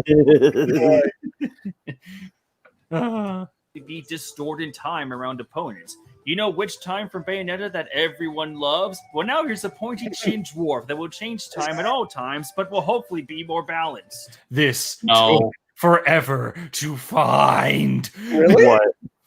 Just slow-mo? to have Joe use a slow-mo on a powerful opponent without immediately breaking it. This took so long to find. Like I had to download a long play video of Beautiful Joe. Oh no! 3 hours and 21 minutes. Oh and my god! That only carried me so far because the guy that was playing only used like the slow-mo effect when I needed footage of just like, okay, what about the zoom and other special moves, which made me feel like this bit is probably very weak in in hindsight, but it is what it is. I had to work with the footage I had. It is what it is. It's what it is. He can slow enemies down with a counter, speed himself up, and for the most prominent tool at his arsenal, Joe can use the zoom effects to deal extra damage to enemies, or let Joe use more special moves. Oh wait, I never went over the mistake I made. What? So just listen to the voice line that I have and see if you can spot which line I fucked up on. Okay. Pointy chin dwarf that will change Not time this at all one. times, Here we but go. will hopefully be more balanced. He can slow enemies down with a counter, speed himself up, and Yep, I heard it. So speed himself up. It's like originally, like in the script, it was like he can. That was actually from 2 separate takes. The host slow enemies down and speed himself up. Those are 2 different takes I did. Because when I did it the first time, when I did he can slow enemies down, I said that horrifically wrong. I think I said he can slow enemies down, speed himself up. Yeah, so it's just like I didn't even catch that the first time. But then on the second time, what I thought was the perfect run, so I had the speed himself up. You have the first take. The second take was he could speed enemies up, slow himself down, and then only did I realize like, oh, that just doesn't sound right. So then I had to mash the 2 takes together, and yeah, if you have a keen eye, you can hear that those are 2 very separate takes. Yeah. But yeah, very keen eye of hearing. It happened. Keen ear. Yeah, my bad. See, I fuck up even during these streams. It's all right to call me out on that. Well, that's because it's live. Yeah. It does happen though. Like I actually was, because my whole recording in my video was like an echoey space, and so I was considering re-recording the whole thing. Yeah. Turned out pretty good though. It did. I think most of the good editing, and I'm not saying that like, whoa. Look at my editing. Yeah, Like, you some kind of Suicide Squad? Oh, don't hurt me. I was excited for that. I know. That is to this day the worst movie I've ever seen. Really? Like, it may not objectively be the worst, but to me, I have never been so disappointed in a film. Like I would say mine is either Crimes of Grindelwald or The Last Night. Transformers. Oh my, yeah. And I'm sorry, I don't normally fucking rant, but I got a fucking yes. Here we go. Chest. When I went to see Crimes of Grindelwald, and I should say I'm not a humongous Harry Potter fan. I'm not somebody who's freaking out of like, ugh, they're changing all the lore. I mean, some of the shit in J.K. Rowling is doing, I highly disagree with because I want to be an author myself. And it's like, stick to what you fucking wrote in the past. But when I saw the first Fantastic Beasts, I liked it. I thought it had some problems, but I thought all around it was pretty good. Then I saw Crimes of Grindelwald, and it was the worst fucking experience I've ever had. Oh, God. It was. Not only because was the movie just fucking horrendously bad, it was so fucking boring, but there was this fucking family right in front of me and my brother because we went and saw it, and they just were fucking talking the entire time. And there was this fucking kid, because the movie theater we went to see it has like reclinable seats, you can get more comfy. He was just fucking entire fucking movie, and oh my god, I had to fucking kill someone more. And then I almost got fucking ran over when we were leaving. Yeah, because some fucking dipshit didn't pay attention when he was pulling out. Oh, God. We were walking, and like, yeah, it was nighttime, but like, if I'm walking in front of your fucking truck and you have your lights on, look before you pull out, dummy. He almost hit me. I slapped his fucking stupid car. I'm walking here. Yeah. And then the last night is the only movie I have ever in my entire life. Actually, no.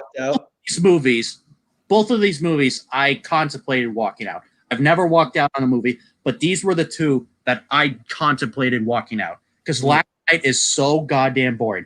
And I like the Transformers movies. They're fucking bad, entertaining. They're not good. They're not fucking cinematic masterpieces like Pulp Fiction or The Dark Knight. But they own what they are. They own it. They own what they are. They're dumb action movies, and they're entertaining, and I like them for that reason. The Last Night was are not very entertaining. I know people don't like it, and that's perfectly fine. But I enjoy it. I despise the third movie. It made me like. I love the third movie. The third movie is my favorite. Shit. The third one's your favorite? The third one's my favorite. Oh, but it killed Ironhide. Because it has. Oh my god. Yeah, but it has the best fucking villain in that entire goddamn franchise with Sentinel. No! Yeah, yes, it does. Because you don't expect his twist to come, and he kills one of the most beloved characters, and he pretty much just takes over the Decepticons after that point. Is Megatron? I will say, I hate how they fucking treat Megatron.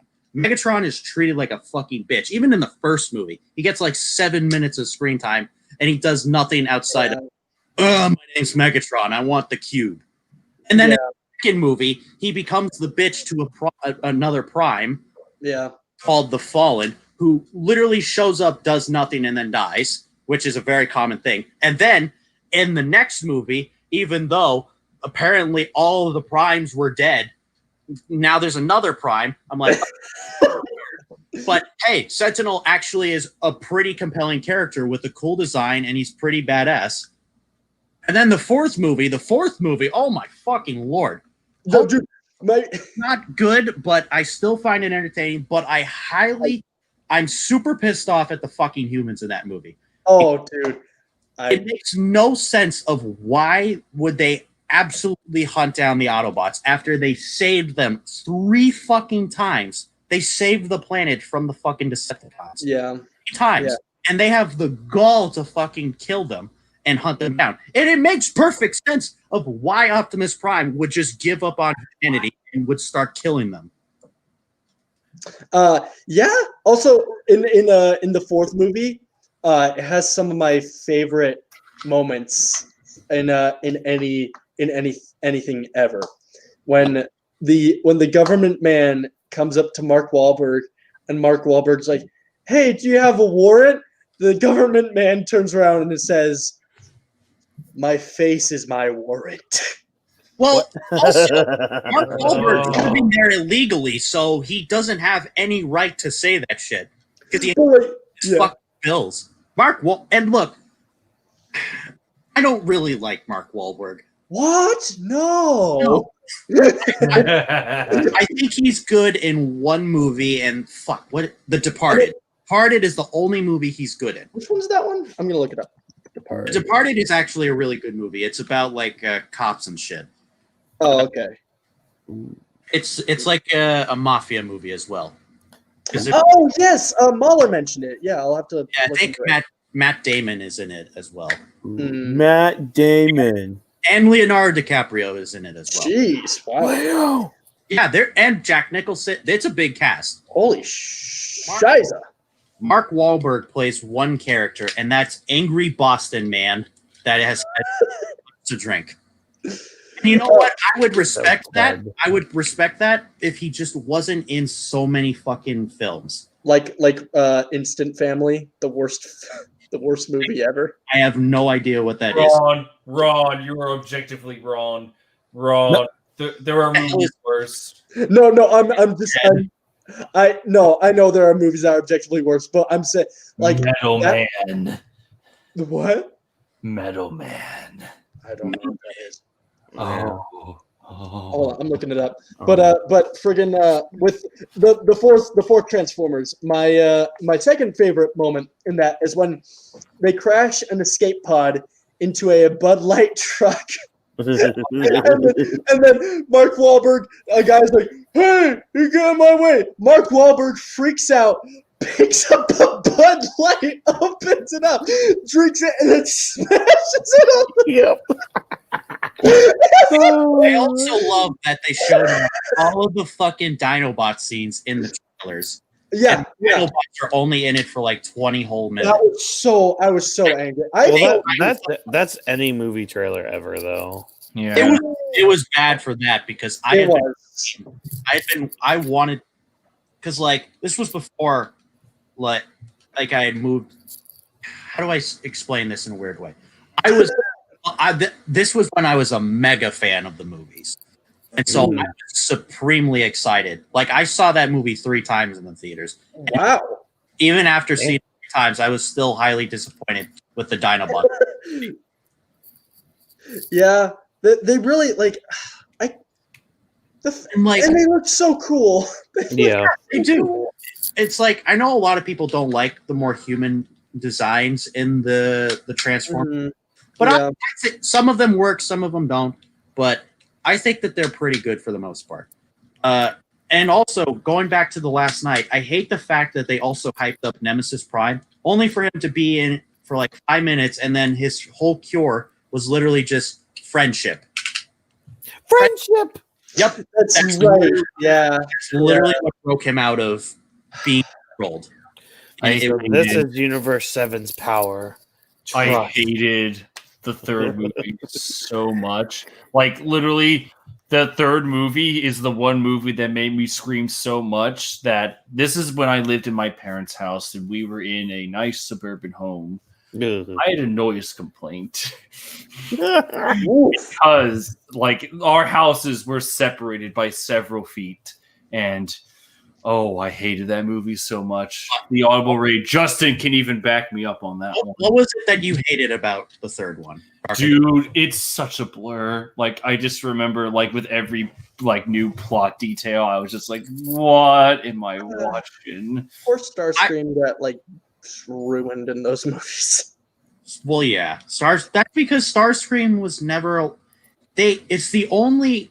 Actually, no, that's not true. I was about to say he's the only incarnation of Starscream that isn't, like, a traitorous asshole. But the Armada Starscream is more of an honorable warrior. And the Armada one is good. But most of the time, Transformers Armada was, like, a really old cartoon. It came out after Beast Wars. Yeah, now I remember that one. Yeah, but I remember that one. They never allowed Starscream to be treacherous. And I think a really good way to have him been like a treacherous bastard, because like in the first movie, they call in like an airstrike to attack Megatron, and you see all these fucking jets come down, and they're the same jets that fucking Starscream transforms into. And look who's the only motherfucker who survives. And they literally have an after credit scene of Starscream going into space. And so I'm like, oh my god, it's going to be like revealed that Starscream was a part of the airstrike team that fucking bombarded Megatron. But nope, nothing. He's actually pretty loyal in those movies. He's just a Dorito. Yeah, I don't mind his design, but it could have been better. It's like in the Bumblebee movie, like they have a decent design for Starscream, even though it's not actually Starscream, it's Blitzwing apparently, which makes no sense because Blitzwing has never been a Seeker. And I'm just mentioning all these characters that Trevor and Watkins probably have no clue I'm talking about. Nope. The only series of Transformers I've ever watched was, I'm looking up Armada right now. It was Armada. It was Armada that I watched. I watched the 80s movie. The 80s movie's pretty good. I actually rewatched it. Cheesy. And I've watched Beast Wars. Beast Wars is good. Yeah, I remember the movie. No, I remember having some Transformers from Armada. Yeah, I have the Megatron from Armada. Oh, nice. I actually showed it off to you guys on one of the streams, but I can't remember which one. I had the Starscream. I had some of the Minicons too. Oh, dude, Minicons were huge when we were kids. Yes. Like they were. Oh my god, they were like Pokemon. Yes. And they've kind of just faded into the background. Yeah. Oh, that's right. There were humans in this one. Wow, they look generic as hell. There are humans in pretty much everyone in every Transformers, and they're usually the worst part of it. Yep. I don't understand. I don't understand why they keep thinking that. I will agree. Like the newest one, Cyberverse, it has its flaws. I think season 1 was pretty decent. Season 2 is god awful. Season 3 really brought it back with its story. Mm-hmm. The one thing I have to give it credit on is it has no human characters. It's Transformers, and I love that. That's something I've been begging for. Yep, it's what everybody wants. No one likes. I don't care about the humans. No one does. It's like if they. I care. Yeah. Thanks, Luke Skywalker. If they had made a War for Cybertron movie, I would. Like the opening to Bumblebee is one of the best scenes in all of Transformers. Yes, just make it on Cybertron. Earth is bad. It's like, okay, that's my biggest pet peeve with like cosmic superheroes. It's like, hey, let's instead of having Green Lantern parade the universe or Captain Marvel parade the universe, stick them in the desert. Yeah. Good. I'm sorry. And then they move to fucking the Earth and the rest of the movie, which I'm like, oh. And I know it would be expensive to make, but like, come on, it'd be worth it. Yes. Yeah. Well, we should probably get back to the video. We should probably stop talking. Beautiful JoJo. Sorry. I hate you. Beautiful JoJo. He's not even that tall. It'll be impossible for him. But he has poses. Yeah, and he can slow down and stop time. He doesn't have the height or the spiritual being. Not yet, anyway. What is it? You don't have tall. There are children that have stands in JoJo. Yeah, but he doesn't have one. There's a character in Part 8 that's like 7 years old, and he's about the size of a child. His name. Okay, what are you singing? So anyway, before and Bovi's dead. Yep, good. Finally. Both dead. Finally. They're both gone forever. They can't hear this. Especially if they try to talk right now. It's not like I unmuted them awkwardly in any way. What are they doing? I don't know. They might be dead. I think Bovine's dead exclusively. Good thing he doesn't realize he's been unmuted for the last 10 seconds. Don't worry. Madara brought me back, so. All right. Do you have any final words? No. Yeah. My favorite. The more prominent tool at his arsenal, Joe can use the zoom effects to deal extra damage to enemies, or let Joe use more special moves. Before I forget, Joe's final smash could be him teaming up with Sylvia for a 6-cannon attack. I'm game for whatever. The more I look at Beautiful Joe, the more convinced I am that he should be fighting in Smash. His entire game was built around a 2D fighting plane, and Marvel vs. Capcom took advantage of that. By the way, the music is from Mega Man ZX Advent. Love that game. Love it, love it, love it, love it, love it, love it, love it, love it, love it. I love ZX Advent. Yes. I do like at the beginning of Beautiful Joe, he's like at the movie theater, and his girlfriend is like trying to make out with him. He's like, no, she's trying to fuck him. Yeah. And he's like, no, get off me. I want to watch the movie, babe. And it's like, get off me, you whore. He was prime daddy material for her. You It was a great role reversal. I like that. Oh boy. Joe, the nerd for us all. Yeah. By the way, just about every single Marvel vs. Capcom clip used I took from Light the Row. Because he loves Beautiful Joe more than I ever will. Because he's a bit forgotten even in the MVC community. It's kind of weird. Sad. His moveset's right there for the taking. It's a perfect fit. Freaking Amaterasu's in that game, right? Yeah, Amaterasu's in there. I forgot about that. And Phoenix, right? Yeah. That one's pretty prevalent, though. It's more people want Phoenix Wright than they do Beautiful Joe. Yeah, what would Phoenix Wright even do in Smash Brothers? You take it to court! Yeah. You can't do a move based on Phoenix Wright, though. He would take Marvel out versus Thanos. Capcom did a fucking miracle putting him in that game, but Smash Brothers, it's a very different world. Smash would probably just copy Marvel versus Capcom. Well, I mean, that's the thing. It's just like, even if you did that, it's just like, there's like, okay, Phoenix Wright is built for like a 2D fighting plane. It's like literally for this kind of combat. Smash offers a different kind of combat. So I don't think it would transition very well. Yeah, Smash is like a platformer fighter. It's kind of weird. Yeah. It's like its own little entity. Like Joe, like with his powers from, his own game, along with, any moves from this game. That's what I'm trying to make as the best points. Like, yeah, just put them together. He has everything he needs. Throw him in. Joe. It's beautiful, Joe. He is fighting this choice. Joe feels like one of those choices where it should be obvious that he will join because he matches all the criteria for a great character. Like I mentioned before, only time will tell. I can only beg. I wonder how long he realizes.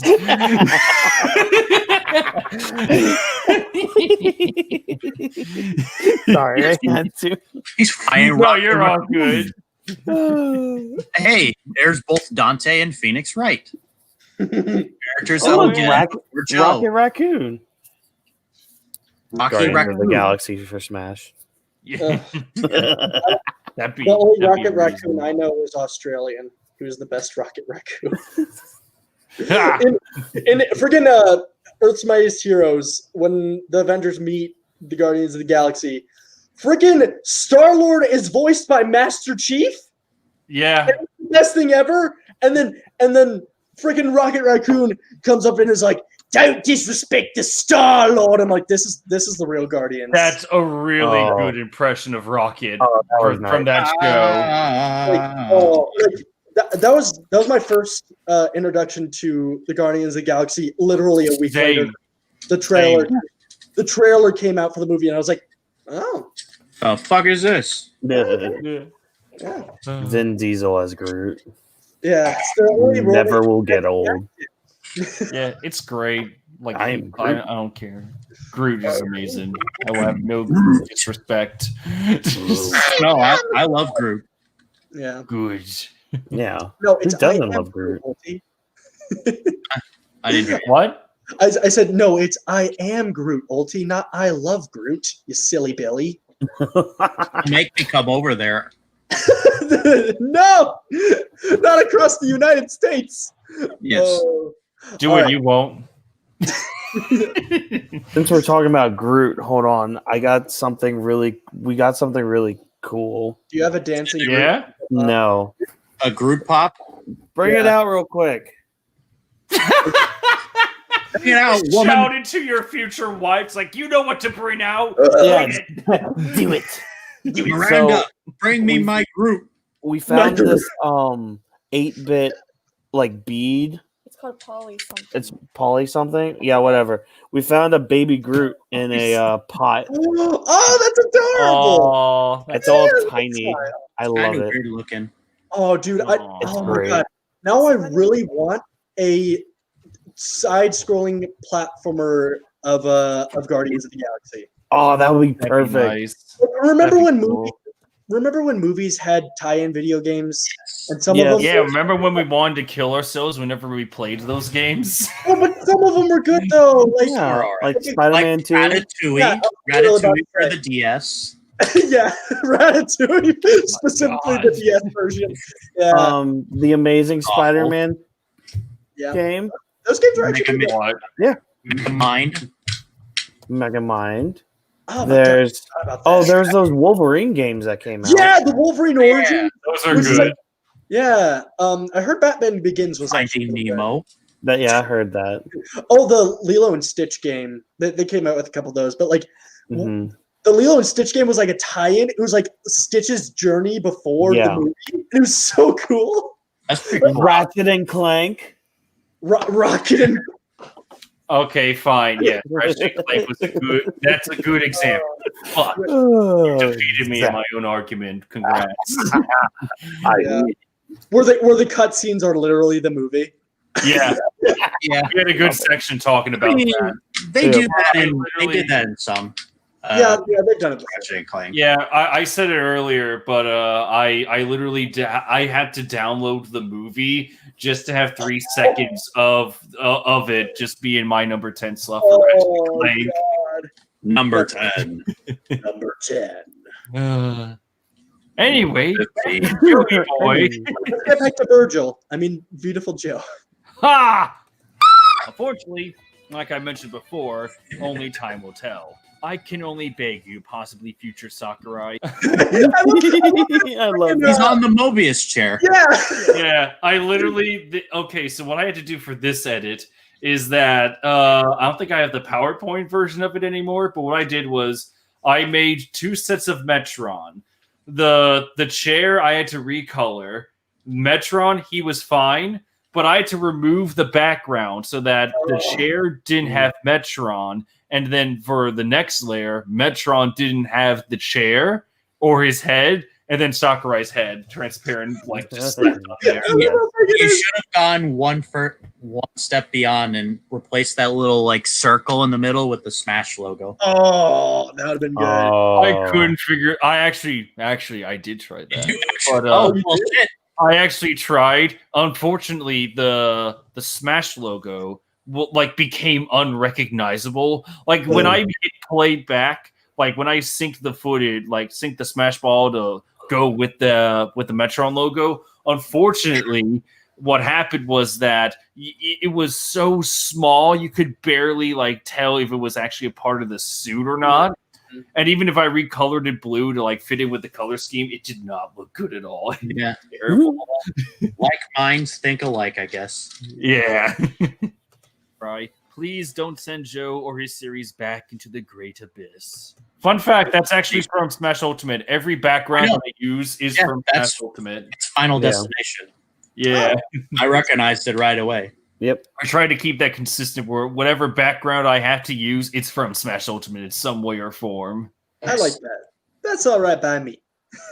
Hey, that's all right. And you know why on top of that? Because that abyss already has someone else living in it, and he too matches the criteria for this character. You know him. You might hate me because I, like many, will keep asking for this, but let's get our obvious pick out of the way and have a quick chat on Waluigi. That's a really good drawing. That's a really good piece of art. Please Did you draw that? Guy. Oh no, you didn't. Oh No, no. it's by Bell Cypher Z. Oh, okay. That was the name. Cooler dance. I wish I did. That's a really good piece. Mm-hmm. So, God, he's actually like a pretty handsome character. Yeah, he actually does kind of look like I don't know. I think I would rather hang out with Waluigi than Mario. Yeah, Waluigi's great. He's the best Mario character. I will like. I feel like better. Waluigi would like want to hang out behind like the school smoking cigarettes and drinking. Like, Waluigi's too cool to be smoking cigars. Waluigi would be. He'd come out and he's like, "Hey guys, we shouldn't be doing that. Winners don't do drugs." Yeah, no. Let's not do that shit. Let's do this shit right here. Yeah, that's better. No, look at his nose. Like that's the nose. Yeah, look at his like nose. any like trace of nicotine, and it's poison to him. That's why his nose is so fucked up. That's like he begins a campaign. It's just like, no, don't do drugs. Wah. Wah. Wah. Goes into the bathroom. I am wearing the shirt after all. I am wearing the wash shirt. I represent the will of Waluigi. He's that creepy guy that lives out in the middle of the woods on a really obscure private lane that will order fucking pizza and will not tell you where it is or how to get there. Are you speaking from experience, LT? I'm speaking from yesterday. Oh no! Oh god! I have to deal with those types of idiots a lot. Oof, God, they're just the most unhelpful people. Yeah, that's rough. That's rough, buddy. Good reference. Enough about me. Let's kill you. Now we've got an opposized fan theory for you guys. No. Moving on. Like the Fire Waluigi Nation is one of on those the 4th characters of who July. seems like an obvious. Wait, what's up? Like the Fire Nation on the 4th of July. Sparks fly. This can only mean one thing. Appa ate Momo. Oh. We're talking about that. Oh boy! All right. Here, we're gonna block out CBR with something good. And have a This quick man. chat on Waluigi. Waluigi is one of those characters Eagle! who seems like an obvious choice, even more so than Joe. So basically, I downloaded every single Waluigi video on YouTube that I could find. Is this with good enough quality? I would download and be like, "All right, I'm gonna find some way to put them in here." Is this from an Waluigi evolution through games video? No. This particular video is the animation poses for every shot. So like eagle, birdie, par, bogey, double bogey for each character. Okay. And Waluigi has, of course, the best one. Oh, that's because he Like- wow. I mean, like, just Waluigi's look one at of that those characters pro. who seems like an obvious choice, even more so than Joe. And I'm not Because he just saying this is ran! one of my favorite. Exactly. I win. Waluigi number one. I'm the winner. So He did One a of JoJo characters pose. that I can relate to. Yeah. I mean, we both like tennis, have less than ideal faces, and have horrifically long legs. I love that you're in your Avengers. Wait, where is that? Is that Disney World? Yeah, this is at Galaxy's Edge. Oh man! Oh my god! It's been so long. It's since pretty I've been. good. Yeah, it's really fun. However, the only downside is, of course, everything is sequel trilogy there. However, the two, like, even here's how good it was. Like Rise of the Resistance, the ride itself, it's really good. Even though it has nothing but sequel characters, it's actually really good. Like the ride story was made by actual writers. It was pretty good. And also the Millennium Falcon ride. You guys have watched the Clone Wars, right? Yes. Real quick question, Trevor. Would you say that the Rise of the Resistance ride did it subvert your expectations? It didn't subvert my expectations. I didn't know what to really expect on this. I didn't know anything about it, but what I did get, my God, it was amazing. It's the best ride there so far. Really? Wow. Yeah. Okay. I have nothing but praise for that ride. Like the amount of effort that went into every single animatronic, every effect. It's so good. It's all really it's nothing but greatness. But yeah. And also the Millennium Falcon ride.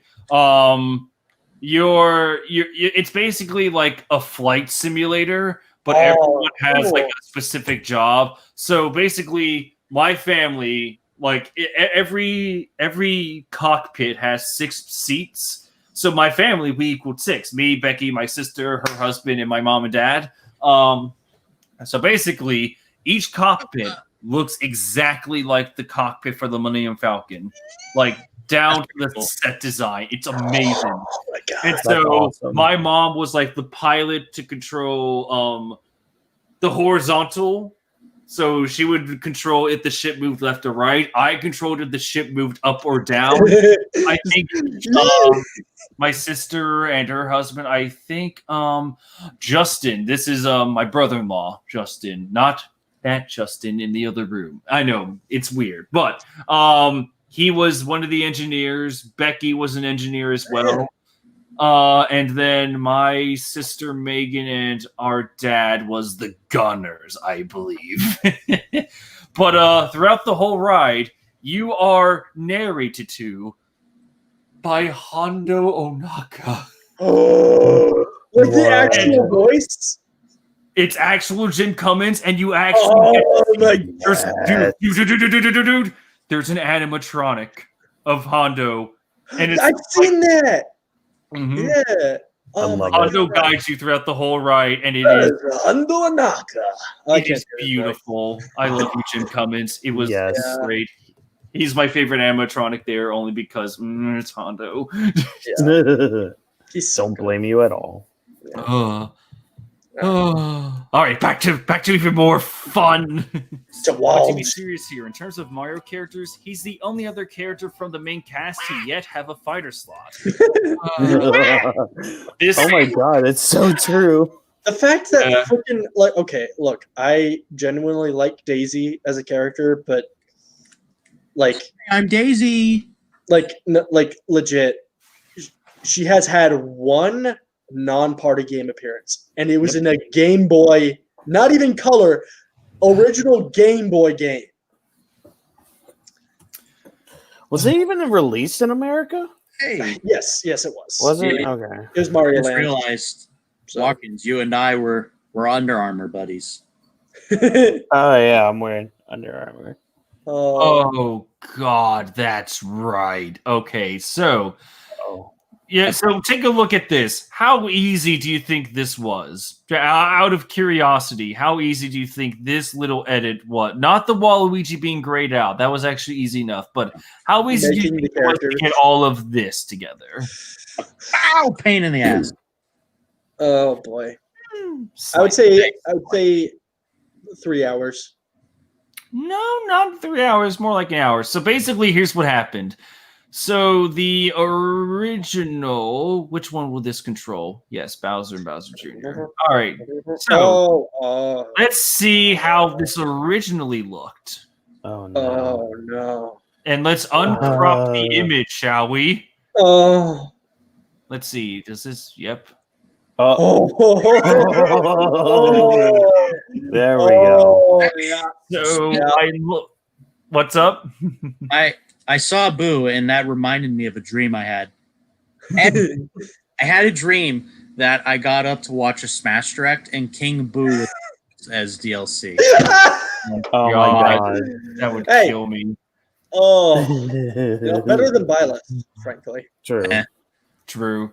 So for this Goomba edit, would be better than Byleth, for God's sake. oh God. Oh. Anyway, sorry. Go on, Trevor. Oh, no worries.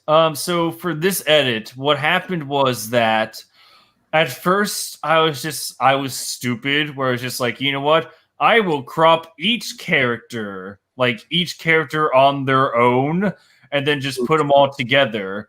When I could have just done what I ultimately did, just have the row of characters right here, and then keep the second row on a second. Let's see if I can get rid of this. Move it back. Yeah. So basically what happened was that I kept the first row of characters, and for the second row, I got rid of the girl and the hammer bro, and just cropped out Bowser Jr., just slapped him over them. Yeah. The precise position of these guys pissed me off, because I could easily tell through looking back footage if Bowser was bleeding through Diddy Kon's image at all. It was very precise. But thankfully, graying out Waluigi was nothing. Like, literally, this clip right here is easy. Yeah. Oh, that's God. good. But yes, back to this. I haven't done that for a while. By the way, I'm probably going to call it quits after this Thank you, one. When we get through Waluigi, I'm probably going to have to call the stream quits, because I do have to rest stuff for tomorrow. You're all good. No worries, man. I have some Korra to get to anyway. I'm sorry. I'm so sorry. It's like that one. Like that clip from Doctor Who. I'm sorry. Oops. I'm so sorry. Oh God. I'm hungry. All right, but yes, let's finish out strong with the best boy. Otherwise, my thumbnail for this stream is a lie. Yep. If he was the best boy, then why isn't he number one, Trevor? Because these were subjective, and I didn't really have a number rank, remember? It's like off the top of my head. Nothing can be subjective. Everything is objective. When you make a top 10 list, it must be. Okay, then let me ask you this: why is there a painting of a banana that is worth $3 million to one person and $2 to another? Because bananas are good. Because Yeah. it's a Well, that's your like opinion if it's good or not. Well, that's like your opinion, man. Your opinion is bad. Oh boy.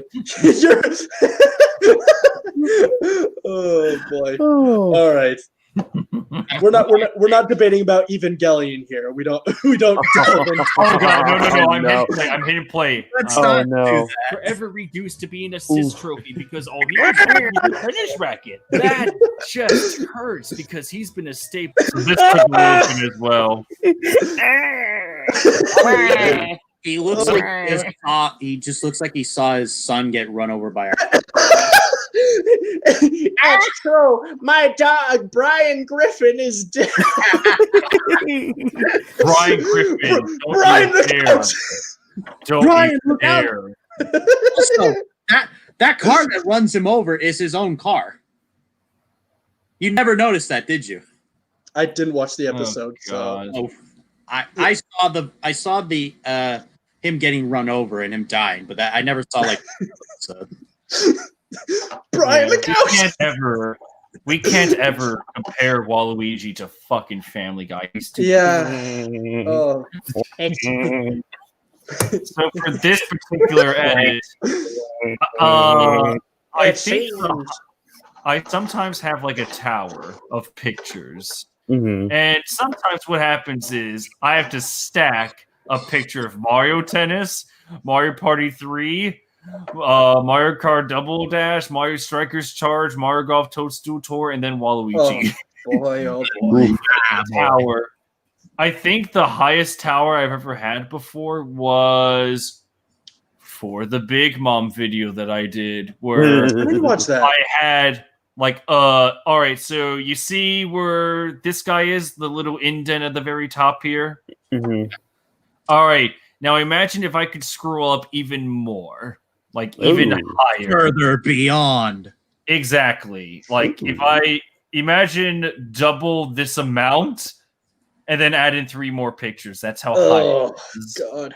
Damn, thankfully, yeah. But thankfully, Final Cut Pro is lenient. Like you can stack as many things as you want. What specific edit was that? What do you mean for a specific edit? Oh, just cropping the images. Like I had to resize each image and then just put them into like different corners, just so that they all fit together. Real quick, before we end the stream, like in a while, but you still have that clip from Mahler that you need to show. Oh yeah, no, it's in a different tab. I have you have it. You have it. good. Okay, good. Okay, He good. is prepared. Okay. Oh yeah. Like ska. Yes. All right. Staple for a lot of the Mario side games. The man has been in the Olympics, for God's sake. Give him some respect. I would even dare say that he has the most. I am Oh so my God. thankful to Mashed for giving us the world, us people, the Waluigi versus Smash Brothers rap in 3 different parts, because I would probably not be able to make this slot without it. Yeah. Yeah. Wow.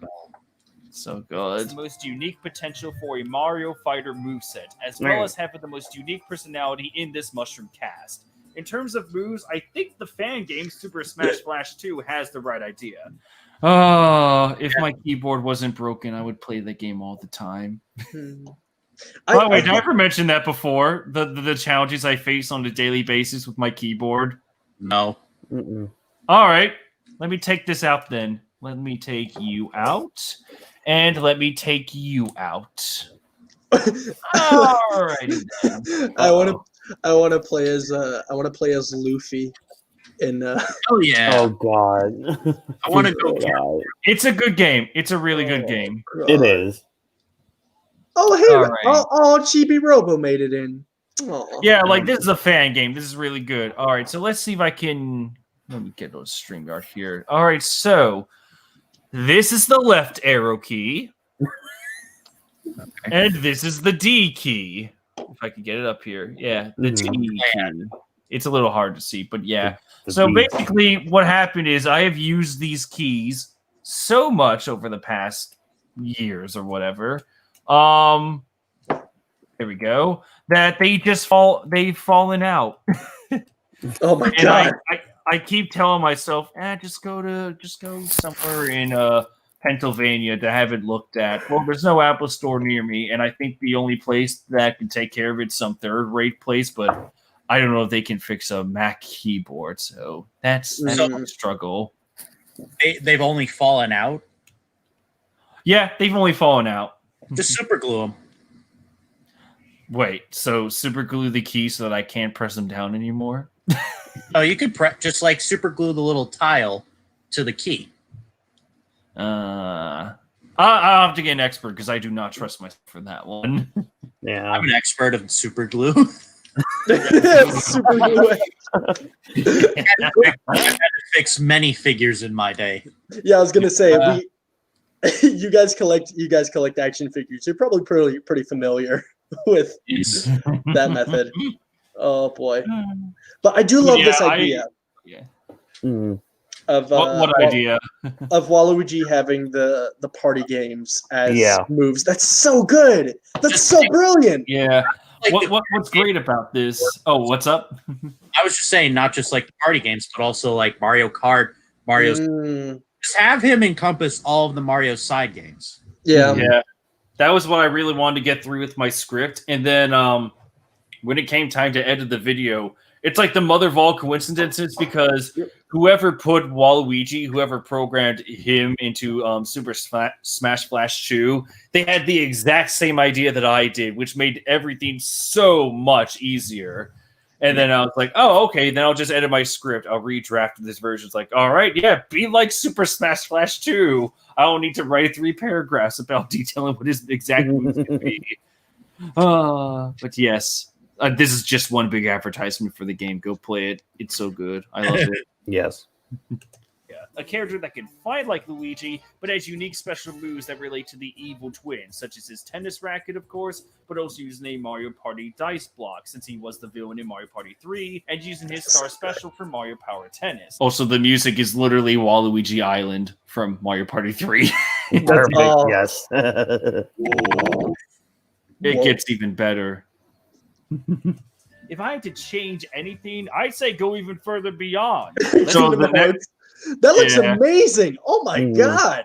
Yeah, this game is really good. I highly recommend to everyone watching this just to play it. It's free. It's free to play. It's free to download. Just go for it. I think I played the first one in college. All those years ago where you could play as Mr. Incredible. Yep.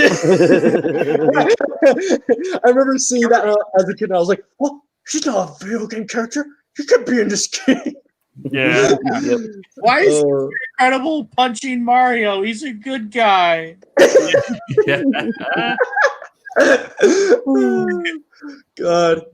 But yeah, the next song that I have on here is actually the Mario DDR theme of Waluigi's boss theme. Yes. He really has he has some of the best Mario music. Like Mario Pinball, Waluigi Pinball, Waluigi Stadium. I mean, those are the only two that are coming up, but like seriously, those are like people are like, those are the best. Those are the best songs from those games. Yeah, it's almost like everything about Waluigi is great, and for him not to be in Smash Brothers as an actual contender of Nintendo's history in terms of Mario characters, as the only one that was left out. Yeah, it's almost like it's a crime to not include him, doesn't it? Yeah. He's gonna, when they make the next inevitable Smash game, he's gonna be the first. Yeah, it's gonna open up, and it'll be like, sorry, I missed the last one. Like he'll have the snake voice, like David Hayden or whatever. God, he'll just hold it in 2 fingers. He'll hold the envelope in 2 fingers. He'll look at the camera. He'll be like, "Wah." Yeah. Sorry to keep you waiting. It's just gonna be like all of the fucking like Smash characters just like laying on the ground dead, and then see a shadowy figure and you can't tell who it is, and then you hear. Wow! Like, and then like turn on, and it's just a bunch of like action figures, and he's pretending, and then Sakurai actually walks in. He's like, "Wait! It turns out the Master Hand and the Crazy Hand is just Waluigi's hand. He's just been playing with them the whole so, time. like, you see this battle between the 2 hands and like Mario and Samus or something. They beat him up, and then you just see them like kind of do some weird hand shit, and then they come together, and then just zooms out, and it's Waluigi in a room playing with toys. Yeah, he's just Oh like, my god, yes. It was me all along, Austin. Yes. Oh my god. I'm the master. Wow. Thank you for the Vince McMahon. Oh, all right. It was me, Mario. It was me, Sakurai. Oh boy. All right, let's do this. Yeah, and this is where I just went wild. This is actually my favorite part to record because, like, there were times when I do a voiceover where I finally get to say, like, yes, here's the Waluigi moveset for all of you non-believers. It can work. It can work. But yes. Let's have some combo streams be linked to his boss doing Mario DDR, or perhaps using less powerful bombs like he used as a special move in Mario Kart Double Dash and in the cutscenes for Mario Power Tennis. We can also use twisted projectiles like in Mario Super Sluggers, or dare I say, have an upbeat attack be linked to his slam dunk in Mario Hoops 3-on-3. Please. As for his final smash, I think the best option would be his Striker's Charged Mega Strike. That just so looks good. terrifying and powerful. Yeah. It's so good. At the start. By the way, fun fact. So typically this clip plays for, like, if you were to play the game, this clip where he does the pose, like where he does the actual strike, that plays first. This is the aftermath, but I had the clips in reverse so that it made more sense. Just a fun little detail. Best option would be his Striker's Charged Mega Strike. That just looks terrifying and powerful at the same time. To almost quote myself at the start, but Waluigi is one of those characters that feels like a no-brainer. He has the history, he has the connection to Nintendo, he has the potential for a fighting game moveset, and he no doubt has the fan demand. That was the easiest Google search of my entire life. I bet. Waluigi's the character? All I had to do was just type in Waluigi Smash Brothers, and these came up. It was the easiest thing to find in the world. They need to give Waluigi an Infinity Gauntlet. Yeah. Oh god. Love it. Every time I go look at memes or custom stages in Smash Ultimate, I will always see references to Waluigi. The tennis racket. Yeah! Anyone deserves to become something more. It's Waluigi. By the Huzzah! That reminds me of a. Oh, sorry. What were we gonna say, Ulti? I was gonna say it took us 5 hours to do 10 minutes, but I'm like, oh wait, actually just normal. That's the usual. Same thing as normal. That reminded me of there was a comic I saw where it was like Daisy, or like Waluigi's always had a crush on Daisy or whatever. And like he actually did get the invite, but he saw how sad she was, and so he gave it to her. Yeah. It's like I was like, that's so heartwarming. I know. It was the stupidest thing. Do you know who made that comic? No, who was it? That was Shadman. Shadman. That's of course he did. He made the most wholesome Waluigi comic. God. Oh, Shadman. He's a very infamous not safe for work artist. Yeah. Oh, okay. Say no more then. Yeah. He usually draws very lollies. Yeah, and interesting. And so he would like cuties. Yeah. No, I don't know. I don't know about that one. I don't know. I think he has his limits. I think even he has his limits. So also that's a hashtag right now is Netflix pedophilia. That's one of the top hashtags. Oh my God. Is it really? Yeah. Good. I never thought I would see that, but it happened. Yeah. I'm glad that people are fucking like telling Netflix off about that. I mean, as they should. Like, yes, I can't see. If anyone actually defended that, then we would all be in agreement. It's like, yeah, you are a piece of shit. Yeah. They just need to remove the fucking movie. Yeah. It's still up on Netflix. Just on there in the first place. Yeah. I'm sure it was made by some former Nickelodeon exec. It's apparently made by some guy in France. That's what. Oh, that explains a lot. Yeah, That when explains a lot. Miranda came in and showed the headline, I was like, "Wait, what?" And then I saw that one tweet. It's like, "Oh, it was made by a French man." I was like, Made by the guy who made Jeepers Creepers. Hey. It's actually true. As much as I love the Jeepers Creepers movies, the director was a pedophile. Oh God. Disappointed. All right. Yeah. Shall we adjourn to? Let's watch something funny. Oh yeah. So for context here, Mahler was going over how foreshadowing is done well and how it's not done well. And when Game of Thrones, in Game of Thrones episode 5 of season 8, they played a clip before everything started of like these random quotes being thrown together to make it sound like Daenerys would go crazy.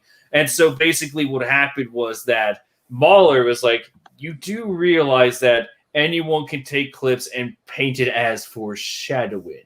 Yeah. And he is about to do that for us. So Well, taking clips out of context too. Yeah, exactly. It's like oh. what D&D did, those hacks. Mm-hmm. But yes, I shall let this play, and we shall feast in Mahler's loving arms. During the show that could have foreshadowed Danny's descent into madness. Not the montage itself or the content of the quotes, just the method of writing. It's like the slimiest way to try and force an outcome that you want but can't have. You can do this for any character. Let's assume Arya goes crazy, and at the beginning of the episode, we had this. A Stark alone can be a terrible thing. Children are not their fathers. She does not want power or money. She wants blood. The North remembers. She will be the end of us all. She's killed children. She will never stop. That's fast. She's killed children. Oh God, I love that he. Never stop. I love he keeps the Tywin quotes in like like children are not their fathers. It gets even better. I think he has 2 more examples. The pie one is my favorite. Yeah, So we'll good. get there. Okay, that was easy. Let's try John. The Mad King gave his enemies the justice he thought they deserved. This is a dangerous game you are playing. Be a dragon. Every time a Targaryen is born, the gods flip a coin. Targaryen, alone in the woods. Terrible thing. You don't want to wake the dragon, do you? A great warrior can make for a mad fool. Children are not their fathers. Big men fall just as quick as little ones. If you put a sword through their hearts. So bad. Oh, by the way, Tyrion quotes, not Tywin. I only realized that till now. Really? I thought they were Tywin clips. No, Tyrion quotes like children are not their fathers. Oh, I see. Yeah. So you can kind of see where I'm going with this, right? Let's try one more. The man who will cook the world into oblivion. Each time a meal is made, the gods flip a coin, and he may poison that meal. Children are not their fathers. Children are not their fathers. This creature will have us all on our knees in his kitchen. Even the White Walkers fear what comes from his oven. There's nothing in life he wants more than our suffering. He will not provide it, but you can pray for a quick death from the hot pie. I knocked him down and I kicked him in the balls and I kept kicking him until he was dead. Oh, I love it. So good. But that is it. Yeah, I'm glad we ended this on a high note. Yes, yeah, that was fun. So Yes. next week we get to do slots 6 through 1. Yay! Yay! Oh boy. Does anyone have any final words before I abruptly end this stream as in usual fashion? Real quick, this weekend, DC Fandom is going up. So yes, I saw that. The next So- Batman Arkham game will be announced, and I can't wait. well, not just that, but the new Batman Suicide movie. Squad. Yeah, Suicide Squad game. Well, the Black Adam is going to get like some, which I'm excited for that one. And the Batman had a poster made by frickin' Jim Lee. So Right? Oh, okay. Yeah. Oh, dude, it looks sick. Yeah, it does. Like I hope he has white eyes in the movie. I'm so sick I of seeing love that actual. so much. I'm so sick of seeing like the actor's eyes. It looks so bad. The eyes are It does. But yeah, I'm excited for that. So I'm hoping to do a stream about that at some point. Oh, nice. Whenever it comes out. Sweet.